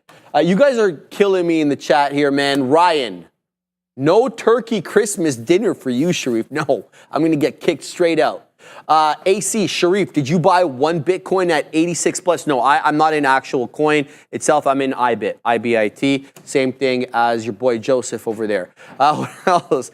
Frisky Supreme, my dad the same way, man. I've been on point lately, and now he just nods at all the screenshot winners I send. Yeah, he doesn't want to hear it. Neither does my mom, bro. She does not want to hear about it. We got that old poll. Ram brought up that old poll. It was in favor of the 150K price target first, opposed to Fair, and that's kind of it was what close though. It was close. Yeah. Was it actually close? Yeah, it was really close. I'll pull it up here one more time, okay. just to remember those We got numbers. L3 Oogie. Mom is catching strays on this stream. You're hilarious, bro. 57%. I don't know who this was. Ram, why did strays. Sharif buy some BTC for his mom? Why didn't? I'm assuming. Yeah, bro, she's got her own money, man. You let her do her own thing. What am I going to finance my mom's? Kidding me? Bob Curran, Sharif amped up. Yes, I am amped up, man. I told her to buy, and I don't like to be ignored. Eclectic Passions, better you owe your mom a beer. She likes Heineken. You're right. Actually, she does actually like beer. That's her only thing, by the way. Let's see what else. Trader Buck, Sharif, you need therapy. There's a lot of anger in there. Yeah, baby.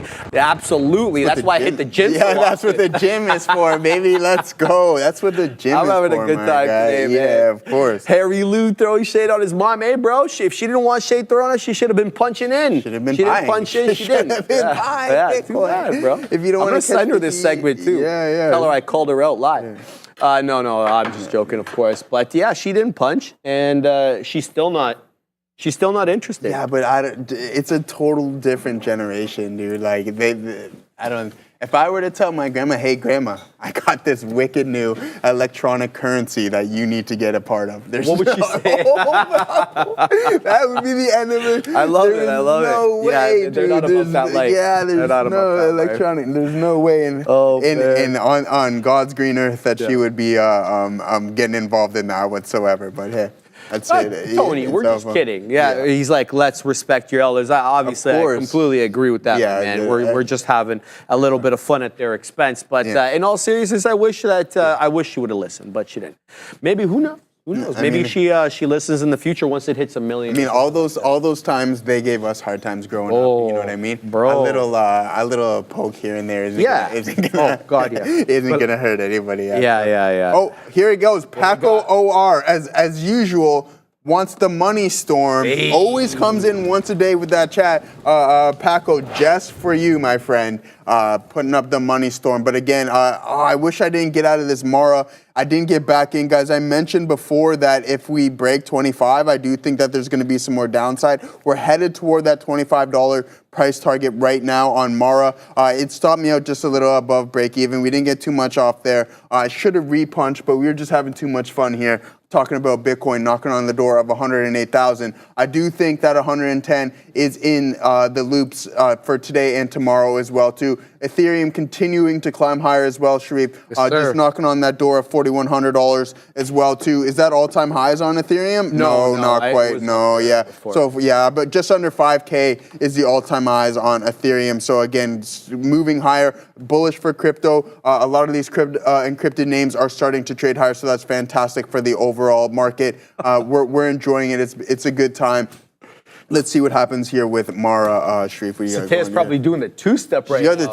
She's two-stepping. She was telling, we were talking about her Ethereum, and she said she had a lot of, I think, Solana, she said. Yeah, she had a lot of Solana, and so she's all about that. Encrypted life. So congratulations to all. Life, I like that. Congratulations to all the crypto bulls out there. Yeah. Things are starting to work out most definitely in your favor. Who's going to complain about that? I want to look at some of the comments over here. This is hilarious. Kurt Hutchings. That kind of talk is why my mom has a backhand. Oh yeah. Without going into any detail, yes. Kyle Burdett. Joe, Sharif, NVIDIA headed to test that bottom again. Say less, Big Smile. Let's have a look at that because NVIDIA has certainly had that support level at that 130, and we are down there again. Big Smile, good call out there. I guess it was really started by this topping tail candle that did its absolute best to get above VWAP, but it was pushed down just like that, and here we are coming back into those lows. I'll submit to you that there has been a buyer at around 130.50. It hasn't been working its way down into that whole dollar level at 130, or at least it hasn't just yet. The majority of the buys have been at that 130, 140 area. Adara is at the big desk. Couple stocks to keep an eye on. First up, I have NTR here. This is Nutrien. This is actually a Canadian company here.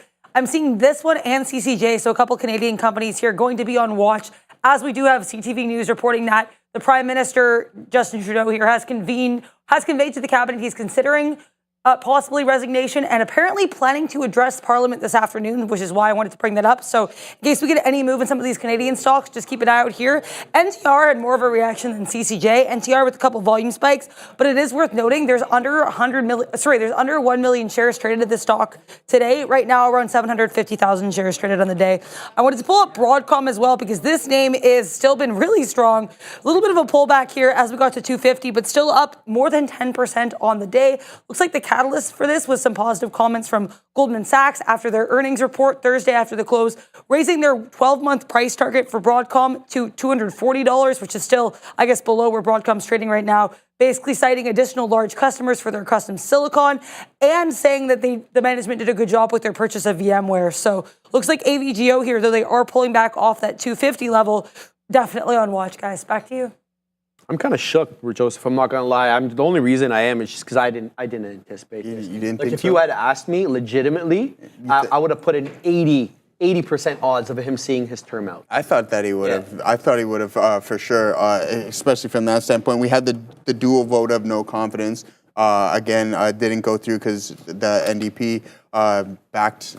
Yeah, so Trudeau. What Joseph's talking about is we have a parliamentary system on this side of the border, and so in the parliament, you can, if you don't have the majority of the seats, you have to kind of create a deal with another party that has seats as well. So we call that kind of a minority government where they govern kind of together in consensus. And so the only way to stay in power is you need that party that you've made a deal with to vote with you on these votes of confidence. These votes of confidence, they can be money bills or they can just be confidence bills. I'm sure you guys saw it in England the other day a little while ago, once the Conservative government there was taken down by Labour. We're kind of the opposite over here, where the Labour, the Liberal Party, is trying to be taken down by the Conservative Party, right? And that leader, the leader of the Conservative Party, his name is Pierre Poilievre. And this guy has been trying to put confidence votes to force an election at every opportunity he gets. But the party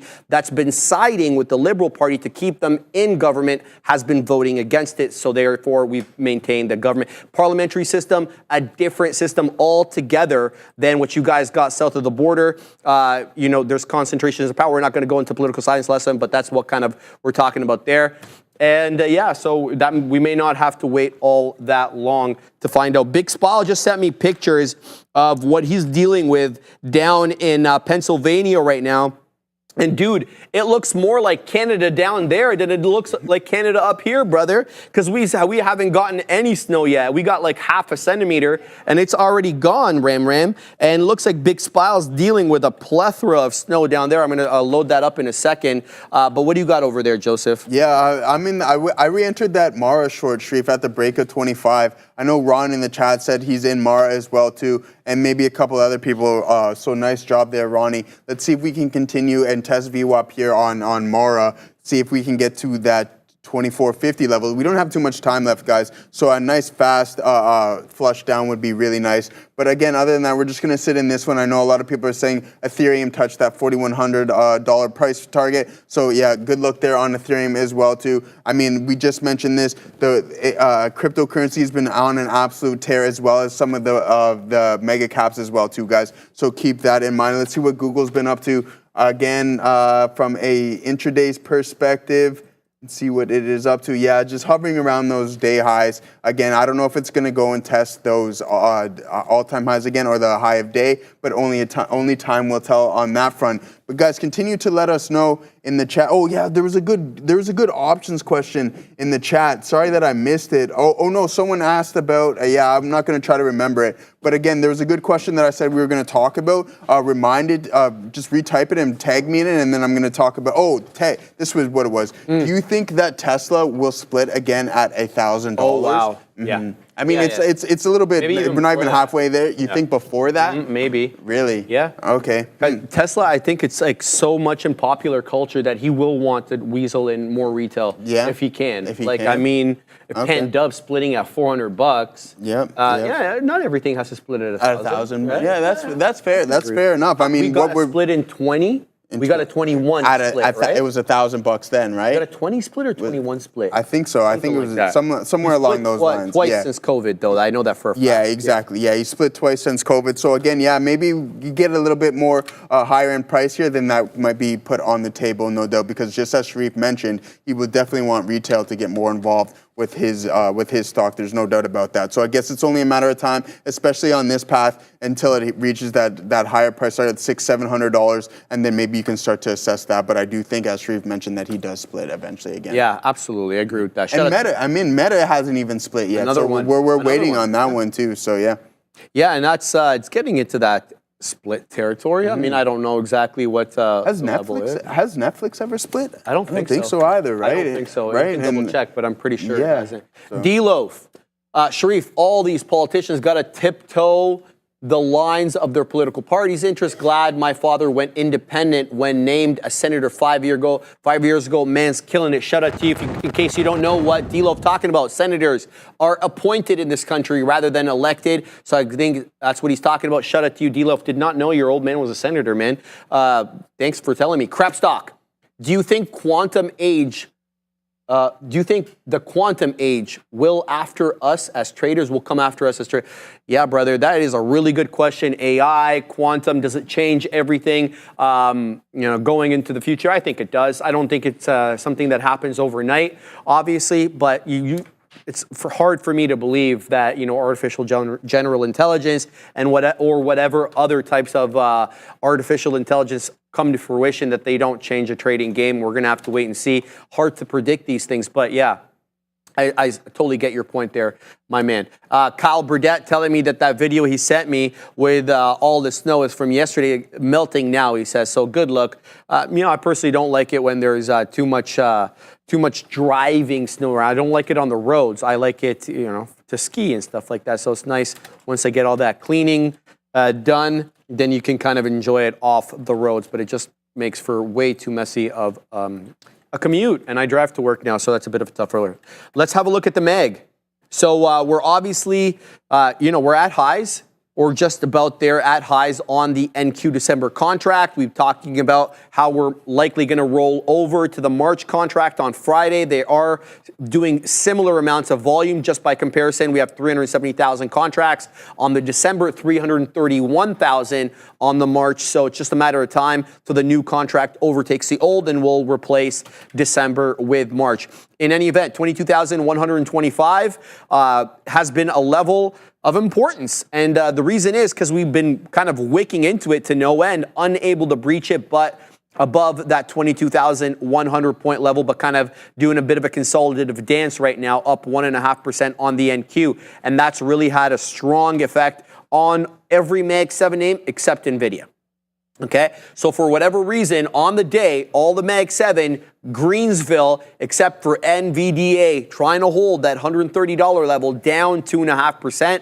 You also have other microchip names that are down with it. SMCI, you have ARM down, and then basically Qualcomm. Those are the main names that are down on the day. Not much else down in semis land. Now, with respect to some other tidbits with the Mag 7, I think we are at all-time highs right now. I could be wrong here on Amazon. Let me just double check. We are at all-time highs. 232.08 is the all-time high, so we just printed that. So Amazon awfully strong on the day. Like Apple with that 251.38, that's another all-time high. Tesla, 461.45, all-time high. Google, 199 on the dot, all-time high. You get where I'm going with this.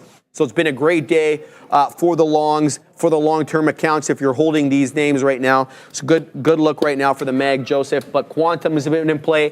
Crypto's in play. There's a whole lot of stuff in play, bro. A lot of the mags, some of the mags are in play as well too. But Sharif, just to close off the wonderful session, a beautiful Monday this far, guys. Brent, $2 super chat. Thank you, Brent Roth.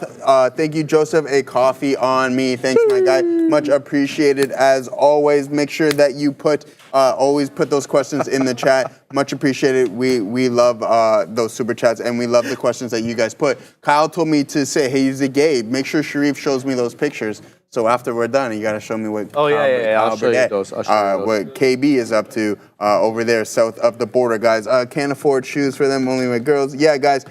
Joey. Oh, I forgot to docket our SPY trade. Thanks, BVB, for always reminding me. As always, I'm going to mark it down right now. But it is 2 o'clock, guys. Shreve, you got anything final words? No, all I got to tell you guys is Joseph and I will see you tomorrow. Same bat time, same dang bat channel. Credit spreads part 2 tomorrow, Hey, guys. take it over, Big Kahunas. Ciao.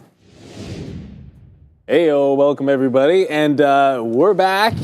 I Yes. love what's going on with this this afternoon SPY trade you guys have going on. That said, has there been a day it hasn't been along? Yeah, it's seven times in a row, and it's a bull market. So obviously, Making us all look foolish. what's I'm saying? Like it's like if it's really as simple as go. Well, it hasn't worked every single Literally day. making us look like fools. If it hasn't worked every single day, I appreciate want to that, see what Joe. the numbers are. But it's still an unbelievable day for the market. 1.5 points here. That's what I'm saying. That's making more money than us, bro. We're supposed to be the professionals over here, Joe. It's all for the people, man. I'm banning that. No, that's a great segment. No, I love the segment. As I said, but will the segment have Apple? I mean, right now we're long Apple. Who, me? Couldn't tell what Fabian was saying there. People were saying something like that. He's like that. He was doing like hand motions at us. He's doing something like that. But anyways, we're into Apple here. We're into, I got to get, you don't see it in the position. So I got to, that's because maybe it's because it's Joe and Sharif, but that's okay. So we're going to get some out here. I don't know if it's going to show, but we're long Tesla as well. Tesla's $8 in the money right now off this break of 450. We held it the whole way. We only have a small piece left. I was trying to see if it could even get higher. I'm trying kind of like that same thing, see if we can just hold on to this for as long as possible. We have AMD as $1 short as well. That's nicely cooking right here in the money. So we're starting to rock and roll right now as some of these positions starting to come in. We have one red name today. That's it. We'll trade Apple, green, right? Hugely green. AMD, green. Intel. What are we even talking about here? Intel long down here at the bottom. Micron, $5 in the money. That's a green stock. SMCI, huge green. Tesla, green. Only one red mark here, PLTR today. So a 6-in-1 day. We'll see if we can close it out with something better here into the close. But yeah, that's it. We'll get Sharif ready to go. We'll talk about... No. Don't even worry about that.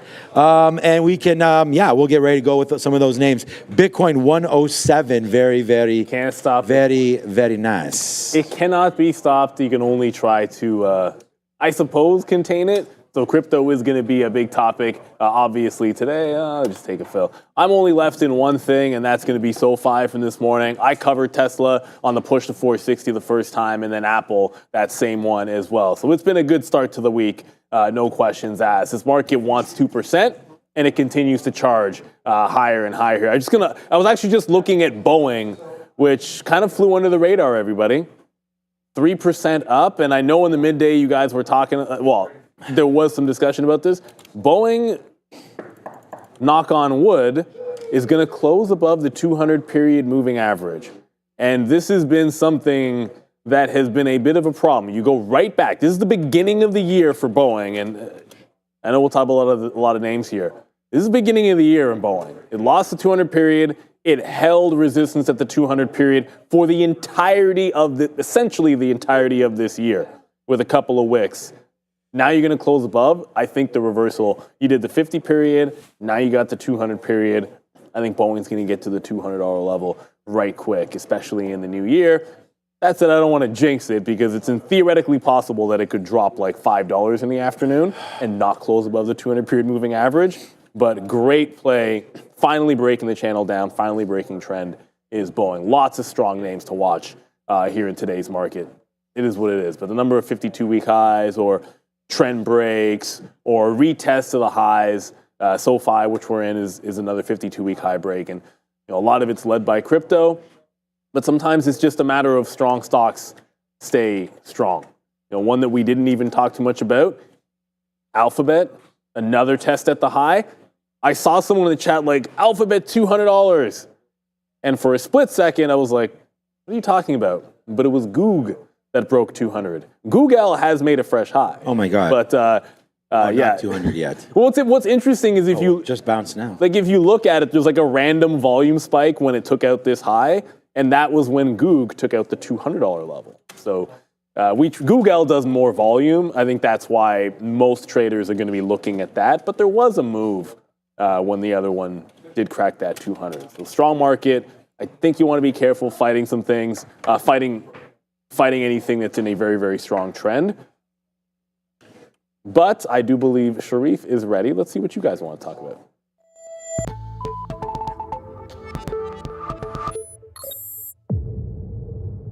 Welcome, everyone, to the Afternoon Rundown, the show where you decide what we talk about every afternoon. The big boys locked and loaded, ready to look at the takers as decided by you.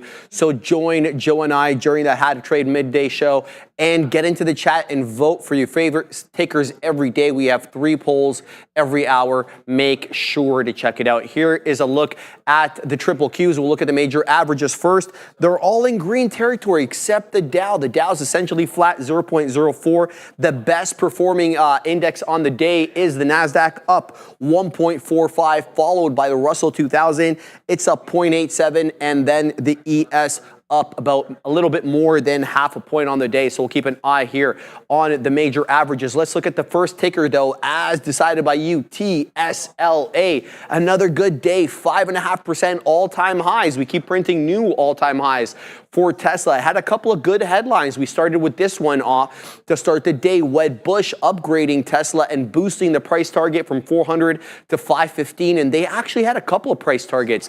That's the base price target, that 515. Danny Ives saying that the bull case is actually up to 650. And you should also know that this rating doesn't include Optimus or any robotics, just self-driving and AI. Then later on in the day, we got this little headline that Tesla having major issues with its self-driving computer in new cars. Didn't really seem to affect the stock, though, guys. Above 460 right now.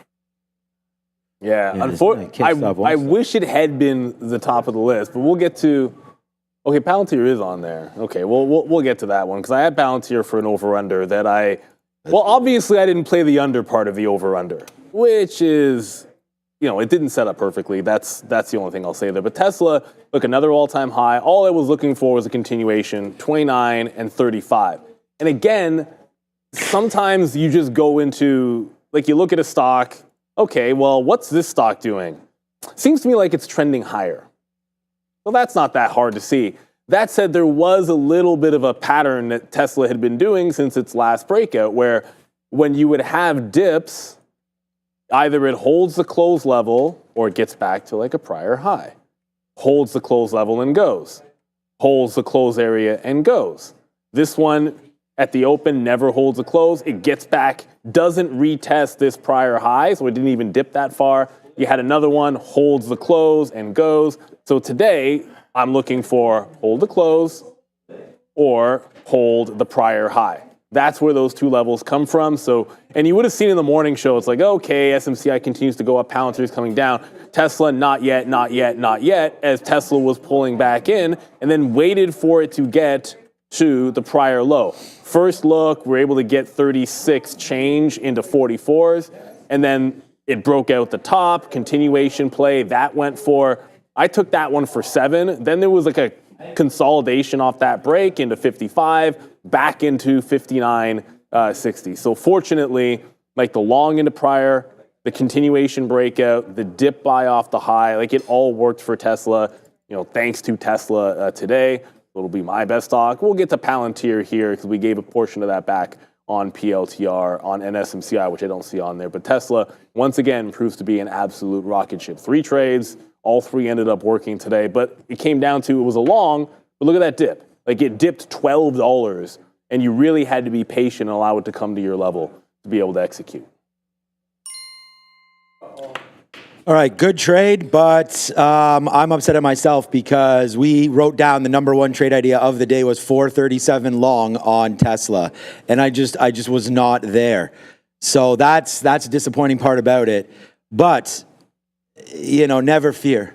As Neil said, it's going to be his number 1 stock. We'll actually make the same amount of money on this stock right now, and I have it one time right through here through 450. So. I wish we had held a lot more. I think both of us wish we were still in this, our maximum positions. But that break, you didn't need much. So I'm just talking about kind of different style of trading. Like that just ripped up. We were immediately in the money at $1.50 and almost $2 to some of those tops. So we take it out, and then now we hold that 10% or so up to where we are right now. So again, good stock. It just kept going. We really, really love Tesla, but a missed opportunity for sure today on that one.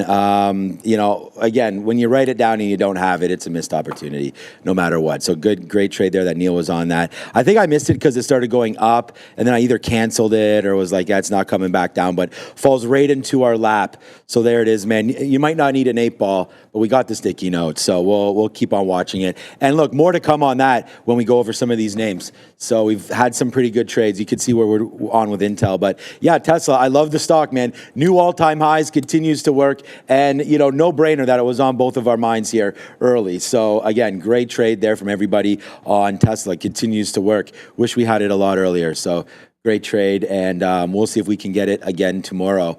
Google might be one of those things right now. We're going to talk about Apple. We're $1 in the money on Apple, which is on the board as well, but it's the same kind of a break through a key level. You might get another break right now of 260. We've already broken it, but you know, it could come again right there, 261.50. So let's see what winds up happening now with Tesla breaking that top. Probably happens. Nasdaq up 1.5. You want to talk about 52-week highs? Nasdaq 52-week high.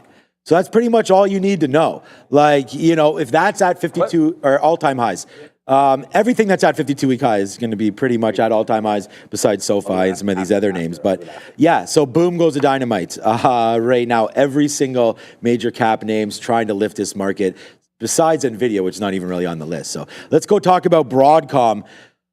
Man, I can't wait to have Danielle Shea back on the show because I know that she was involved with AVGO. She's going to be really happy, Sean, because another one that hit all-time highs. This is a rocket ship, guys. 10 4/5%. Again, no $1 trillion ceiling or resistance area for AVGO. This is on its way to $1.2 trillion market cap. What a move up this has been. It's continuing from its report last week where they reported, better than expected EPS and earnings. Multiple analysts raising their price target and upgrading the stock as a result. Kind of a backhanded upgrade today from Barclays, maintaining their overweight and boosting the price target to 205. Someone's got to tell them it's at 250 though.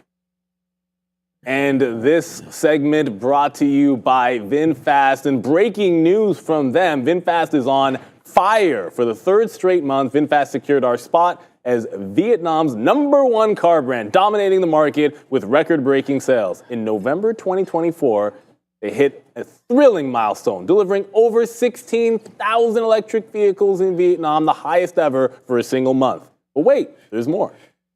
Gearing up for the future with the groundbreaking of VinFast's new CKD Factory Vietnam. This state-of-the-art facility is set to revolutionize the game, producing iconic VF3 and VF5 models with an impressive annual capacity of 300,000 vehicles. Mark your calendars. Phase 1 will be up and running by mid-2025. What's more, VinFast is charging ahead on the global stage. V Green, VinFast's strategic partner, has linked a major MOU with Prime Group to roll out a staggering 100,000 EV charging stations in Indonesia. This isn't all about expanding infrastructure. It's a bold leap toward a greener, more connected world. VinFast is not just breaking records, they're setting the pace for the future of mobility. Buckle up, the ride has only just begun. I like the flying V in that commercial, although it's like a flying reverse V in there. Well, you know, it's a flying... The Mighty Ducks. You know what else is flying? The Mighty Ducks is very underrated sports movies. Yeah, there's three of them. They had the... they made a few too many. And then they had the series as well. They made way too many of those things. Oh, man. The original...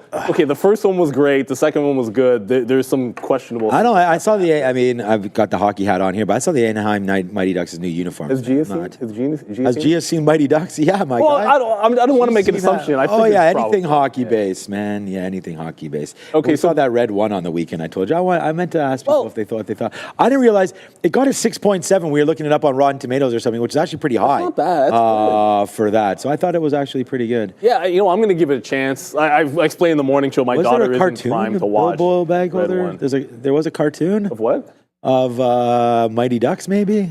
There was a Mighty Ducks cartoon. I don't know, but you know what? I wish there was another movie coming out. I'll cop to not having seen. That's right in the wheelhouse. I probably should have seen a cartoon of that. Same. Darkwing Duck. Obviously, we know Darkwing Duck, Sharif. Let's not age ourselves too much. Broadcom. Most people don't know Darkwing Duck, I don't think. Of course, people watching this do not know Darkwing Duck. Yeah, Darkwing Duck, Tiny Toons. A bunch of hockey ducks date fighting myself. crime? Oh, okay, Bilbo. I never saw that.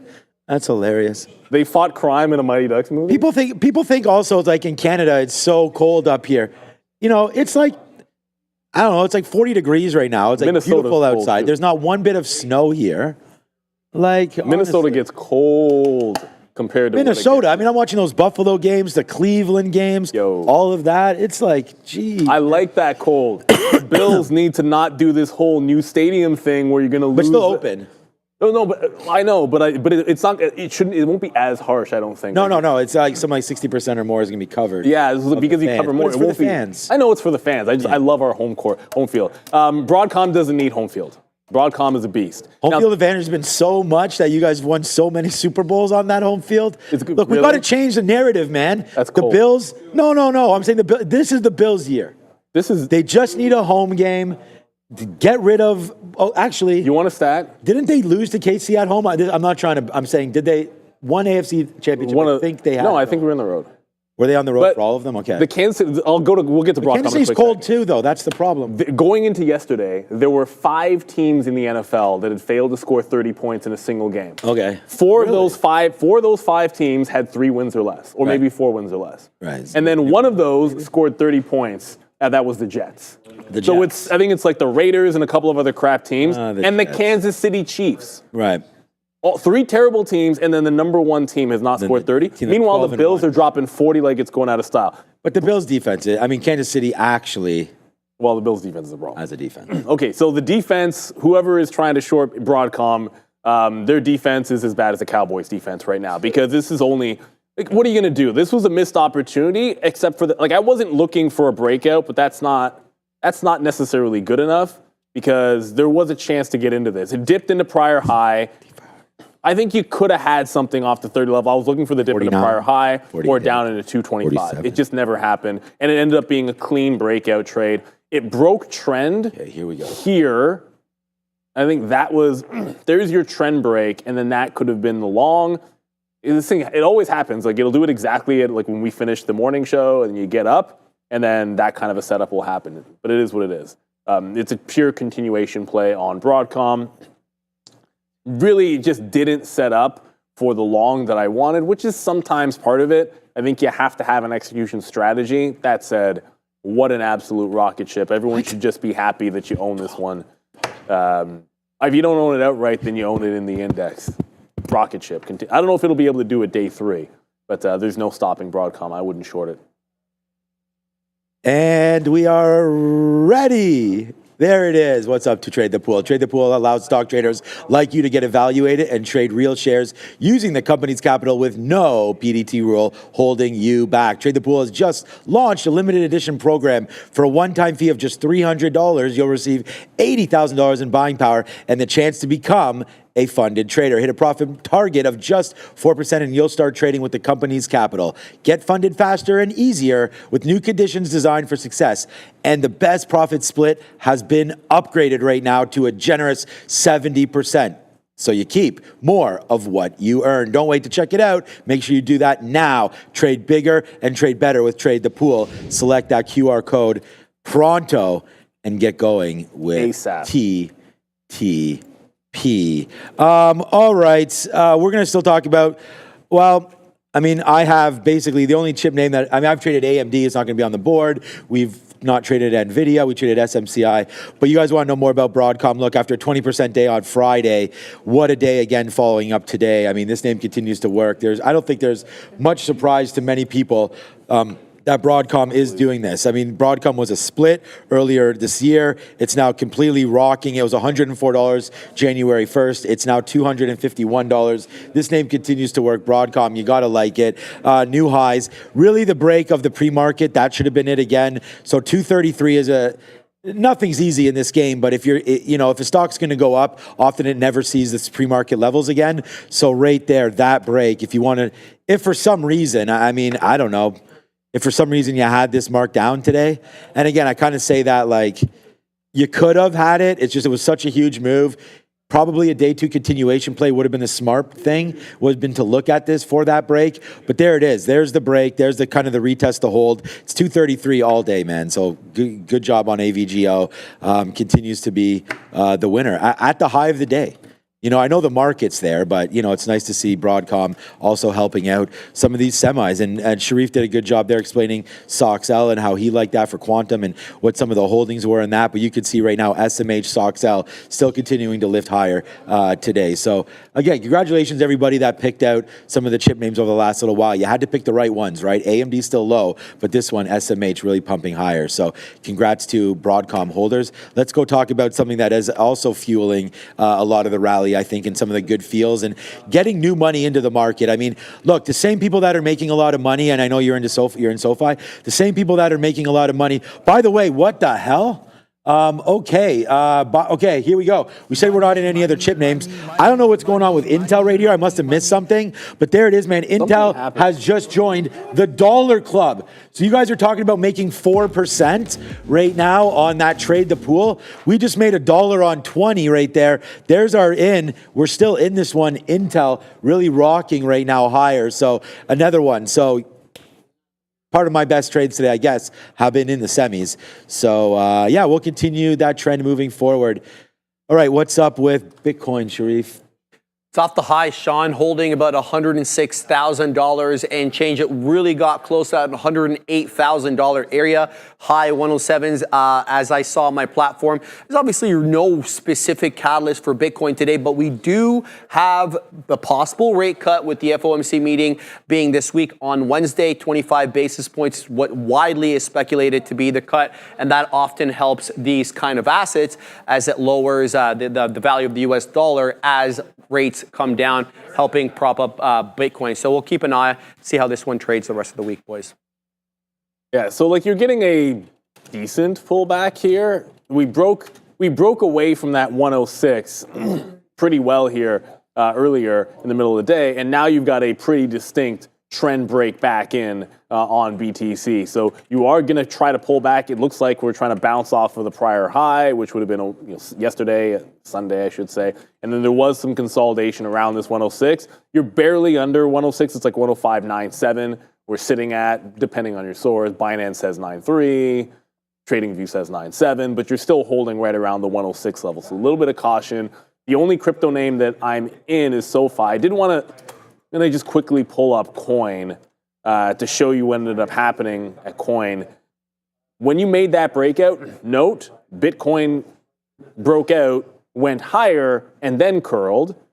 Coin during that move decided to go to the same morning high and then lose support. So it is worth noting that this is a little bit weak relatively and could be breaking down here on Coinbase. Still obviously looking pretty solid on the daily chart, but just wanted to point that one out for everybody.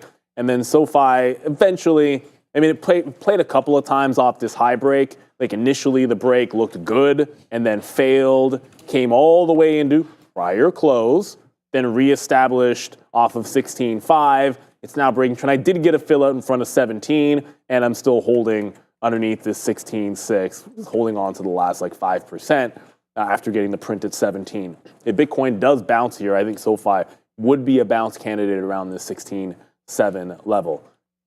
You know what? We didn't even talk about MSTR here. Just quickly, right? Yeah. If you didn't notice what happened in MSTR, when you made that high in Bitcoin, this is the reversion on MSTR. Sheesh. Like, are you kidding me? Like that's a textbook trend reversion, and you're all the way down at the bottom. So MSTR, it's still green on the day, it's still up 3%, but giving the entire move back. Some things are going that are adjacent are always going to move a little bit more. You're not getting that extreme of a pullback in Bitcoin, but MSTR. You get even like a small bit of selling in BTC, and this can happen. Yeah, I mean, we talked about IBIT earlier. We wrote it down, and the problem is that it kept going. We talked about earlier that 103 as being something that we thought we could get long at. We just never hit, so it never came through. So moot point at the end of the day. But I mean, I still like that 103. So let's try to do something similar as far as the analysis. The reason how we came up with that was a little bit of a longer trend. We used a 15-minute chart to try to find it. But right here, just a 5-minute, we don't have too much time left, another hour and a half left on our show into 4 o'clock. And then IBIT, of course, will trade till 8 o'clock and Bitcoin will trade 24/7. So I'm looking now at 105. So that's the 200 period moving average. So if we zoom in here, we are coming back through. We just failed at the 50 period. So 5-minute chart. I don't really use 50 period moving averages, but it's here. So fail on that one. I would say the pullback in right now into the 200 could give us a little bit of something. Here's that 103 that we were talking about. It came pretty close to hitting there. It must have been on a 15-minute chart, maybe. Yeah, okay. So that's what we were talking about. So that's 102.80. So that's from this morning. So right now that really hasn't budged.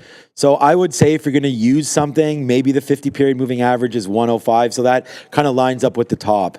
So if we can get a bounce back in for Bitcoin, back in and around this 105, that would be pretty good. And just looking at what that means now for IBIT, let's just look at a 20-minute chart, right? Because it should be the same kind of a top. So there's $60. So I would say in and around here, probably 59.50 or so. If we can get that's another $1 down for IBIT, should give us, you know, a range that I'd be more comfortable buying in. So yeah, right now, good job there on IBIT today and on, well, none of us have it, but good job if you've traded that long, up 4.5%. Crypto's been really, really rocking. A name that I wish I never got out in the mid-teens, of course, was Hut 8.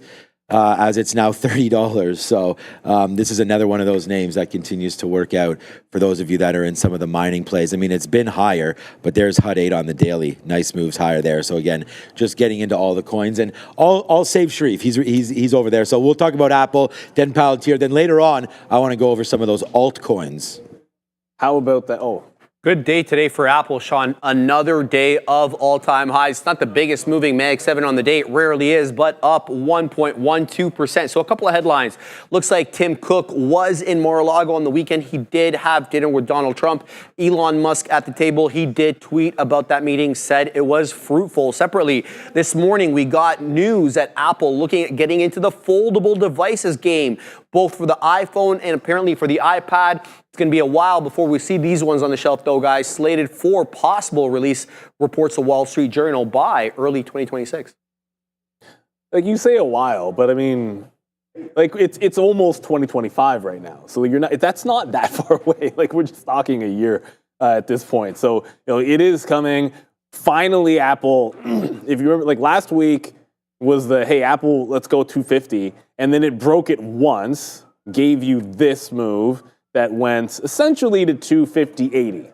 So if you took the 250 break last week, you got like 60 to 70 cents depending on execution, and then it was the biggest dump that it had the entire week after the fact. So suffice to say 250 was a sell event. Today was a much better story, and the way that it went into it is almost perfect. Like, it broke the Friday high, it kind of tagged 250, pull back, straight up higher lows into a clean consolidation break, dip into prior bar support, hold prior bar support, and then continuation through the high. Scalp to the high, and then I trailed out when it made a top after the 52-week high break. And look at it, hold consolidation. Like, it was, like, Apple, sometimes, like, a stock is just trending up, and you look for the trend continuation plays when and where you can. So thankfully, Apple has done well. And shout out to you, Tony. And I just saw, we're going to talk some of these, I guess, altcoins, but ex-Domi saying the Hawk Tua coin. Yeah, look. No. We have to, look, you have to understand, like, when you're talking about this great run, I know we were just talking about BTC, this great run in Bitcoin, and this great run on a lot of altcoins, you understand the risks when you're playing with them. I think we all know that if there's nothing behind it and there's no good use case, hey man, your risk is gigantic and it's everything. So it's never everything in Apple. Like, the way I look at it is, if Apple ever loses 90%, that's not my problem. My problem is what's going on with the world if Apple loses 90%. Like, you don't have to worry about something like Apple. You just buy it, you hold it, and yeah, you sleep well at night. Yeah, you sure do. Yeah, we like Apple here, so that's for sure. Yeah, again, another big stock. I'm still in it. It's a big one. it's going to be like it's going to be a big net day there for Apple, just doing simple stuff. Like I think on this stock, it's really just keeping it as simple like as possible, right? Like keep it simple, stupid. We say that it's breaks levels. Apple just continues to want to go higher. We've been long this name for a while since it's been doing this. And it's been great on the daily. So although on the 5-minute chart, you know, you're definitely topping out. We may be retracing back. I mean, we've been getting out of this position, but again, we still held on to like 25% of it just getting out right now. So yeah, man, I mean, we're pretty confident. We like the stock here. We like trading Apple. We've liked trading it for a very, very long time. So yeah, it'll still stay sort of, you know, in the pocket for me. I like it up here, but it is getting top heavy. So let's go talk about Palantir, the #1 stock to the red side here today. Yeah, this was interesting, Sean. Palantir in full display at the Army-Navy game on the weekend there with Jumbotron right next to Speaker McCarthy, Donald Trump, J.D. Vance, and yeah, you might recognize that dude to the right of all of them, Elon Musk. Palantir was a major sponsor for the Army-Navy game and was all over the stadium there. Obviously, today we had news that it's going to be included, Palantir, that is in the NASDAQ 100, which is the collection of the 100 top non-financial names. The NQ going to include Palantir, Axon, and who else again? Axon, Palantir, and who else, guys? MicroStrategies. Back over to the boys. You threw me off there because Axon's the one that usually it's Axon that everyone's been forgetting about, like Axon and Illumina. Axon was the one that people weren't paying attention going in, and Illumina is the one coming out that no one was paying attention to because everyone cared about Moderna and SMCI. I just want to, because you're mentioning the Army-Navy game, that Navy quarterback was not playing around. I didn't want. He ran for like 200. He put up 200 on him, the quarterback. Did he? Oh my God. Yeah, he dropped it. The guy was just like running wild. What I love about college sports, which I think a lot of people love about college sports, is like it's money? just how. Well, it's not. Well, I know they have the NIL now. Yeah. But the way in which you see dudes play like it's the last game that they're ever going to play. Because for a lot of them, sometimes when they get to a big game or a bold game, it is. And shout out to all of those college athletes. Like I love they're just a beast. And the guy was a beast. He was a complete gamer the whole time. Palantir, unfortunately, ended up being a sell the news event. That said, it has an outside chance to go green. So I thought initially, and I had two levels I was looking for on Palantir. The first one came in at 75, and it came out and lost. Now, when I showed the note this morning, I liked an over-under at 75. I thought that had a huge amount of potential. When you pull up the 15-minute chart, it's not hard to see why. If we come to the chart for a second, it's not hard to see why. This is 75, and above it is not a heck of a lot else. So you have up here about 76.5 into that 75, which was resistance all week, and you've got this is 79 resistance, and then like all this room of like the 80, 82, 83. Like that's the one that had a lot of room. So I grabbed it on the way back. It lost 75. Probably should have followed plan with the over-under and found some kind of a short. At that moment, I was kind of like, okay, I want to get into Tesla. Where are we getting into Tesla? But it was clearly an under at the 75. That said, it does pull back into the 71 support from last week and then did a nice mean reversion setup. And whatever, that chart doesn't want to come in. We'll have to reset the 3-minute chart. But it did a mean reversion, broke the trend, holding that 71, pulled into 73 nicely, and then even continuing to go higher. So I think 75... this would be a great level for it to try to break out again. Palantir, our charts are looking to show it from what time it got into the NASDAQ. I still think it has some blue skies ahead. If it were able to close above 76 today and close green, I think that's a great sign. Anytime you can put in that kind of a V-shaped recovery and close green on the day, I feel like you've trapped some shorts. And a lot of people have been calling a top. And if you trap them today, then it could be a great day tomorrow. But it was definitely a rinse of that 75. The mistake was not reversing. Waiting and being patient was okay, but I did want to short it if it lost the 75 level. It just happened way faster than I thought. Yeah, Palantir got going there pretty quickly, that is for sure. Just making sure that we are still okay.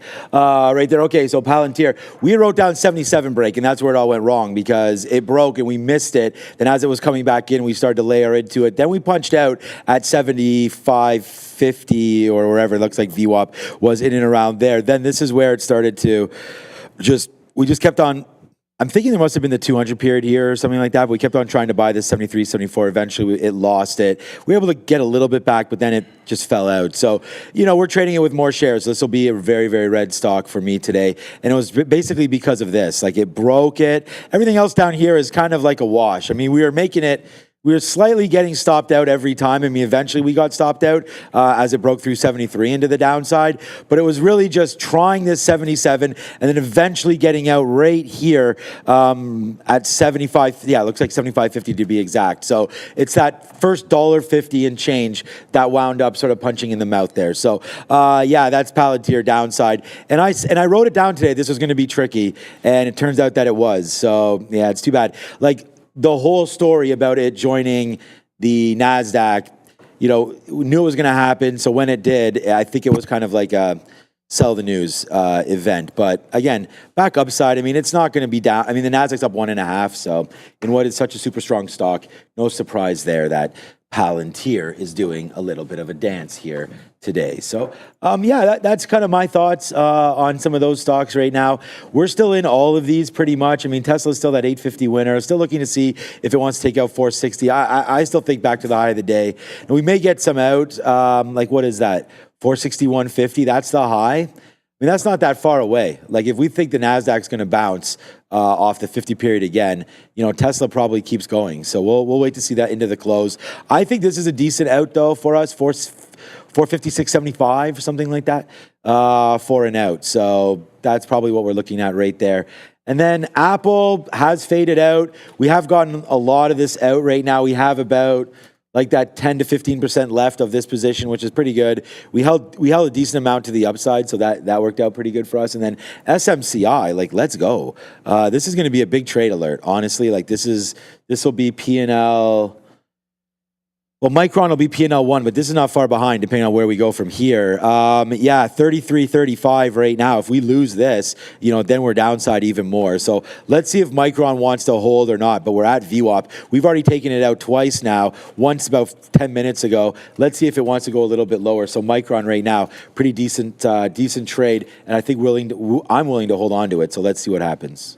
Yeah, this market is... Well, no, it's not pulling back at all. Despite the pullback in Bitcoin, this market is starting to get a little bit heavy. But a lot of people, I've seen a few things. MSTR, I see Mara. People are mentioning. We already talked about the pullback in Bitcoin. Mara is a name that is coming right into a key level here. Last week's resistance it's already bounced here twice. So this resistance here at about 24 a quarter, 24 and a third, once, twice. Distinctly different this time it comes in. Like, you're still on strength. This time it's coming in here on a heck of a lot of weakness. So if there's going to be support on Mara or MSTR or any crypto name, you probably need to have it show you some kind of a bottom or a curl. Certainly there's a bit of a fall happening. And Palantir at that 75. I should mention, if it does a trend reversal at 75 was the level that we like. Let's go to Adara. I did some digging here at Intel. I still do not have a catalyst for this, and it doesn't actually seem like there is a true news catalyst. But the reason I'm bringing this up is because I kind of try to figure out why this is moving. It seems like there's some social media interest and interaction basically saying that they believe a CEO announcement is, quote, imminent. There is, again, no report backing this up. There is no evidence backing this up. But apparently people thinking that Intel is going to be soon to announce a new CEO after we had Pat Gelsinger step down. There's also some, I guess, talks or rumors here on social media that the announcement that Masayoshi Son of SoftBank is going to be going to be investing $100 billion in the US. They believe Intel is likely to benefit from that. There was a catalyst here for Intel, which led to this relative volume spike here around 11:30. That was when Amazon announced they're going to be investing $10 billion in Ohio. If you don't recall, Intel earlier announced they're going to be actually working on 2 chip factories in Ohio. So that Ohio investment, I guess, viewed as a positive for INTC. But in terms of this most recent news, beyond social media conjecture, there is no true catalyst or reason for that push, guys. Back to you. imminent. I mean, I kind of rubber stamped Intel this morning. I mean, we talked about it. We looked at the chart. You guys were here at 8:30 when we went live. We called up Intel, and I was using this as an example when we were talking about Rivian. I'm like, you might have missed that $10 Rivian, but you didn't miss this yet. And I was like, why not? I mean, this is why it's on the sticky note here. You could trade it as a swing position or whatever you want. We have to be flat at the end of every day. I would trade this as a swing position, and I might get into Intel. Like this bottom right here, this is what we talked about at $20. So we wrote it down and we took it.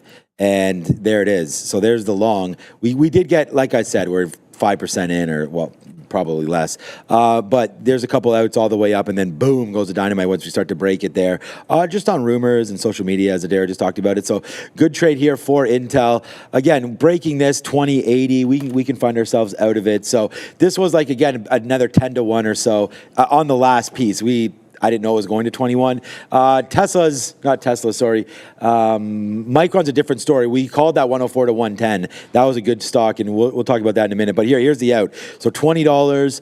So we're going to wait. There's the 50-period moving average, 83s. So let's go $20.79 there out. We'll set that order out. It goes out right now, and that's it. Just hearing about Roblox, of course, another one.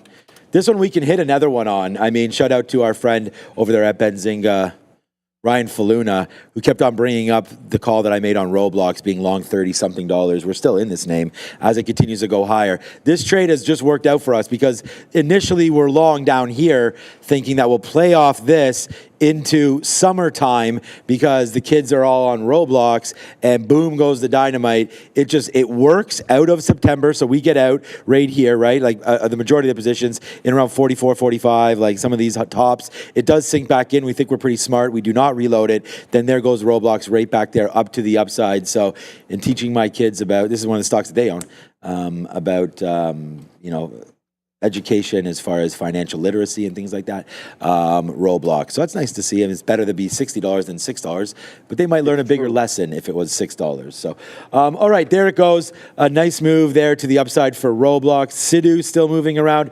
SMCI, like this is what I'm holding. $8 in the money on Tesla, $1.50 in the money on SMCI, $5 in the money on Intel, on Micron, $1 in the money on Intel, 70 cents in the money on AMD, 76 cents in the money on Apple. So, yeah, I mean, but we just got some more out here on Apple.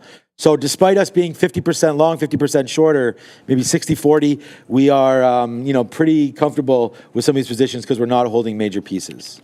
And speaking of pieces or major pieces, NVIDIA is a major piece of the index. And we were sort of saying, we're going to get to 2% if NVIDIA can really get going. NVIDIA just had a pretty decent blowout past VWAP, but I was zooming it out because everyone's like, NVIDIA. Friday low has already been resistance once. It's now pulling it again at 132.5. This needs, if it can break away from here, like if it can get past like 133, I think that's where it gets really spicy, especially 33 into the prior close at 34. Like when you zoom it out and we look at this, like it's still very much underneath, and it's still weak. This is a big level down here on NVIDIA. I think if it can break 133, it has a very good chance to go, but it has not been the long recently. There is no ifs, ands, or buts. There are no ifs, ands, or buts about it. It has not been the great long that it once was. So Palantir just came to 75, pulled back a little bit. I said, that's the reversion I'm looking for. I'll take a shot here, give to the prior bar high, which is about 20 cents higher. VWAP sits at about 74. So we're into PLTR. And there was one more name I wanted to get to there, and it was, we were just talking about Roblox. That's what I wanted to mention. As that story about Roblox came into our ear, this is another blue sky setup. But the prior high is exactly $61 here on Roblox. Well, look at the consolidation. It's got 61 on a dime. I think this one's kind of simple. Like, look, buy dips, and if it loses $61, jump out of the trade. I think Roblox is great. I have gotten quite a few questions. My daughter doesn't watch the show, so I can spoil it. There'll be some Roblox in her future from Santa Claus this Christmas. You just said the other day that she was watching the show. You just said the other day. I show her. Like she doesn't can't watch it. She's at school. Like she'll I'll show her. Oh, my kids, my kids actually come home and watch the show. Yeah, she's not watching it live. Oh, okay, I think that's what you said last time. She saw Joe and she was like, was it that? Was that what it was? You had an example about her watching the show. It was Sataya. No, it wasn't Sataya, no. Oh, Raider Trader. You said that, so you're showing your Raider Trader. No, because he says all the. So a lot of the phrases that the kids use these days, which, I don't use all my kids the whole don't Ohio and the skibbity or whatnot. The only one that really drops those is Raider. And my daughter says skibbity this and Ohio that all the time. So no, sorry about that. Well, what can you do, man? They'll get over it. You pick up all the same things from the other kids. And my daughter's 7 years old, everybody. So that's just how they roll. Okay, NVIDIA does seem to want to go here. And NVIDIA is looking pretty decent. No, I just typed NY. I hate when I do that. We'll let that one reload. But I like Roblox back into that 61 even area. Nice consolidative sort of top there. I think you can try to pick that one up. Want to be patient in the afternoons. It's been a good start to the week, and we want to make sure we keep it there. SOUN is another big runner. It was those quantum stocks and SoundHound. If you're looking at the small cap names, as I allow this chart to calm itself down, and now I can show you NVIDIA. So NVIDIA is trying to catch a bid again. It needs to break this top, but you could always pull into VWAP before you do it. And SOUN making some power moves. Randy is in the house. Randy's in the house, and Rivian is right back to the top. Rivian is in the house. Why is that still? I hit enter. You saw me. There's Rivian. Boom. There's Rivian breaking the high. Why? Because Randy just walked. Yeah. So of course it broke the high. Randy is the rocket. 7% on Rivian today. Yeah, we've got some good Rivian. The last time I was out there was 18, so we can have a quick look at some of those Rivian trades because here it is. Regardless if it gets there or not, here's what it looks like on the chart right there. So that's. I think you're coming up to some possible stops right here, 16, 17. That's just a blowout top, which is nice to see there, up to $19. It could get going. Remember, that's the Volkswagen. I mean, if Rivian can produce the cars, then we know the demand is there. So there goes Rivian. I mean, we got some newer models coming through. We talked about building their plant down in Georgia. Nice move above the 200 period. Yeah, I think Rivian could see this top, actually, 23. I'm going to call that right now. Rivian, $23 is my next out. So right into here. So 23 goes back to beginning of the year. So you're still down quite significantly if you invested in this name this year. But $24 right there is where I'm going to call Rivian. For the top. You like that, Randy? You like that? All right, me too. So we'll call that and see if that can come through there on Rivian. All right, so other than that, though, what else is going on right now? Tesla is in pullback mode. We were thinking about getting out if it does break right here, 456 basically. So we are getting closer and closer to scratching that itch on Rivian, on Tesla and getting out. Of that one. So wait till you're driving in one. We'll see. Yeah, the wife likes the Rivians. There is no doubt about that. Don't they say? But she also likes, we had the $2,000 snowboarding go through on the weekend, so that's just a part of the payment. 200 was a deposit. Yeah. And then the equipment's another 300. I think it's all in, it's about $3,000. It's 8 weeks. And then hockey, hockey's different. Her blades alone were $200 back there today. So we're excited for that. But we're in the lab though. We're in the lab cooking. I mean, that's the whole point. Hilarious. Did you see that's the whole point of why we're here. You see the chat right now? You said we're in the lab cooking. Jam the band. What about lab?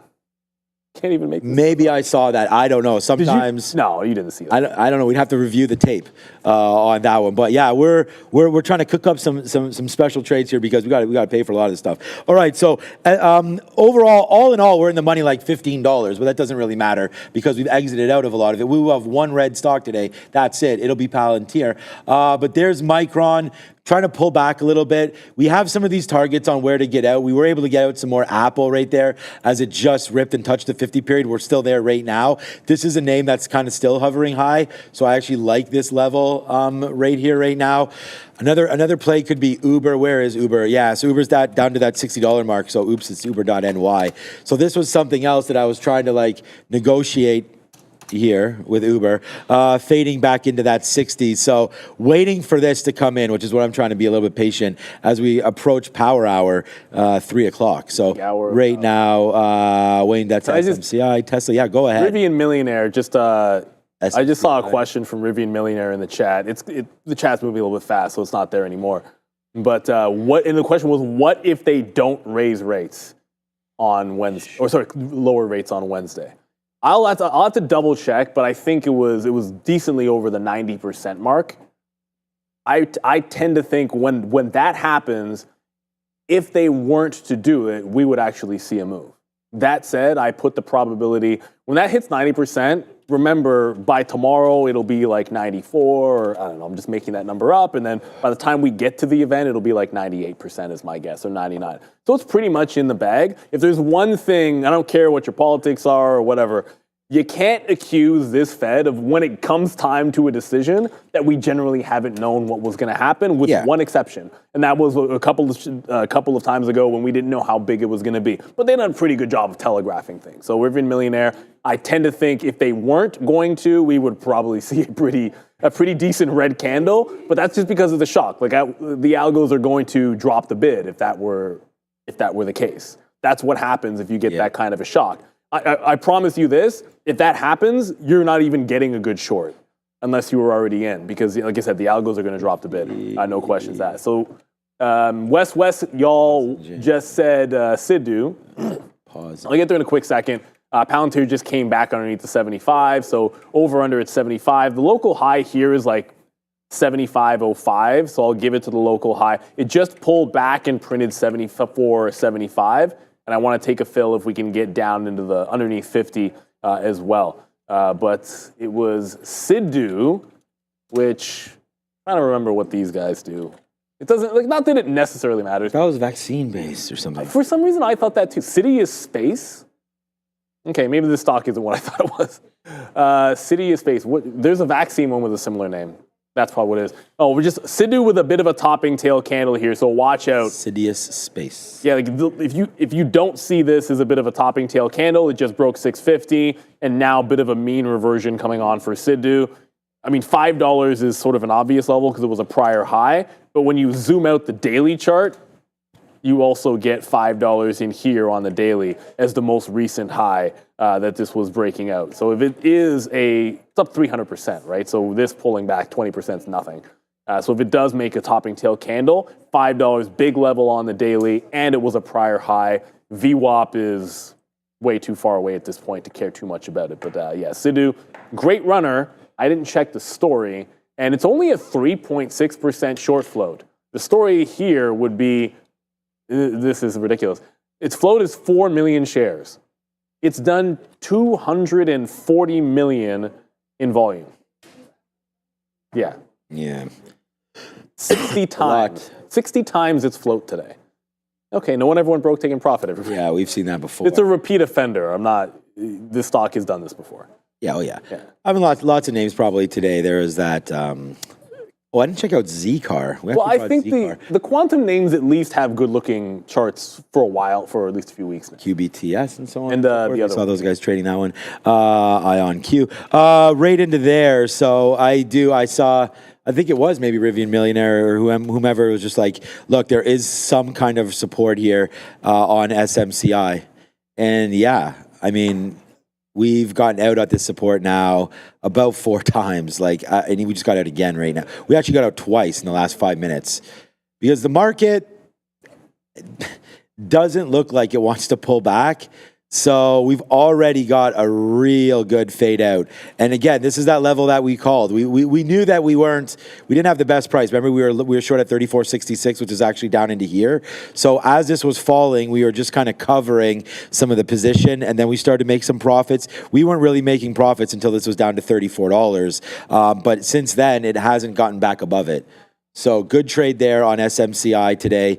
Well profited, but still waiting for that break lower. In case it doesn't, I'm waiting at 40s. So that would just be right here, which is like a quick little break. If that happens, great. We'll be able to get out of some more. And other than that, though, a couple more outs there for that name. We do have that stop in. We just put it out on Intel. So let's check back on what Intel's doing. So that stop does not get hit. Right there, I made changes to the 50-period moving average, which is now 95. So let's just do that for Intel. Great trading. We just don't need to, worry about it anymore. It's not a very big position, but we always want to make sure that we take profit. So 21.89, which would be the 50-period moving average. Whoops. So we must have just keystroke errored that. Oh, 21.89. Yeah. So you saw me put in 21.89. So then, boom, there it is. There's the sell. So yay, hot dog cannon. Hey, look, if it hits 20.89, we'll have prematurely sold.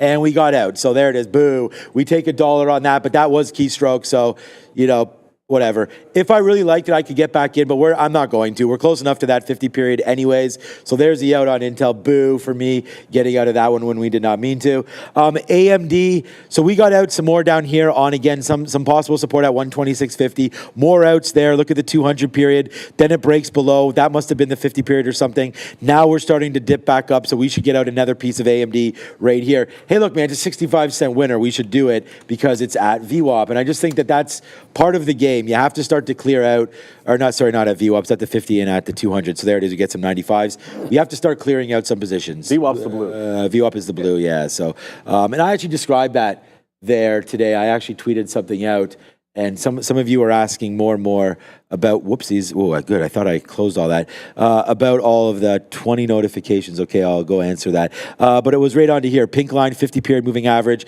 200 period, and then the green is the 200 and the VWAP is the purple. So just a little quick explanation on that one. But yeah, more outs there. Apple's still that dollar holding out higher. I don't know. I'd like to get into some more. I mean, Uber's not really triggering for me yet. I'm going to reset the e-signal, the scanner. This is what I'm looking at, some of these hot lists here, some of the trade rates. What's XOMO? XOMO. Some of these, I don't no way. It's an XOM ETF. Oh, so it's on New York?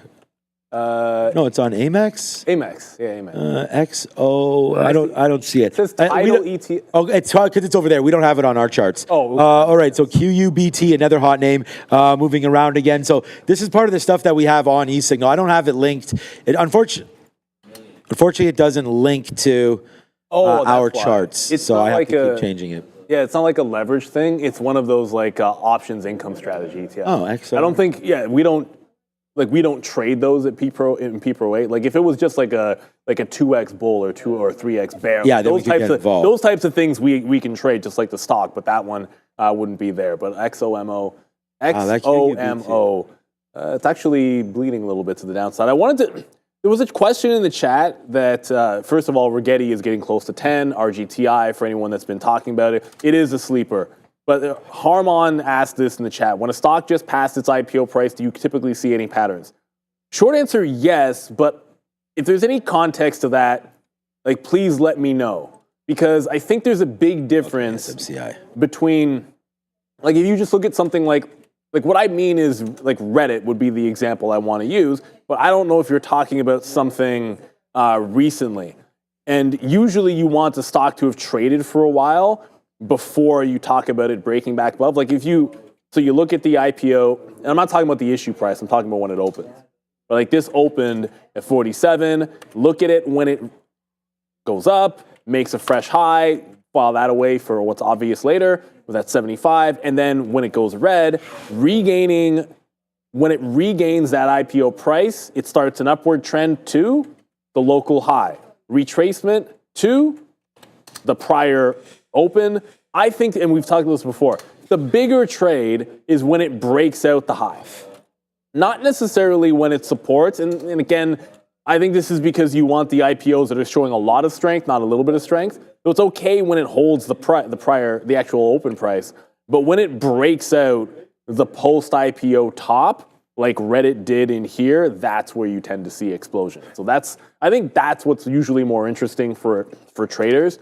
You can pull up Kava, would be another good example. I don't know if there was a local example you were curious about there, but I feel like Reddit is the best example of, man, it clearly showed you an early top, and it wasn't so much buying support. Buy high, sell higher was actually the perfect entry there on Reddit. Rocket ship, another 3% today, because Reddit just continues to go up. This is a channel I'm watching for Reddit, and as you can see, look at how steep this channel is. At some point, and I think I said this last week, if it closes a second time, like 2 days underneath that channel, I think that's where you want to look for. That's where you want to look for a short kind of trade. They'll get there once, and then the second day it opens underneath, and then immediately regains it.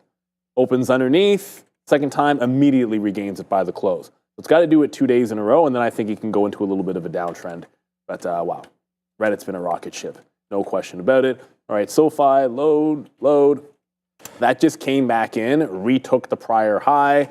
So I was trailing to this level. I'm like, if it breaks out, we'll keep our trail and then play back into the high of the day. Harmon, you were talking about SOUN. Okay, thanks for the context. Again, we don't necessarily, if you're not specific, then I'm not sure exactly what you might be talking about. So SOUN, how far am I going back here to even find it? Probably have to go back way too far in SOUN. I'll have to pull up a weekly chart somewhere else maybe for SOUN. The thing about this is, I mean, every single time it takes a local high, it's been a rocket ship. So when it's doing this, like, okay, like this break was good, that break was good, this break was good. When it broke over here, that was good. Like pretty much every single time this stock breaks a major level, you're not really losing on the long. So it makes it kind of easy to trade, I suppose. Those of you that are talking about SMCI, so we wanted that finally. There's the break. We said that we were waiting for that break. We did take a 40 fill, like is what we got there. Now it's starting to come down even just a little bit more. So nice move down here for SMCI. So a good trade there as we're starting to break a little bit lower. Tesla still holding out the highs. Apple still doing its own thing. AMD doing its own thing as well. So okay, those were those stocks. We did talk about Qualcomm and ARM. We did talk about ARM? Oh, no. Not yet today, but we talked about Qualcomm and ARM earlier. I did want to show Titan again. So this is that service Titan, which isn't moving at all. So this was another IPO that was on Friday, not doing anything. So Did you see what happened on Friday? Oh, that's right. You weren't. Oh no, I wasn't. Oh no, it happened on Thursday. Sort of the IPO. Well, I guess it went to the 94 right there. I guess must have been a halt, or maybe I don't know if we're just No, there was just no liquidity. Yeah. Okay. Yeah. It was literally boom, and then boom. Then back up to 11. Yeah, 102.50. And then, of course, it closes at $100. That kind of makes sense. Remember, it came out at 101. Yeah. So, you're still flat-ish on this name if you've been trading Titans. But at the end of the day, so a couple of things happened. First of all, there was no liquidity at the open. Like that was the fact that it sold through. There was just, trust me, if you were looking at that stock at the open, you wanted no part of it. It's like a business decision. Even now. Like why I wouldn't tackle Derrick Henry. Right. Well, I mean, I or wouldn't any do it for NFL obvious player. reasons. Or like some NFL players, you'll see them make that move where like, he's probably going to go out of bounds. Right. I'll just kind of... Not him, right. I'll pretend like the punter will go after I'll maybe go...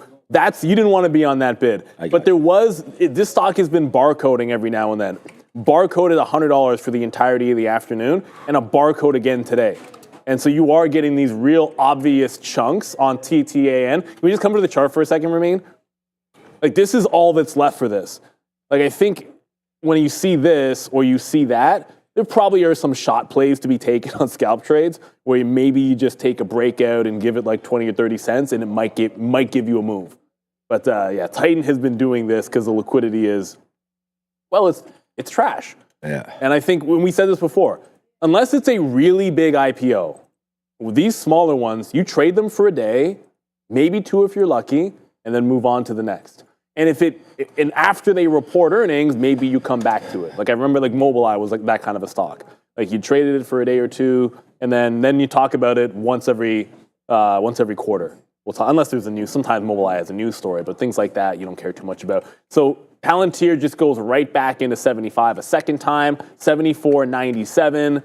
Pulls back. I got some 88s again. Pulls back into the mid 74, 75. So we'll scalp it in this range, looking for the press down underneath local support, and then I think you can make a bigger move. But the market's going sideways here. Like if you look at the NASDAQ, as we get into power hour, Like it's been a very steady upward trend for most of the day, for all of the day, not most of the day, for the entirety of the day. And now we're just consolidating off the top. This is the first time we've had a consolidation in the NASDAQ in earnest. It's been a very steady move up. And sometimes that's better. Like you like it when you have an uptrend, you actually get like pullbacks and dips that can get bought up. When it doesn't do anything, if it doesn't do a good enough pullback to keep going, you got to be a very patient, sort of wait for the prices that are in there or trade some kind of a range trade.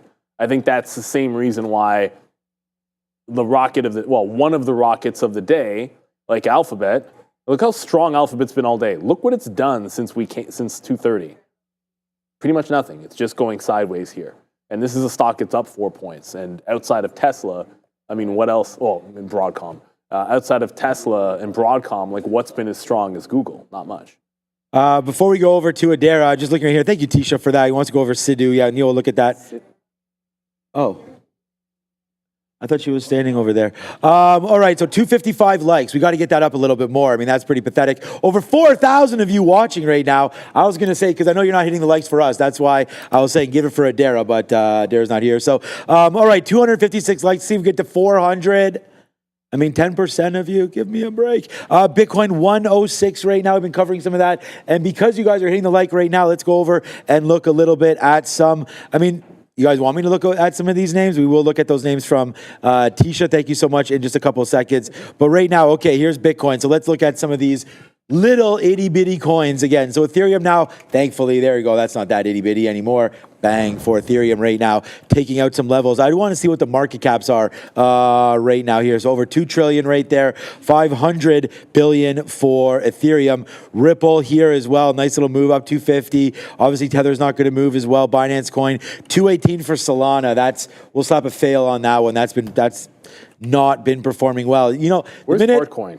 I don't know where Fartcoin is. I know nothing about that. You and Michael Noss. I didn't even know Michael was all about that one. I don't know about it. Okay, I don't know about it. I know what it's called, and I think it's 300 million market cap. Oh my God. Okay, I think. 300 million. Think? No, but these are millions right here. Well then, okay, maybe I'm trying to remember what he said last week, but I don't know anything about it. Okay, so at the end of the day, here's Dogecoin right now. 40 cents. That's a good one. We talked about that with Obi again before. What we're looking for in some of these coins. Dogecoin, maybe one of the next runners to go upside. My guy Cardano, that's been pretty good as well. It's got its highs about 120, 125-ish or so as well. Chainlink, I really like that one. I know my guy Baxter was all about that one. Shiba Inu as well, down 7%. Sui coin, whatever that is. Don't tell me that's a Ronaldo one. I'll go crazy. But okay, probably. So there it goes right now. I believe. Yeah. All right. So we got out some more AMD. AMD's just dancing around here at the 200 at 50 period moving average. So more and more outs as we go. For not really my friend AMD. I'm not invested in this name. I don't think I want to be, but there are certain names that I don't know, man. Like my Google is just so like, it's like I don't want to sell winners to get into losers, but I don't know, man. There's so many opportunities. I feel like, hey, there's Adara. What's up, Adara? We missed you. All right, so back in there, 126, 125, coming back in there for AMD. Why did my chart just do that? I have no idea, but because the stock is going to 700. What was the top there? 790. Oh, there it is. There's a wick all the way up there. What the heck is that? So I'm going to get rid of that. You didn't know on May 12th, it went up to $700. I'm going to It's like a Volkswagen edit chart. this. Oh, there it is. So they're adding a zero. You see 76 bottom, 775 top. So I'll just say $75 top. And then magically, the chart will repair itself. And all I was trying to get at is like, you have this huge top of 210, 220, and then just fall from graces. So like, we could sit here and be like, SMCI is a POS, and it is. But some of these other names, man, if you've been sitting in them all year, AMD's red, Intel's about chopped in half. I think there's some value in some of these other names. And meanwhile, you look at an NVIDIA and things like that, and you're $15 now away from that high of 150 for NVIDIA. Unfortunately, our charts don't show that either, but there's 150 right there. So, we're 2 weeks away from the high. We could get back there in another 2 weeks, if not sooner than that. So let's wait to see what happens with NVIDIA. Oh no, Sebastian, is Uber down there? Sebastian's like, yo, check out Uber. We were waiting for $60. Yeah, so It's still not broken 60. It's still, hasn't. yeah. I mean, it broke it on Friday. We'll wait to see if it holds it again today, Sebastian. But yeah, this is the point. Is now I'm not buying anything else, man, until I thought it was 56. Yeah, right into there. August. So January What's also the low. August low? Yeah. Well, that's the The August. panic August low. Yeah, $53 or $54. If a stock loses its August low, then that's a pretty decent sign that it's in a world of hurt, right? Because on that day, I think like panic was at its absolute high. There was no point this year, I think, that people were panicking about the market more than that August 6th morning. So if a stock loses the buyers that came in at that point or the trend that got formed, like you said, it's in a lot of trouble. I think Uber has a good level there. Tisha, you asked about Sidhu. I think we talked about Sidhu there at least, although I didn't realize, again, didn't know what they were, but Sidhu doing tremendous volume. But Lay's as well. Seals Q, Swiss stock, apparently. So we can go over that one. Thank you very much, Tisha. We appreciate the super chat. Appreciate all of our viewers. Like we say, hit that like, hit that subscribe. This is a repeat offender. No questions asked. So this is the zoom out to give context. That said, I think I know what you're getting at here, and it's not there yet. This is just about $4, and you are getting a pretty decent run into that level. So I don't think it's rocket science. Every now and then, I've swung in penny-ish stocks before. And I can tell you with 100% certainty, I have never made a swing stock in a small cap or micro cap where I would take a trade off of like $1 where it's breaking out and not have covered some at 2 and not have obviously covered some at $3 and $4. So congratulations if you happen to be in this. As far as the day trade goes, it's got a nice consolidation. Everything's going well. Like pull back in a prior high, hold a prior high, consolidation. But look at the volume on this. Now, obviously, the afternoon tends to not have as much volume, but you still have, like, it's downward trending. Usually, if a stock is going to break, like, I'd want it to come back in and start doing some volume approaching what it was at least doing in the middle of the day, and then I'd think a continuation is a better opportunity on something like this Lay's stock. So, yeah, it's great, but, like, what's going to cause it to break out?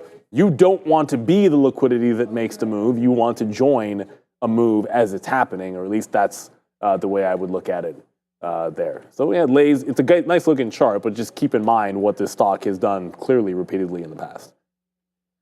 So thank you for the quick super chat. Gone. It disappears so fast, man, because, and shout out to Veron here, Veron on here. It's to me, can you go over to ticker LC, which of course is Lending Club. Lending Club, pretty, not overly familiar with it, but enough that we could talk about it. Lauren, looking at the charts here.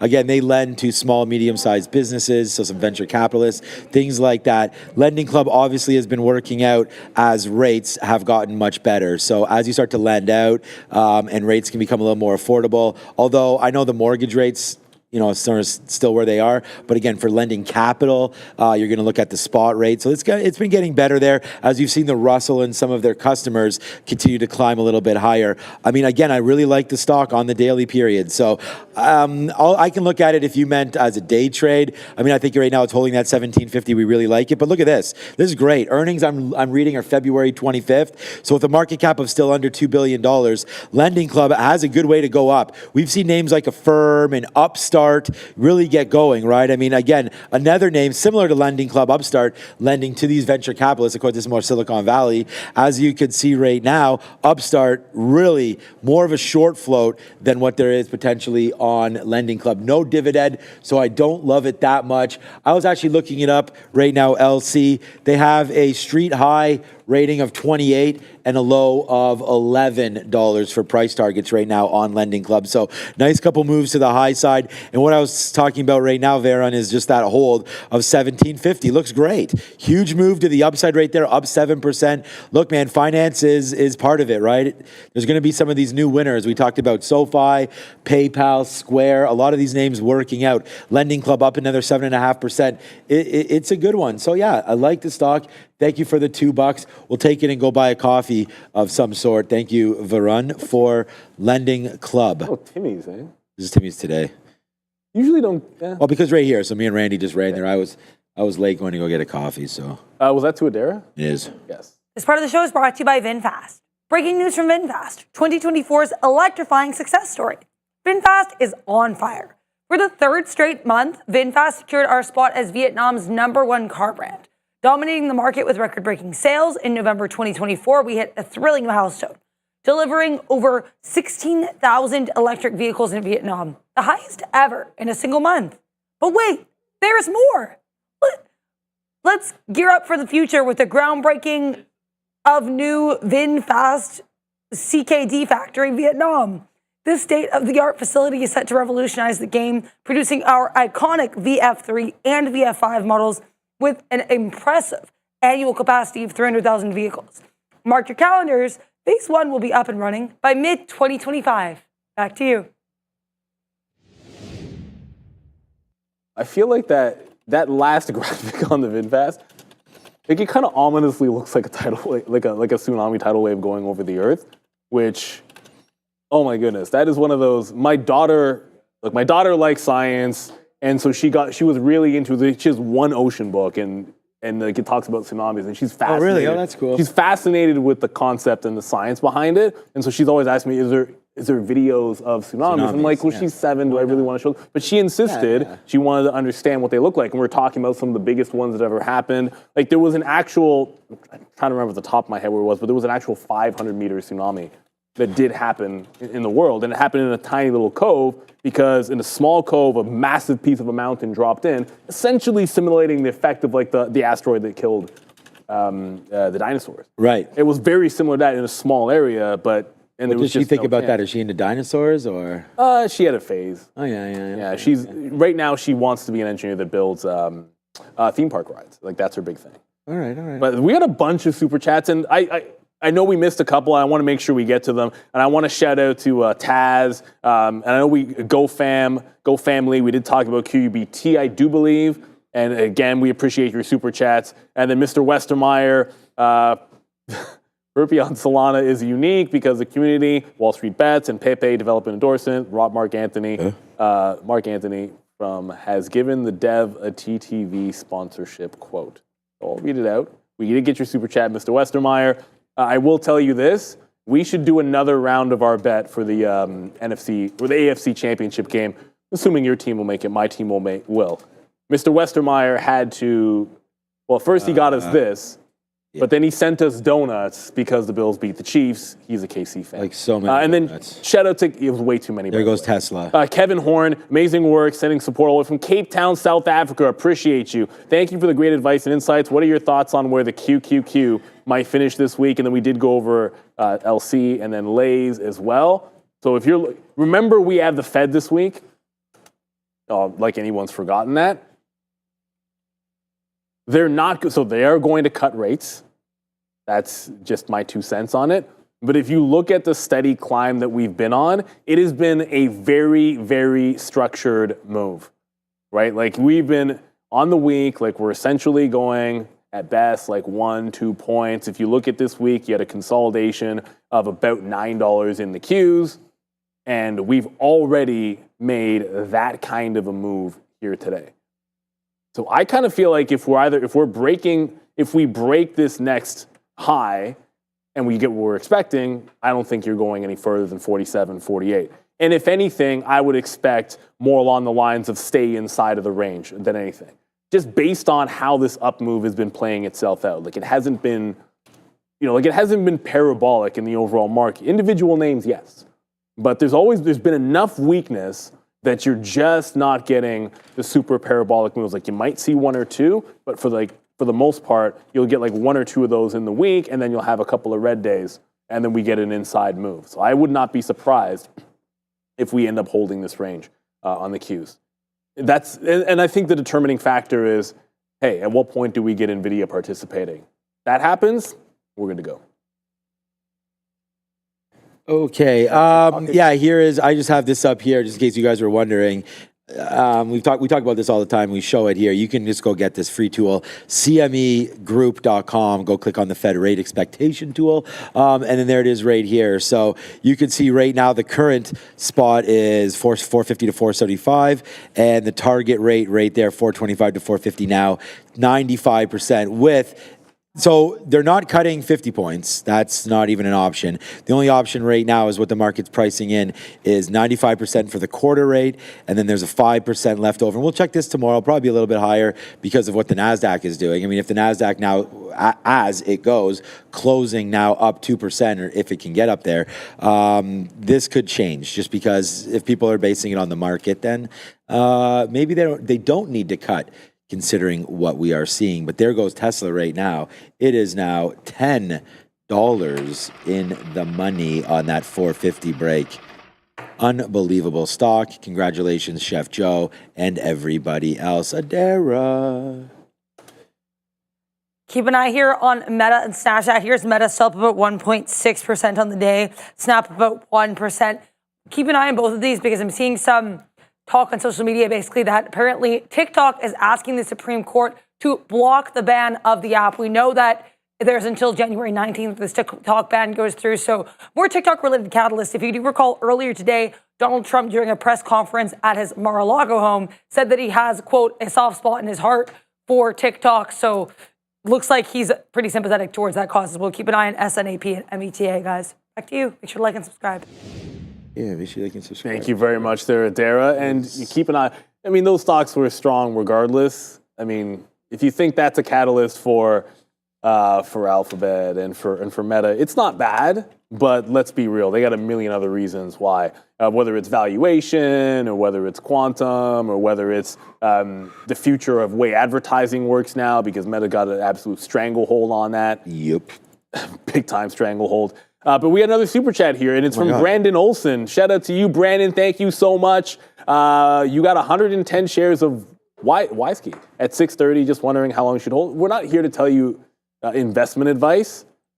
That said, I mean, it's a double. You have a double up. Like the trade. Like at this point, you've got yourself a double.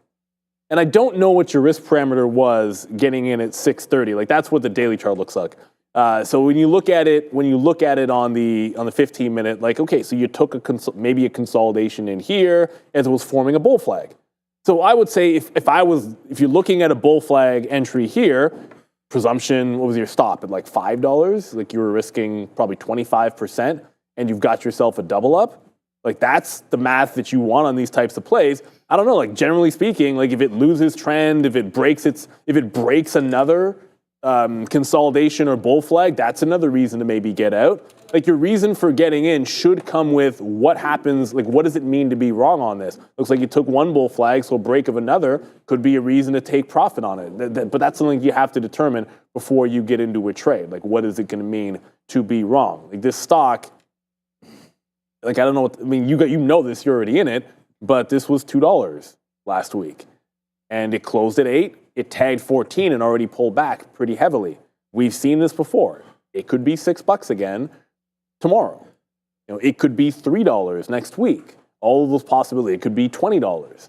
And unless you have some kind of a real fundamental grasp on what they do and why you'd want to hold it in the long term, to me, a trade is a trade, and your reason for getting in should have something to do with a plan of action for covering the trade. It looks like you took a bull flag consolidation, and it's in another one here. That's my 2 cents. Great trade. Obviously, we talked about this one last week. I'm pretty sure Sharif was on this last week. No, it wasn't Sharif. It might have been Joe. Either way, rocket ship. Couple of halts. Only one today, though. Wisky. Don't know too much about the company, though. No, great trade. Yeah, I'd always be looking at that. So right now, Tesla, I'm thinking about adding to this top break right now. So we're $10 in the money. I might just get out in case it doesn't break, but then just add it if it does. So 61.50s is what's the high. So basically confirming that right there. I'm going to take it out right now and then just re-add to the position. So there it is. So we'll take this out. We'll just make $11. And then we'll see about going longer here, 461.50 break or so. I don't want to cross up too high on this play. So let's see if we can get it. So there it is right there. So that is, again, there's your, we talked about it the other day, big winner right there, $11. I mean, and we don't even have the spot that we wrote down, 437, which is crazy because that was the low of the day, 437. So we probably should have that. So there goes Tesla. We've got it again. It's breaking higher. So we just put that on right now. So now we're long at 60s. Looks like it gets into the 80s. We'll take a small piece out in the 80s if we can get it, then a small piece out. Again, we're not talking about small pieces like 5%, something like that if we get lucky enough to do it. So there, did we just get an out? I'm not sure. Looks like we did not. All right, so we're offering right now on Tesla. I'm just back into the long. 461.86s.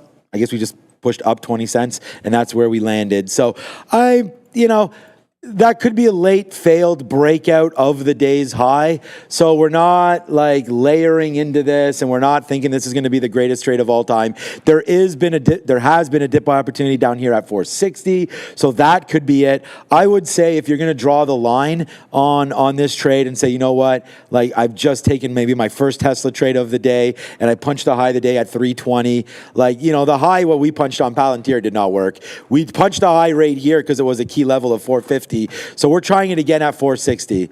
So we just take $11 on it. We took $2 right there. So we can withstand this. We punched in half the amount of shares right now that we did here. So I'm thinking about that 50 period moving average that we've sort of respected for a minute is at 459.50s. So let's see about averaging back at 60 and then giving it down into here somewhere, 459 break. So that's going to be it, man. We're here to try to trade this name, so let's try to do it. Right now it's Tesla. We're back into the long. And I'm not doing this, like I actually looked at this here. We broke the high there on Friday, not necessarily the same time, but we broke it in the afternoon and we kept on going. So I don't know, maybe there is a little bit of an opportunity here for a couple more bucks, but wouldn't surprise me if we do wind up failing out a little bit out of this trade. It's too bad we didn't get those 80s. That would have taken a little bit of the pain off, but that's fine. Very, very controlled amount of shares. We're going to wait for 460, sort of this area right there to get some more long. And then watch out for 459 break lower. So, yeah, pretty simple. I think at this point, NVIDIA doesn't want to break 133, so we might look for a VWAP bounce. Like it's given VWAP once here, and it's now double tapped. It just does not want to take out this high. It's like once, twice, 3 times. And at this point, I think I would just take the local break and not wait for 133, like a 132.88. So it's got a higher low, decent chance it can still make this break. Like if it puts in a higher low now, that could end up being relatively clean. As a matter of fact, I'll just cross it to 133, and that top is 88, so that means stop at 89. I'm just talking about. So there, cross it to 33. If it breaks out that local high, I'll be in. Or we wait for a VWAP dip. However, I just saw a couple of people in the chat say Titan is finally moving. Okay, so while yes, got the memo. Okay, look, this consolidation breakout, it's not a consolidation, it's like an iceberg at that 101.50. It has now gone $6 up. The spread is $1.50 right now, and it's done 370,000 shares in volume.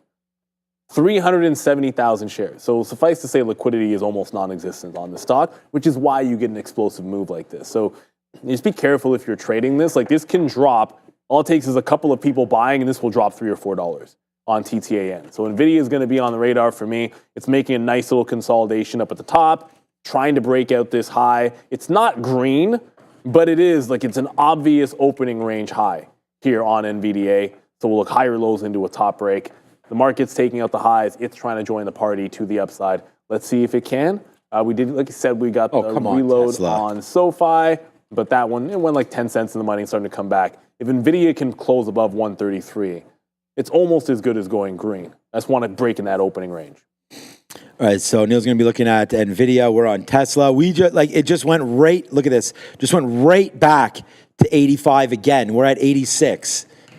So crazy to have missed that. We will adjust right now and go to 75 and see if we get a little bit out. I'm just playing around. I don't know if it's going to break that or not. Let's see if it gets a little bit higher. We'll say 85, so we'll see. But right there, we are also not getting long. Okay, we should be able to get long now. Where's my bid? Okay, there it is. So now we're filled up there at...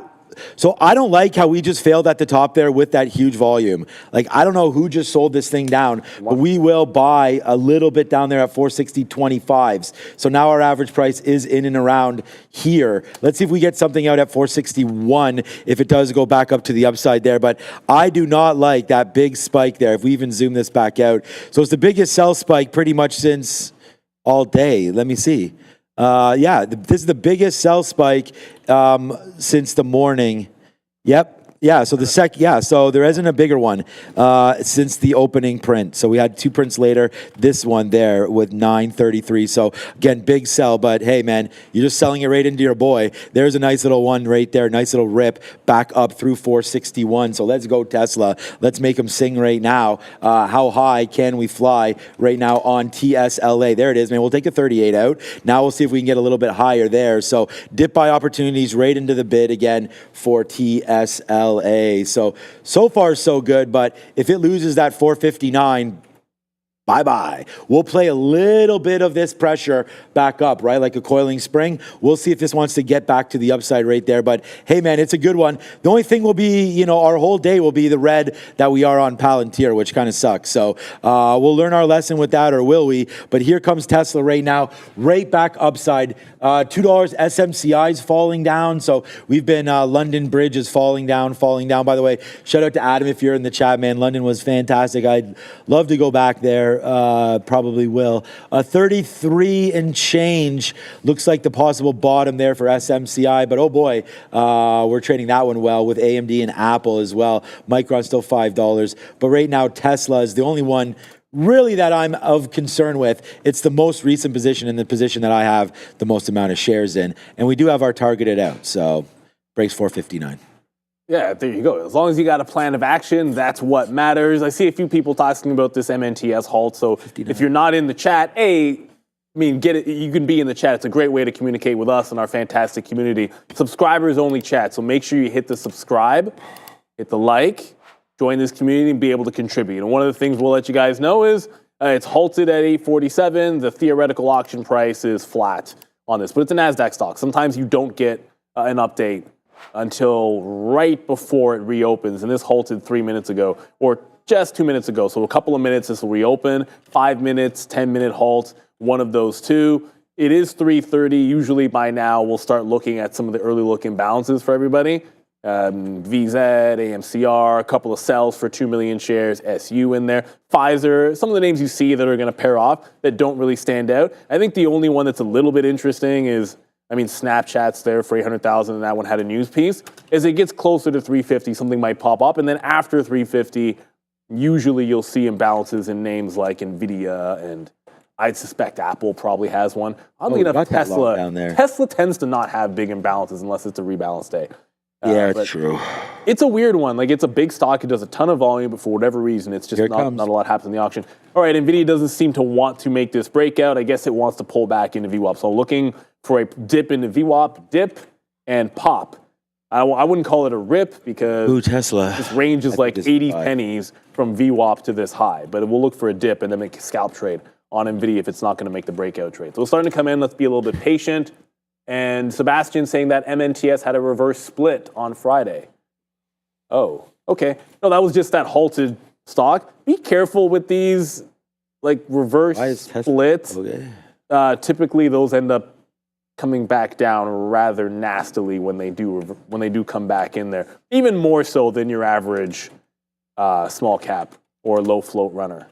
I'm always very cautious, especially buying highs on something in reverse split, because it's just the fact that there's less liquidity on it now, so it's easier for it to get soaked up and then go higher, as opposed to there actually being a reason why it's going up. So just be careful with something like that on the MNTS. That doesn't make me like it more usually for a low float runner. It's kind of the opposite sometimes.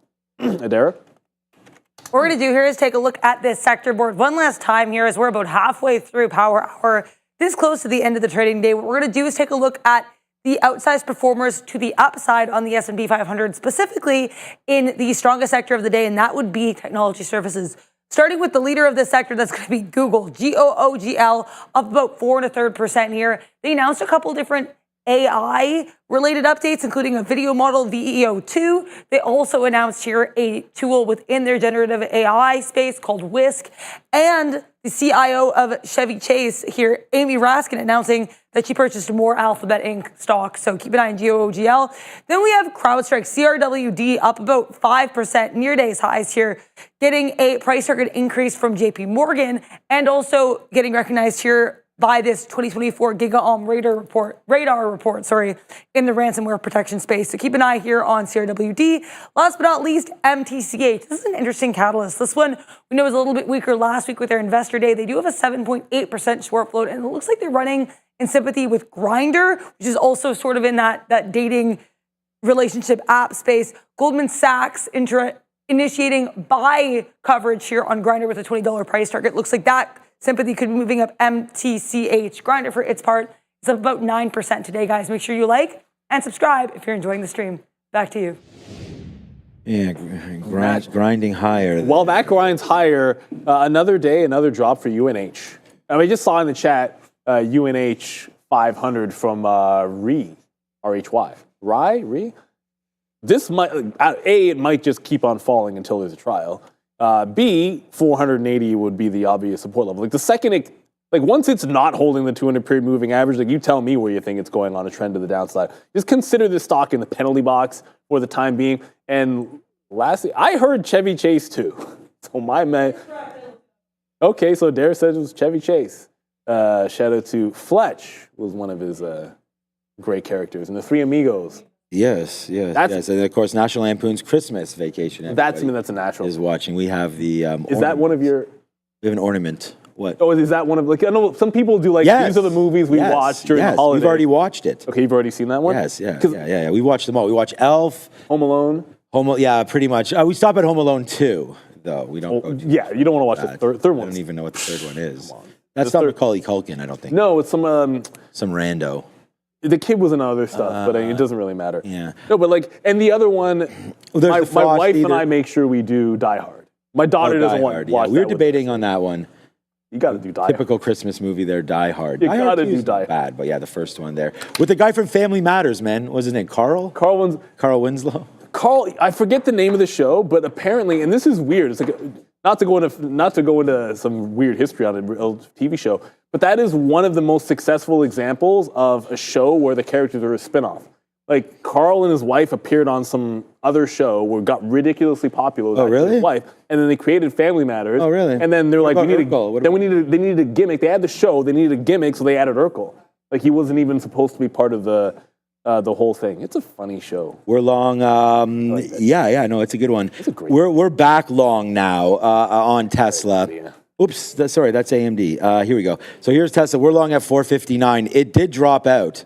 For sure. So we did take a hit there when it dropped out, but then this happened and it fell right into it didn't even fall really into that level we were bidding. So when this fell out, we sort of sat here and we're like, okay, if we continue, we want to try this into 457 again. I saw what this candle did, brought us down. So I just thought, and another big sell. If we like the name, maybe there's a chance we could get something lower. And so that was 457.78 on that one. But hey, man, we talked about this earlier, and you have to make sure that you do check out eSignal. I showed you some of the scanning capabilities, the zooming in, because it connects to over 50 plus brokers. You get your real-time trades, all these things, very, very easy to use. I mean, believe me, if I can use it, you can use it. It's eSignal, been using it over for 22 years. Data never goes down. Like, how I know we have slow internet is like if I see something going on with the charts. Like, it's always very, very reliable, very dependable. eSignal, great for back testing, the tick replay. And there it is, man. Good terminology. Wide array of tools available for eSignal. Like, the fact that you can chart over 500 symbols at once, I mean, that's pretty unbelievable right there. You can put over 500 data points into your, here. Like, I have this set up right here. This is just a very, very basic watch list. There's nothing too crazy about it. I have different moving averages that trigger when it hits, 52-week high, and then I just input all of the symbols that I'm looking at right here, and then it just fires off when certain things are hit. See, there's a V, you can't, here, maybe you can see it. Tomorrow. There's a VWAP, anyways, I can scan. So VWAP, 1 minute, moving averages, all that. So, I mean, the fact that you can really customize everything, I mean, I know it's Look, to be honest with you guys, it's no different than any other charting platform other than the fact that it's super reliable. It's so much. Well, better than our charting platform, that is for sure. But right now, here we go, man. Diamond Hand, man. I'm losing it a little bit right now because I got to, again, I should probably never, I mean, I like doing the ad reads, but again, we just missed an opportunity to get out there. That's too bad. Goes up into 460, 460.25. But again, we don't have the orders out. So we do have some out as it just rips to the high side right there. That sucks. Okay. Too bad. Well, hopefully, Eastland, you owe me a buck. Hopefully, it goes back up to the upside right now. Okay, there it is. Getting some more out at 460. The highest it just got up to was 460.25s. So if we can get that again, we'll be really happy. So a couple more outs there on a reloaded position for Tesla. So yeah, man, just sort of adding to the pot here today as Tesla's trying to get back up to the upside. Can we close at the day's high? Why not? I mean, some of these drips I don't like. The volume's definitely picking up here into the close. We could see these imbalances, so I'm getting a little bit nervous. More positions out right now on Tesla. Punch out. Oh, no, we crossed into 90 and we're not getting filled. There we go. Now we get the fill. A couple more outs upside here near $60, 460 that is, for Tesla. Good dip by opportunities, but it's been a roller coaster here in the afternoon. Let's see if we can sit on our hands a little bit. Yes, sir. And as you were sort of saying that about e-signal, the one thing that you can also do is remember back testing, forward testing, and the API allowing you to program and customize is invaluable. There was a strategy involved in Europe on this trading floor that I can tell you was refined and very profitable only because they were using e-signal to track pretty much all of the major symbols on every single European market, and this is a few years back, and it's even better now. NVIDIA doesn't quite get to VWAP, but it's like VWAP adjacent. So there's the whole VWAP the first time. It's 131.80, dipped into 131.80 again, bounces 131.80 here, and you're going to see what I'm getting at. Get 32s with the stop underneath the 80, local stop, takes them out 1-to-1, then look for a bigger move. So it didn't get to VWAP. I'm not going to give it to VWAP here. You're kind of running out of time. If we lose this lower high, I'll just jump out, but we're looking for the scalp trade into the high. I don't have my breakout set anymore because I don't know if we're going to get the breakout, unfortunately, here on NVIDIA. I don't know if we have enough time for it to give us that move. I just saw in the chat someone saying AVGO short, Broadcom short, and that catches my interest, A, because Broadcom's been a rocket ship, B, because the market's at highs, and C, that hasn't been a very good short the last couple of days. I don't know if anyone's noticed, but it did do a pretty good pullback in the last 20 minutes on Friday. So, but here's the difference. When it made that pullback, see how it was like trending up, made a big break at the high right at the end of the day, and then reverted. This is a little bit different here. It's going sideways the entire afternoon with lower highs. So it's a much different setup than getting that spike high and mean reversion where you can kind of get in, get out with a tight stop and have good risk to reward. I just don't know, like if I was trying to short this stock, like you probably need it closer to 51 to play it to the high or some kind of an entry. I just don't really see much of a trade that I can find. Maybe you could flat bottom break that, but then you only got 20 minutes to go. There's a heck of a lot working against that, setting up a trade. TRBH31 says Tesla is the real short. I mean, we'll see. I think Tesla's it still looks kind of strong. Like when I would go to Adara, and Sean's already in it, he's gone over the chart, but it gets holding the line there in the high 50s, at least for now. So let's go to Adara at the desk. An eye on a low float runner. It looks like this actually could be potentially one to watch for tomorrow. It's Digital Brands Group, Inc. I have to say right off the bat, not a ton of volume in this name, about 463,000 shares traded on the day. But we just got a significant volume spike after the company announced basically a financial update for their shareholders, saying they believe their interest expenses are going to be dropping by roughly 2.7 billion on a year-over-year basis. So that's pretty interesting look, going from 3.1 million to 3.1 million to 420,000 from fiscal 2024 to fiscal 2025. So significant drop in their expenses, saying that they should roughly end up netting 2.7 million from that. So looks like some, I guess, good news here for DBGI from a financial perspective in terms of details for the stock. We have a float of 617,000 shares and a market cap of $3.22 million. So keep an eye on DBGI. Again, not a lot of volume in this one today, guys. Back to you. What is with the floats on DG? 617,000 shares. After how many reverse splits is my question. It's remarkable When to me. moon. Yeah, we used to never see stuff like that. Now they're all over the place, those types of low flows. It's ridiculous. All right. We have to start clearing out of some of this. Well, let's freaking go right now. I mean, that is a chicken dinner winner, man. I don't know how everybody likes their chicken, but however you like it, that Tesla trade right there, like, that's the thing. Like, I've just sort of, and I'm only looking at volume on 1 minute charts, to be honest with you. I mean, volume is very, very important. And you can look at so many different indicators. There is no doubt about that. But like when we saw that volume spike right there, it allowed us to sort of look for, sorry about that, I had to take a second to do that.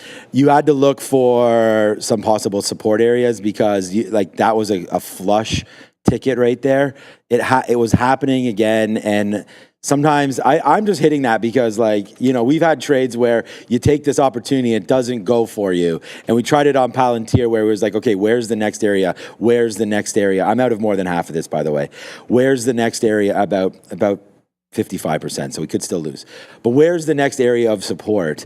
So as this was happening, and again, like we weren't even, the craziest part about this is Tesla will be, if this can hold, one of the top stocks for me. And we put down 437 right here on the sticky note and miss that. And we'll still put damage on it, just going long 450 and then long again 460 and trying to play those levels. But this is, again, something that I don't expect many traders to be able to do this because you have to be in front of the level 2 and seeing that and being able to put out orders like really quick, and then even taking advantage of some of these things right now, and then even the numbers that are going to come out in 5 minutes, like that's really tough, you know, to do that. But we're, you know, lucky enough to do those kind of things and be able to have buying powers where I can put out basically an unlimited amount of shares of Tesla. And it's just like, so I can sit there, layer them. Look, it backfires sometimes, right? We had that discussion, you know, with Obi when he was here, and Obi will be here tomorrow.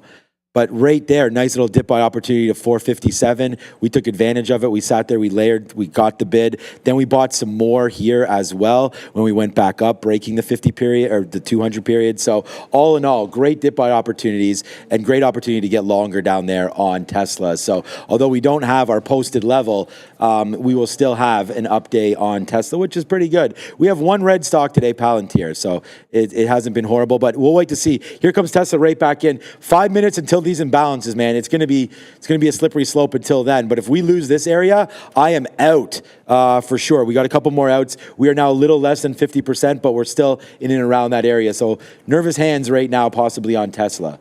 Yeah, we have 4 minutes till the imbalances come in there. Like I quickly, GME is making a move. I don't know why, but it's only up one or 2 points. So the last little dip in SoFi cannot seem to get past 75, or sorry, 90s. We got it in front of 75. It can't get past the 90 level. At this point, gotta suspect it's just gonna be an inside move, but we're about to go to Adara. GameStop just broke high of the day. It's actually been trending up the entire day, but only 2%. And just to zoom out, it needs to break 30, and I still think 32 is the monster breakout level. That's where you need to squeeze on GameStop. But Adara? I was actually just about to talk about GameStop here when you brought that up. So I want to say there's no news on this for GME. This is the 3 minute chart. It's basically the largest volume candle that we've had since the open for GameStop. And no news, but it's worth noting a lot of social media attention even for GameStop. We are talking within the last couple of minutes, I'm seeing at least like 20, 30 tweets. So keep an eye on GME here. We're talking, they're coming in every few seconds, guys. The GME participants are getting very excited. If I do see any news on this breakout, I'll let you know as it makes another day's high near $29. Adara, we're getting very, very excited for another name that's been running around today, down 9% right here, is our friend SMCI. So we're going to start taking some bids out right now. So we'll punch some out there at 20s. We do have a 16 bid as well waiting to get filled on the downside for SMCI. It is, hold on a second, it is another one for you today. Another failed chip name to the downside as we hold on to Intel and we hold on to our, do we still have, no, we got out of Intel, okay. So there's our out on Intel. Didn't even notice it. Again, we talked about it, such a small position, but there's Intel long 20, out 21. Oh yeah, that's right. We got out of that one by accident. We made that keystroke error, but look, it saved us, right? Because we would have got out at 89 and the bottom there is 87. So a good out, keystroke there on SMCI. So, sorry, on Intel. Good trade there. AMD trying to fall in, but not really. Just keeps on sort of ramping itself back up. Good trade there for AMD. P&L number 2, I believe, here today. Micron looks like it wants to fade out a little bit. If we take view up and that bottom, let's get out. 108.35 with only 2 minutes left before the imbalances. We'll tighten this up. 108.25 out on Micron if it does want to go back in. So right now it's just got Tesla on. We're about $8 in the money in total, but we're starting to clear out some of this. Yeah, I gotta start. What's up, Martina? Gotta start to clear out. 2 minutes to go to the imbalances, but the other thing is when a stop hits, just get out. I had a stop underneath this 131.80 on NVIDIA. It did get in, went the 1-to-1, but now you're seeing it start to roll over. The market's starting to roll over as well. So you're getting I think it's weird. It's not really much, but it is the heaviest red candle since, since like 11:30. It's been a while on the NASDAQ. So you're getting the biggest turn and a little bit of a trend breakout there on the market. Not going to fight it. Maybe NVIDIA. Look, it could come out a buy imbalance in 2 minutes, but I'm not going to guess at something like that. You need to hold support and get back up to the top. But have your rules, get in, get out.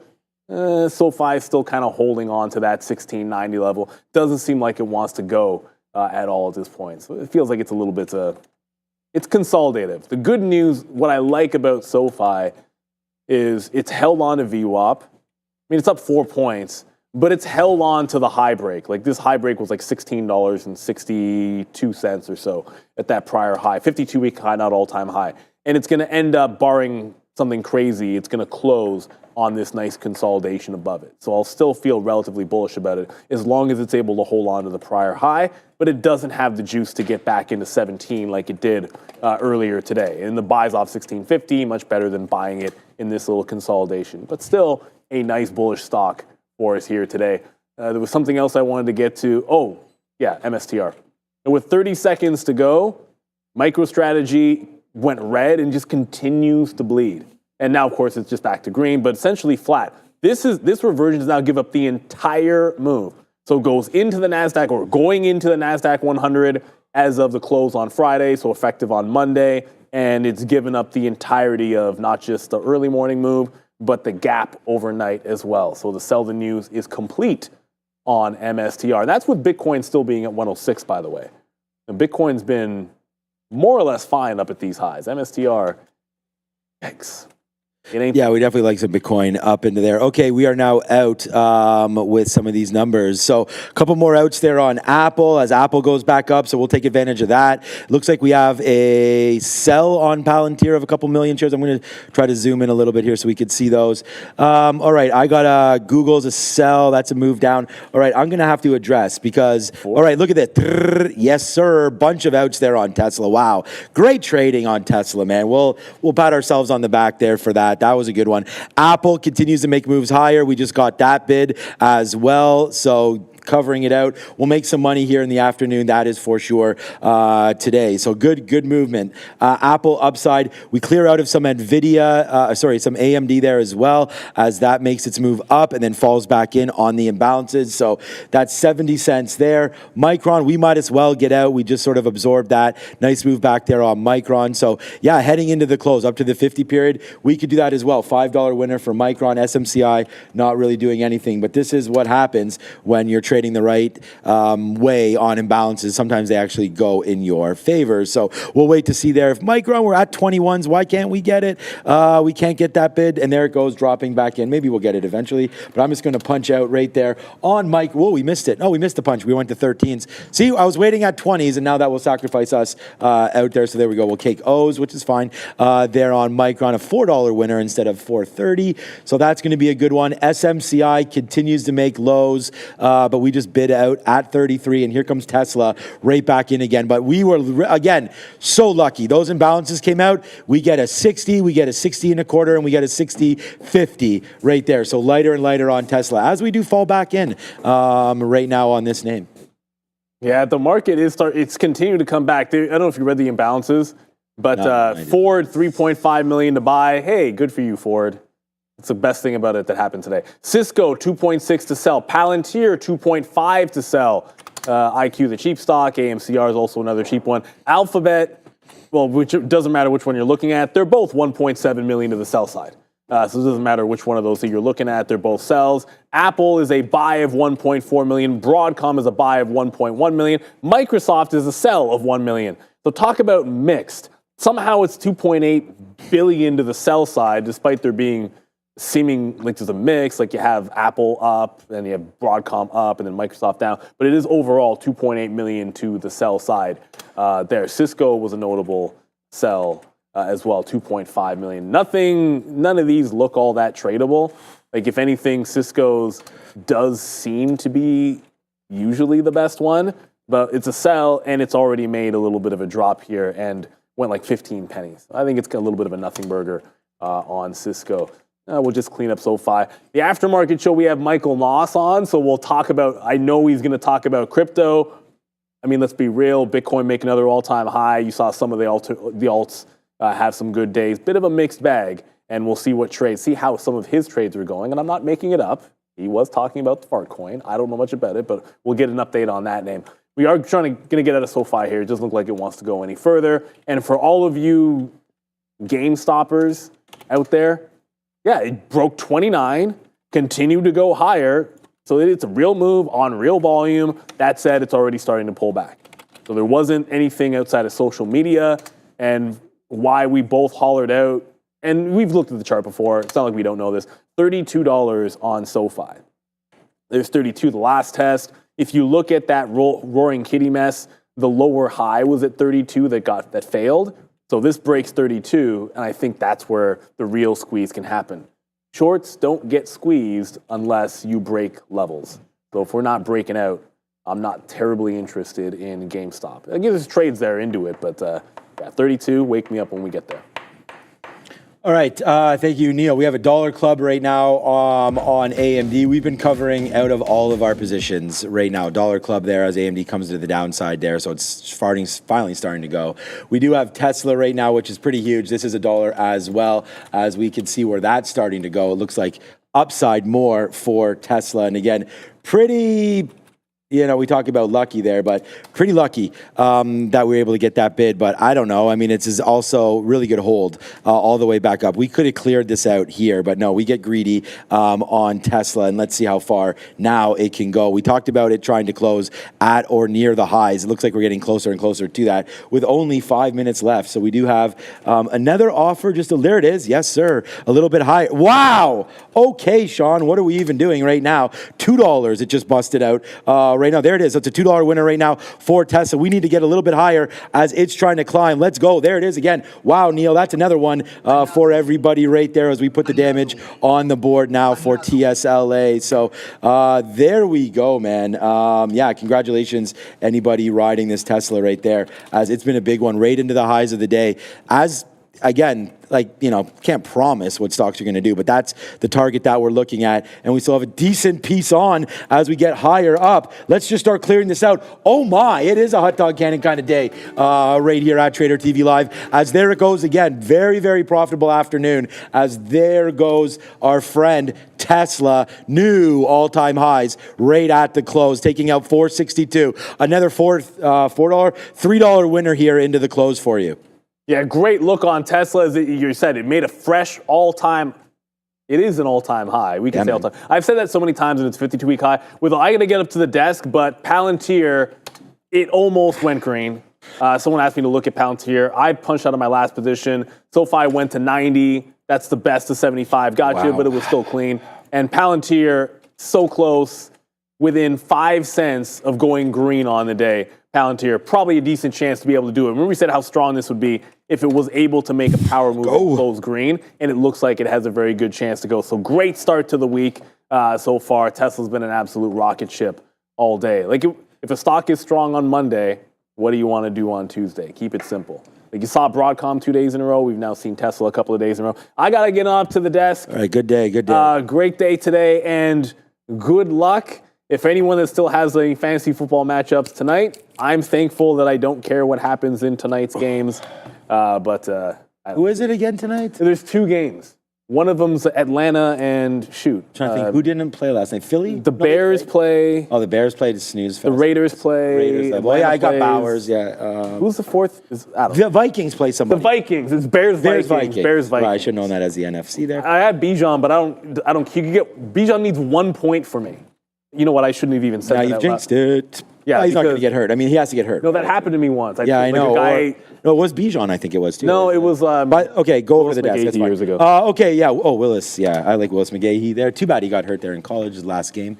All right, so 462.20. Oops, sorry, that's AMD. AMD right now, and I don't know, man. It is another one, but hit the like, hit the subscribe, and everything, all like that. There goes AMD. $2 now in the money. Sorry, $1 in the money on that one. It's $3 is what we're trying to do right now for Tesla. As there it goes, man. Dip by, boom goes the dynamite. We're gonna have one red name, man, today, and it's gonna be Palantir. SMCI, thank you, come again, man. You are a great stock today. We'll see if we could do the same thing tomorrow. Just next time, start to come down a little earlier for us. We don't have to sweat that one out, but sweating is fine. All right, so there's that one. Apple. Breaking 250. We like that trade, so that's a banger right there for us on Apple. Intel. $1 right there. Small piece, 5% left. We'll try to do better and hold it. But again, Intel, another top name for us here today. Micron, the number one name, Joe, today. Micron, there's that 104. We talked about that. Nice move up to 111. We thought 110 might have been the highest. We have this dip buy there. Join me tomorrow for more fun like that. And then the stock where we crash land on there today is Palantir, because that's money coming out of my account, not going in, as you notice right there. I don't know why I'm smiling or thumbs up. But Palantir right there gets washed. Yep, exactly. Good one. I need that over here. That's great. All right, send me whatever code that is. There it comes right down there to the downside. We lose more here than most people make in their month, but we'll make it back. There it is, Palantir downside.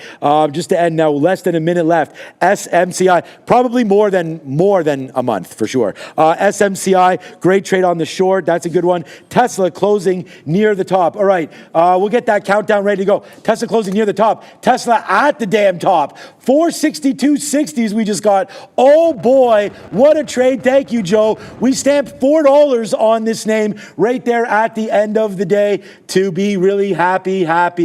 Joy goes Ren and Stimpy.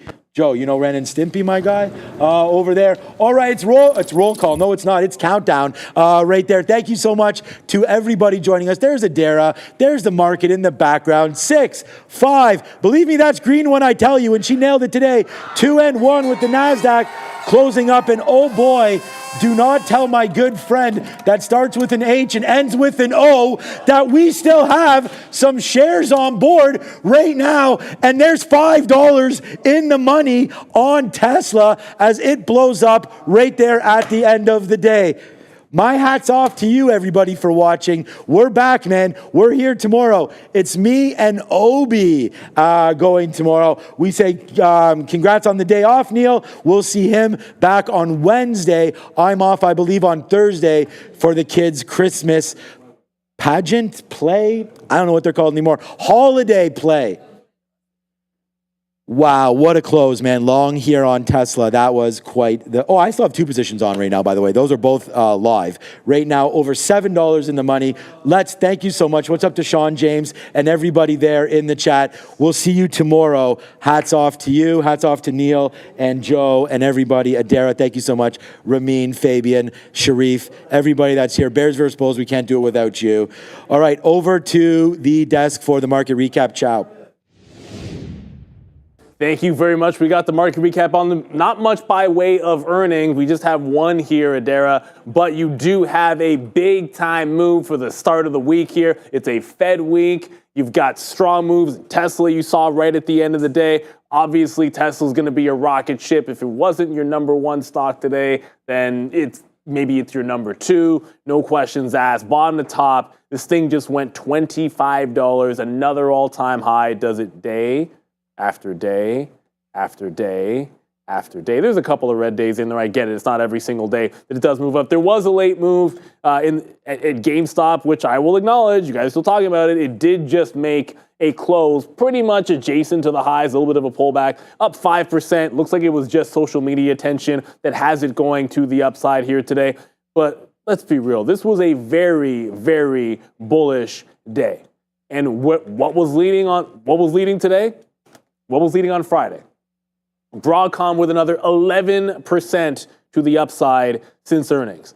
Broadcom has gone just slightly up since breaking out here on earnings, breaking out the 180. You tag $250 and change today. So it's just crazy. Broadcom's continued move. Clearly, it's a super strong name. It and Tesla certainly carrying the torch, but I don't want to sleep on a few others that made a big, strong move here at Dara. You've got Alphabet breaking out a new, fresh high here. If you track it Goog instead of Google, then it broke $200. If you're tracking Google, which does more volume, coming just shy of that $200 level here, Adara. The only earnings name we're going to have is RCAT. Do we have the numbers on Red Cat? Because they just spiked. Red Cat, decent bounce. Not seeing them yet. I mean, it's got a decent move on it right now. Red Cat is up at $12. They're the only earnings name. We have 12% short flow. It already had a pretty good day here in Red Cat, and it's making a move after market. It just went $1.50 to the upside. It's about a 10% move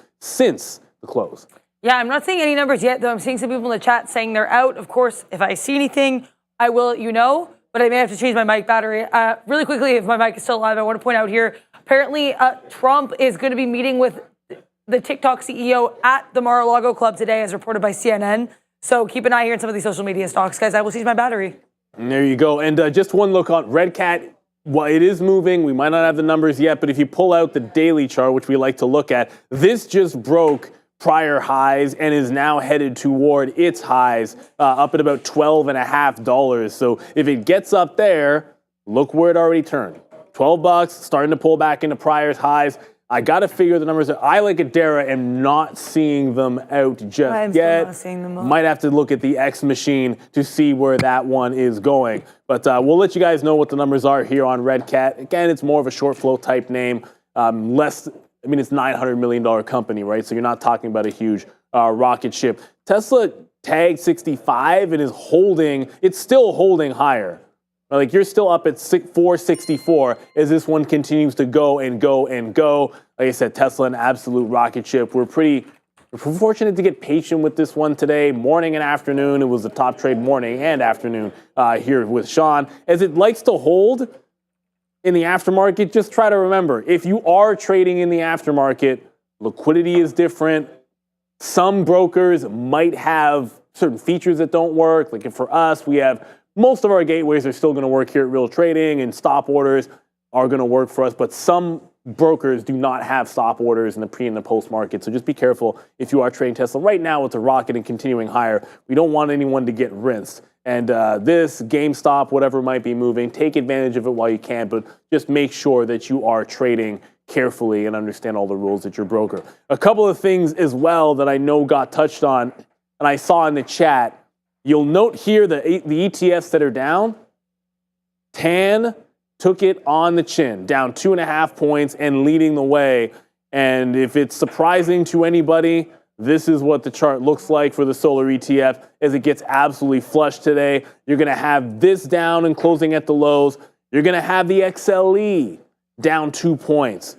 Broken now the 50 and the 200 period moving averages. You're pulling right back in. I'm going to do this for you. You're pulling right back in to the September lows, and not much hanging on the bid for the energy names. So whether it's solar, whether it's uranium, whether it's just the XLE, all three of those bleeding. You're going to have the Chinese names also down 1.6 points. So yes, we had a great day for the NASDAQ. Yes, we had a great day for a lot of tech names. We had a great day for Tesla.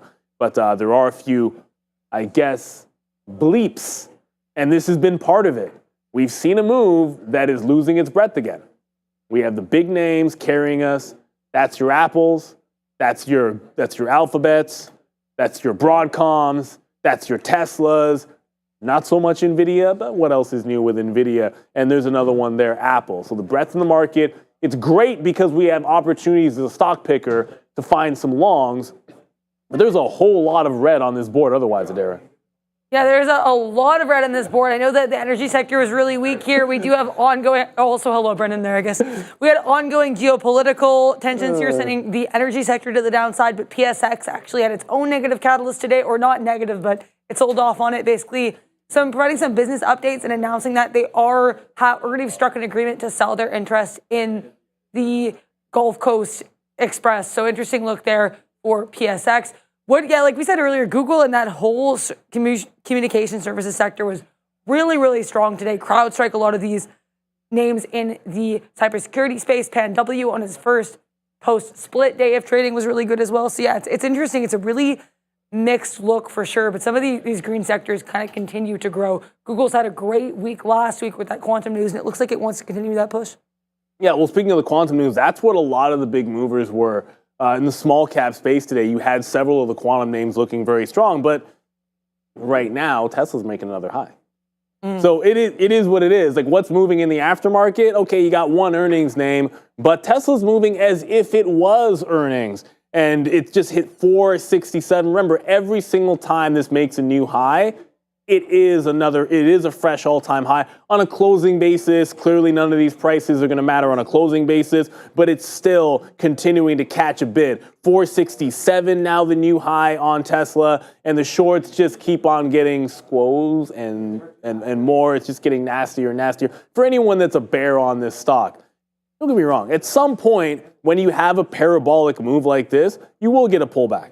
Like when this went 240, there's your 50 period on the daily. Like it went 240 to 360, and then there's a pullback into 308. So you got a pretty sizable 15, 20% retracement move. It could do that and barely even break this trend. Barely even break this trend. Like that's just a blip there for Tesla. And as we said, still trading actively in the aftermarket, although pulling back off that 467 new fresh all-time highs. Congratulations to Elon and anybody that is a Tesla bull. I'm glad to be one of them. Yeah, I was going to say congrats to anyone involved in Tesla here. I was joking that if we get that 469 tomorrow, that would be pretty funny given that 420.69 conundrum where it hit that new all-time high and then just stopped. But also, I think in terms of weakness, one other thing I wanted to say was the health insurance space. UNH continuing to sell off. I was telling Neil off camera that was one of my biggest missed opportunities today, that short at 513.50s with that flat bottom. But also, that whole sector was really weak today beyond the ongoing Luigi Magnone, Brian Thompson stuff. We actually, Donald Trump saying that he wants to, quote, knock out the middleman when it comes to distribution of drugs. So it looks like that was not viewed as a positive catalyst for health services or those, I guess, insurance-blended stocks, because they did have a bit of a drop there with volume. But there's another earnings report that is not red cap, which I still haven't seen out, that I'm seeing some people ask about. So I will provide it. MITK is the ticker. It's called MiTech Systems.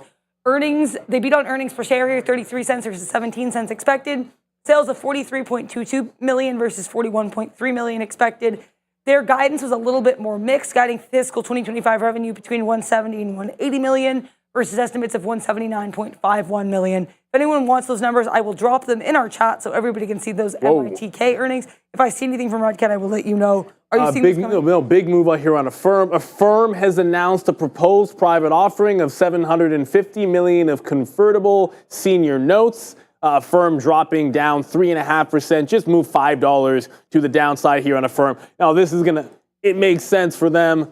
I mean, look at the price. Look where this thing has been going. It's been a rocket. It's a triple up since we talk about those August lows. This is up 3.5 times almost, and was breaking out as early. It was actually breaking out going into the close and holding some highs, but a $750 million private offering, convertible senior notes here for Affirm. It is now bleeding to the downside, but $4. It just bounced off 68, so catching a little bit of a bid there for Affirm. Not looking too great for them, but that's sometimes what happens. You'll get a raise when you have moves like that. We're going to check back in on Tesla. I know we have Michael loaded and ready in just a couple of minutes, but I want to make sure the name that a lot of people are interested in here to see if it's making any other fresh highs. Yeah, I guess a decent bit of a pullback there on Tesla. Nothing too crazy. It's going to end up holding a lot of those highs, and super strong day. And I saw someone in the chat just mentioning Apple, that Apple actually closing the highs. That's not moving. So the big story,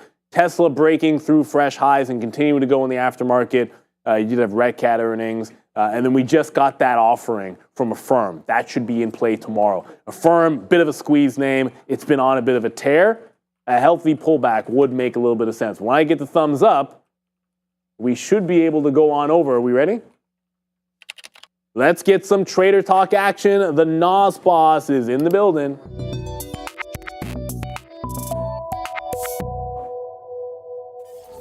Michael, long time no chat.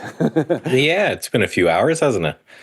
Yeah, glad to have you back. What a crazy day it was in the market. I feel as if we had you on this morning. We were talking a little bit about market breadth. We were talking about the crypto. We've talked crypto. You've talked some seasonality. But the big story again today, you had the markets moving higher and a whole lot of red on the ETF board. You know, and it was a very concentrated move. Certainly Tesla, rocket ship, Apple, Alphabet, Broadcom, super strong, but energy, terrible. China hasn't been very good. I mean, you had all of energy. It wasn't just actually XFI. You had uranium, you had TAN to the downside, gold and silver not looking good. It was a very concentrated move, which is great for day traders, but might not signal the kind of strength that we want to see going into a hopeful Santa Claus rally. Yes, and I have a breadth indicator up here. I think that would show this. And when we talk about market breadth, for those who don't know, we're talking about kind of what is the average stock doing, because that's going to be different than what the S&P 500 is doing. So this particular chart I have here is just the S&P 500 on the top, and then this bottom is one of many ways you can look at breadth. So for example, this is the amount of stocks that are above their 50-day moving average. And you can see that is declining and actually hit new lows ever since the last time this happened was this area right here, which was that whole carry trade kind of fiasco that happened kind of right back here.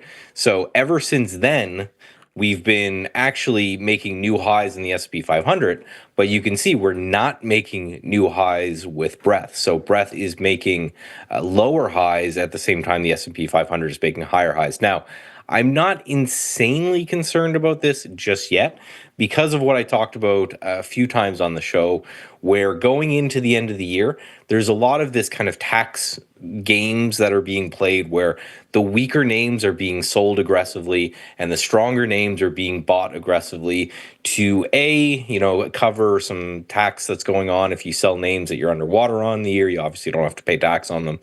And then also window dressing, which is kind of just showing your market participants that, hey, yes, I hold Tesla, and yes, I hold this, and yes, I hold that, because you just have to have that when the year comes to an end. So I'm seeing a little bit of that's going on right now. So I'm not too worried about it yet. But yeah, you're definitely, if you're looking at the market and you're saying, well, the market's holding on okay, and the Qs are actually doing well, but my stocks aren't doing too well, well, don't feel too bad about it because the average stock isn't doing too well.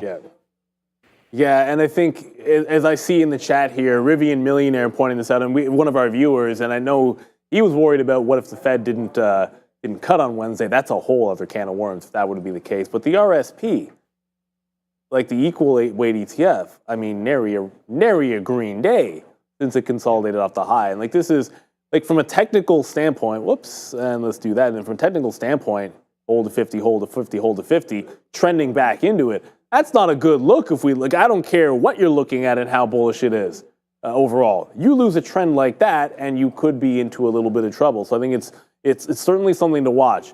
Now, just out of curiosity, only because I brought it up on Wednesday, I know you're always looking for a broader sense of the market. And when you're swing trading, time frames are different from a day trader. But does this action, and I guess the Fed, we know what's going to happen on Wednesday. We're going to get a quarter point. It's like 95% chance. Is this a situation where you don't want to put anything on until after? I know when it's up in the air, what kind of a cut we're going to get. Typically speaking, that's a no-brainer. Don't put anything on. But is this a situation where you're hands off until Thursday, or is there anything that you might be looking at before then? No, when it's pretty understood what's going to happen, then I'm not too worried about it. It would be like the same question of would I hold into earnings if the market was 97% or whatever it is at the time, sure, what the earnings would do. I don't expect a crazy move at all from the Fed this time because, again, everyone knows what's going to happen. Again, so my focus is entirely on like the chart that you mentioned with the RSP, the average stock being weak versus the S&P 500 that's holding strong. That's a lot of where my focus is. We need to start to see that recover before I'm really going to be interested in kind of really putting on size and really putting on risk. Because as a holder of Tesla, this is great that Tesla's kind of carrying the market right now, but it's not something that you can sustain it. So if the entire broad market isn't moving higher, then it gets really hard to get very excited to put on a lot of risk in the long direction. Yeah, as a day trader, it's easy to be excited about Tesla moving up because you can day trade at these highs, but I don't know too many people that are probably itching to start a position on a swing basis or in the long term at 460. Michael, we have a super chat and a question from our viewers, and I wanted to make sure if we can get to Adara and fire that to you. Hi, Michael. Thank you for being with us. Nick W. here with the super chat. Thank you very much for the $5 super chat. Asking if we could ask you about BBAI, I believe that's Big Bear AI, saying that he thinks it's a similar setup to RGTI and prep for a huge rally. So what are your thoughts there on BBAI, Michael? So full disclosure, as always, I own some BBAI. This came through one of the algorithms that I'll be talking about with you guys, I'm sure soon, that I'm running over at Stats Edge Trading. And what it's looking for is a big up thrust and then a pullback. So full disclosure, I'm in some of this from, I think around 280, 290. I'd have to check the price. Not an insane price, but I do really like the look of this one, knowing that it's a speculative AI play. So if the AI story is hot at the moment, this one's going to do phenomenally. If the AI story starts to wane at all, then this one's not. For me, I think you have this break of prior resistance here. You can call it like 250 or so, and then it's pulled back, and so far it's held that 250. I think the trade for me personally on this one is going to be pretty easy. As long as we hold that 250 area, I'm going to keep a little bit. I sold a chunk today, but I'm going to keep a little bit as long as we hold that on a closing basis, that $2.50. Looking for a quick run at these prior highs at 450.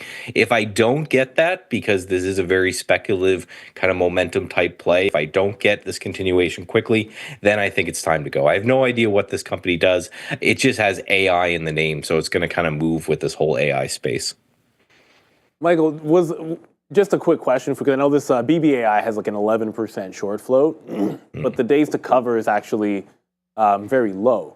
Does that factor into it at all? Like, there's probably a few names in the space that are going to give you, and again, we love to hear more about the algorithm, specifically what it's choosing. Is that a factor? Is that something you can tell us when you're looking and scanning through these names, what the float is, what the short float might be, or is it completely just purely technical? The different algorithms I'm running are just purely technical right now. I'm going to look to add data to them. If I can, historical, these are everything I run, I'm testing back to 1980. So it gets very hard to get that data going back that far, but something that I'm looking to add. But the premise is pretty simple, and it's actually something that we talk about all the time, Neil, as our favorite setups. We're looking for something that has a really strong momentum type breakout of a defined area, and then pulling back to that area. And then, running this test, you're right, I think 57% of the time going back to 1980, and your risk is kind of 1.5 to 1 risk reward. So over time, right, I have the stats that this setup works, and the algorithm spits out this every weekend. So this was actually last week that it was looking at this. But yeah, the idea is pretty simple, right? You're looking for a pullback in this momentum play. What I've noticed is that if in the first week or two, if you get that continuation, they can be pretty good plays. If these linger for any given time, then it's probably best to look at something else because you're looking for a quick bounce off that level and another momentum thrust up. Looks good today that we may have gotten that, but if we don't get that follow through over the next couple of days, then I'm going to be moving on from this one. Gotcha. Like it's got a time expiry, which should matter. Like it's when you're trading and swing trading, very different from an investment. Like if I think something is good in the long term and I'm not going to sell it for years and years and years, what do I care if it goes sideways for 5 days after earnings? But with something like a BBAI, and I think a good example, because the Super Chat actually said it could be like a Rigetti, RGTI. And I think RGTI would be an example of sort of the explosive upside that you can get and why you want to hold on to a piece. That was the other side of the super chat. We didn't show this chart. But this, again, like this one pulls back, doesn't even get to a prior high and then continues to rally. That's the alpha that you're looking for. That's the move that you're looking for. Is there anything, okay, obviously you're in some BBAI, we got a question about it. Is there anything else of that ilk that maybe you could drop on us that you have that has popped up on your algorithm, or maybe it's another altcoin? Bitcoin made another fresh high in today, so I know there's a lot of strength still going in crypto. What else might you be looking at in the bigger runner space? As we talk enough about big cap tech on the show, so to get some of these runners and some alt tokens, let's just say, altcoins, can be a good exposure for our viewers. Yeah, so one that I actually missed today that came through, and just to show the idea of kind of what we're looking at here, is this VUZI. And it was the same thing. It had a wicked move last week. We were looking for a pullback into the $3 area. That happened kind of right off the bat this morning. If we go into kind of a 5-minute chart, I took a little bit as it got back, red to green on the day. So I really, 323 as opposed to $3 we were looking at, kind of really missed the boat on a perfect entry on this one. But this VUZI is just absolutely crazy.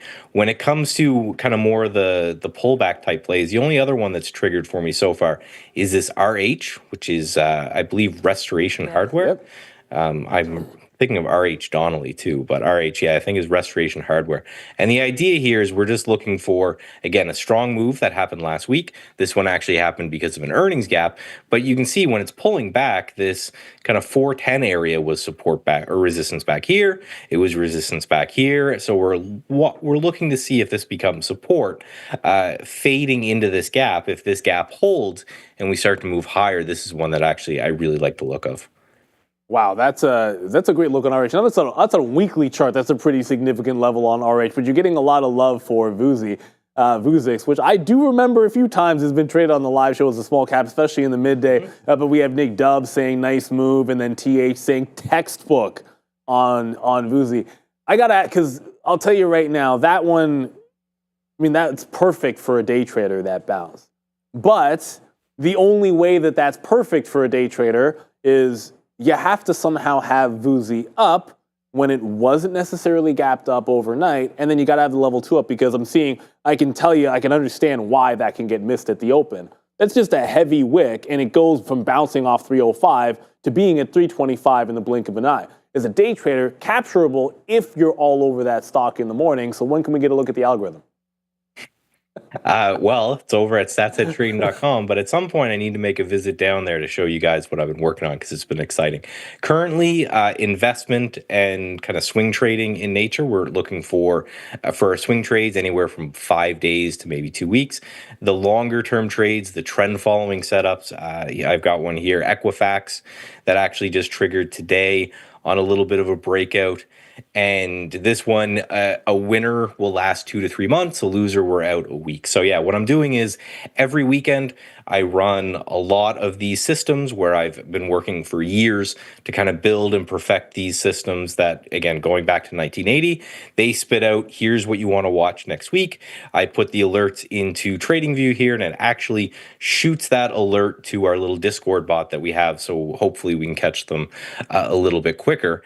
And right now, that's what's going on. I'm working on some day trading algorithms, which I know will be interesting for you and your group there. They're a little bit harder because the data is a little bit more rough to go back that period of time, but I still want to. I want to make sure everything that I'm doing, I'm able to test kind of robustly and back for years. But I do have some ideas that I'm calculating currently.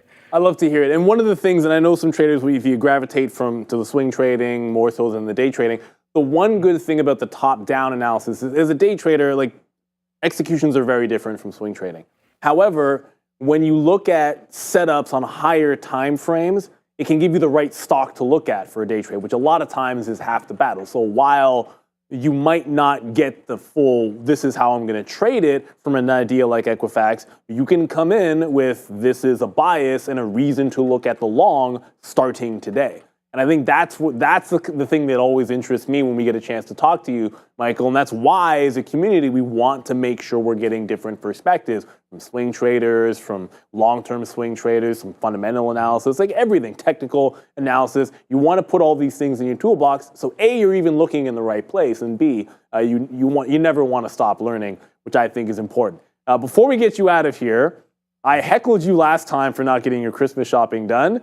So I'm hoping that you're going to tell me how you're now laying back and chilling in the cut and everything is handled because you did what I suggested you do, which is get it out of the way. I got most, I'll say. I'm actually quite proud of myself. I think we got a couple cousins and things like that to go. But yeah, I think we got most out of the way. Amazon's been just knocking at our door for the last week or so. But I'm definitely in a much better situation than I was last time we talked, that's for sure. Glad to hear it, Michael. As always, thanks for coming on this morning, dropping some signs. We look forward to checking out some of that algorithm and some of the other calls that it makes. I like this. Everyone likes that Vuzi, and then this Equifax looks very, very interesting. Michael Noss, Stats Edge. Thanks for coming on. We'll talk to you later in the week. All right, I'll talk to you then. Have a good one. Thank you, Take care. Michael. A little louder than normal there. As always, big shout out to the Noss boss himself. That algo looks like it'll be tasty. But Adara, we still have a few things. And just very quickly, I know we had some movers in the aftermarket. It wasn't a heck of a lot, and it's RCAT. I don't know why I just typed RVAT. RCAT, which was higher, I just want to point out to everybody, then dropped all the way to $9.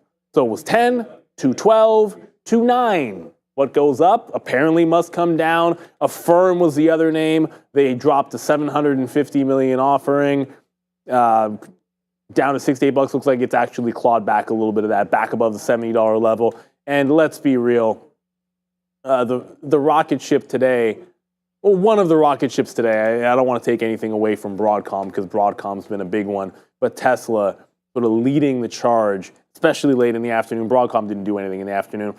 Closing and now holding right up at the highs. We're right at that 467, and it doesn't seem to want to budge. I don't know if there are any other news hit there, but I feel as if all of the aftermarket news and moves took a backseat to the strength that Tesla showed here going into the close. Yeah, Tesla is really strong here. Really quickly in terms of some other aftermarket moves here, we have that MyTech Systems. I mentioned this briefly, put the earnings in the chat.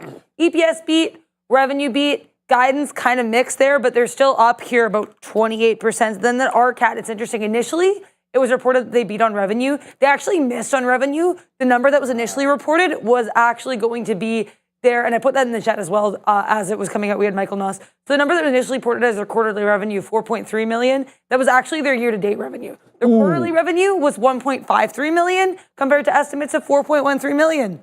Yikes. And then we also had here earnings per share. They lost 18 cents per share. We were expecting a loss of 8 cents per share. They guided fiscal 2025 revenue between 80 million and 120 million. I don't know how that compares to estimates, but this RCAT is getting, clawed to the downside a little bit right now for RCAT. There was also some executive updates with LZB, Lazy Boy, and Geo, so I put those in the chat as well. Nothing major from those, but just a little quick news update there. Yeah, I don't care what stock you are, but if people thought that the full year number was the quarterly number, and it turns out not to be true, there's almost no chance you're going to hold on to a move after that. That's pretty nasty. Although, let's be real, just in context, RCAT is actually still up because it was strong today.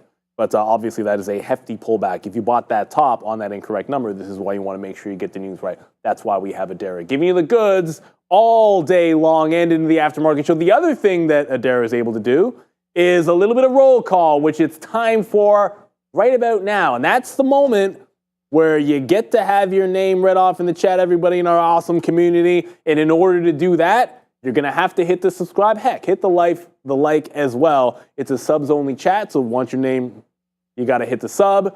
Then you've got to type a message in, which I always say for roll call. Drop some thanks in there. Drop some thanks to Fabian or Ramin on the ones and twos. Put it up today on the ones and twos there. I do see. And everyone was in white except for myself and Adara. It was one of those things. Give a shout out to the Midday, the Bash Brothers, to Joseph, to Sharif. Give a shout out to Brendan, who's always hard at work, to Adrian, who's always hard at work with our socials. Give a shout out to Sean on the desk, kicking in with that Tesla trade at the end of the day. And Obi, of course, who'll be filling in for me because I have the day off tomorrow. I'll be enjoying it. And don't forget, give a big shout out and thank you to Bears versus Bulls, the best moderator in the business, whom we don't thank enough, and thank yourselves as the best viewers out there. So now time for a little roll call, Adara. Yeah, there's a lot already coming in here, so I'm gonna have to catch up. But thank you to Neil. Hope you enjoy your day off tomorrow. Thank you, thank you, Andre. We have Fabian. We have Ramin. We have Sean. We got Joe and Sharif. Obi's gonna be on tomorrow as well. And Bears versus Bulls. Thank you to everything you do, Brendan, as well. Let's get it. We have Volky, Michael Spatafor, Nick W, A Royale. We have Chef Joe, Sir MM, Bam, T-Man, Ventures in Texas, Jonathan Robinson, Trader Forever. We have Silky Smooth. This is going to be D. Westermeyer, Derek Thompson, Jason G, James Dell, Chase Bands, Charmine Khan. We have Ed George. We have Nicole. We have Oliver Katsaros, Blue Arrow 007, Kyle, Mikhail, Fierce and Fiery. I love that. The Piper, The Realist, Harpreet Singh, Tim 2C. We have 90 Trays. I'm a little bit behind here, but let's keep going. Yatube, T-Man, TH, Jason Ryan. And we have Bedston, Burrell, Derek Thompson, Sam Gipp, Juan Wick, Blue Arrow, Sebastian Ontiveros. I'm going to end with Juan Wick because that's a great name here. I don't know if your last name is Wick, but that's a great username either way. Congrats. Michelle Meir coming in here too. Thank you so much, everybody, for being here with us every day. Thank you so much, Adara. Great roll call as always, and thank you to all of our viewers. But you know what, I say it every time. The best part about this show and the best part about the markets, you get to do it all again tomorrow. You get to do it without me. My wife's traveling, so I'm taking the day off to get drop my daughter off at school, get some things done around the house, but you're taken care of. Why? Because if the market's open, Trader TV Live is here for you. And that'll be at 8:30 tomorrow morning. We'll see you bright and early. Bye, guys. See ya.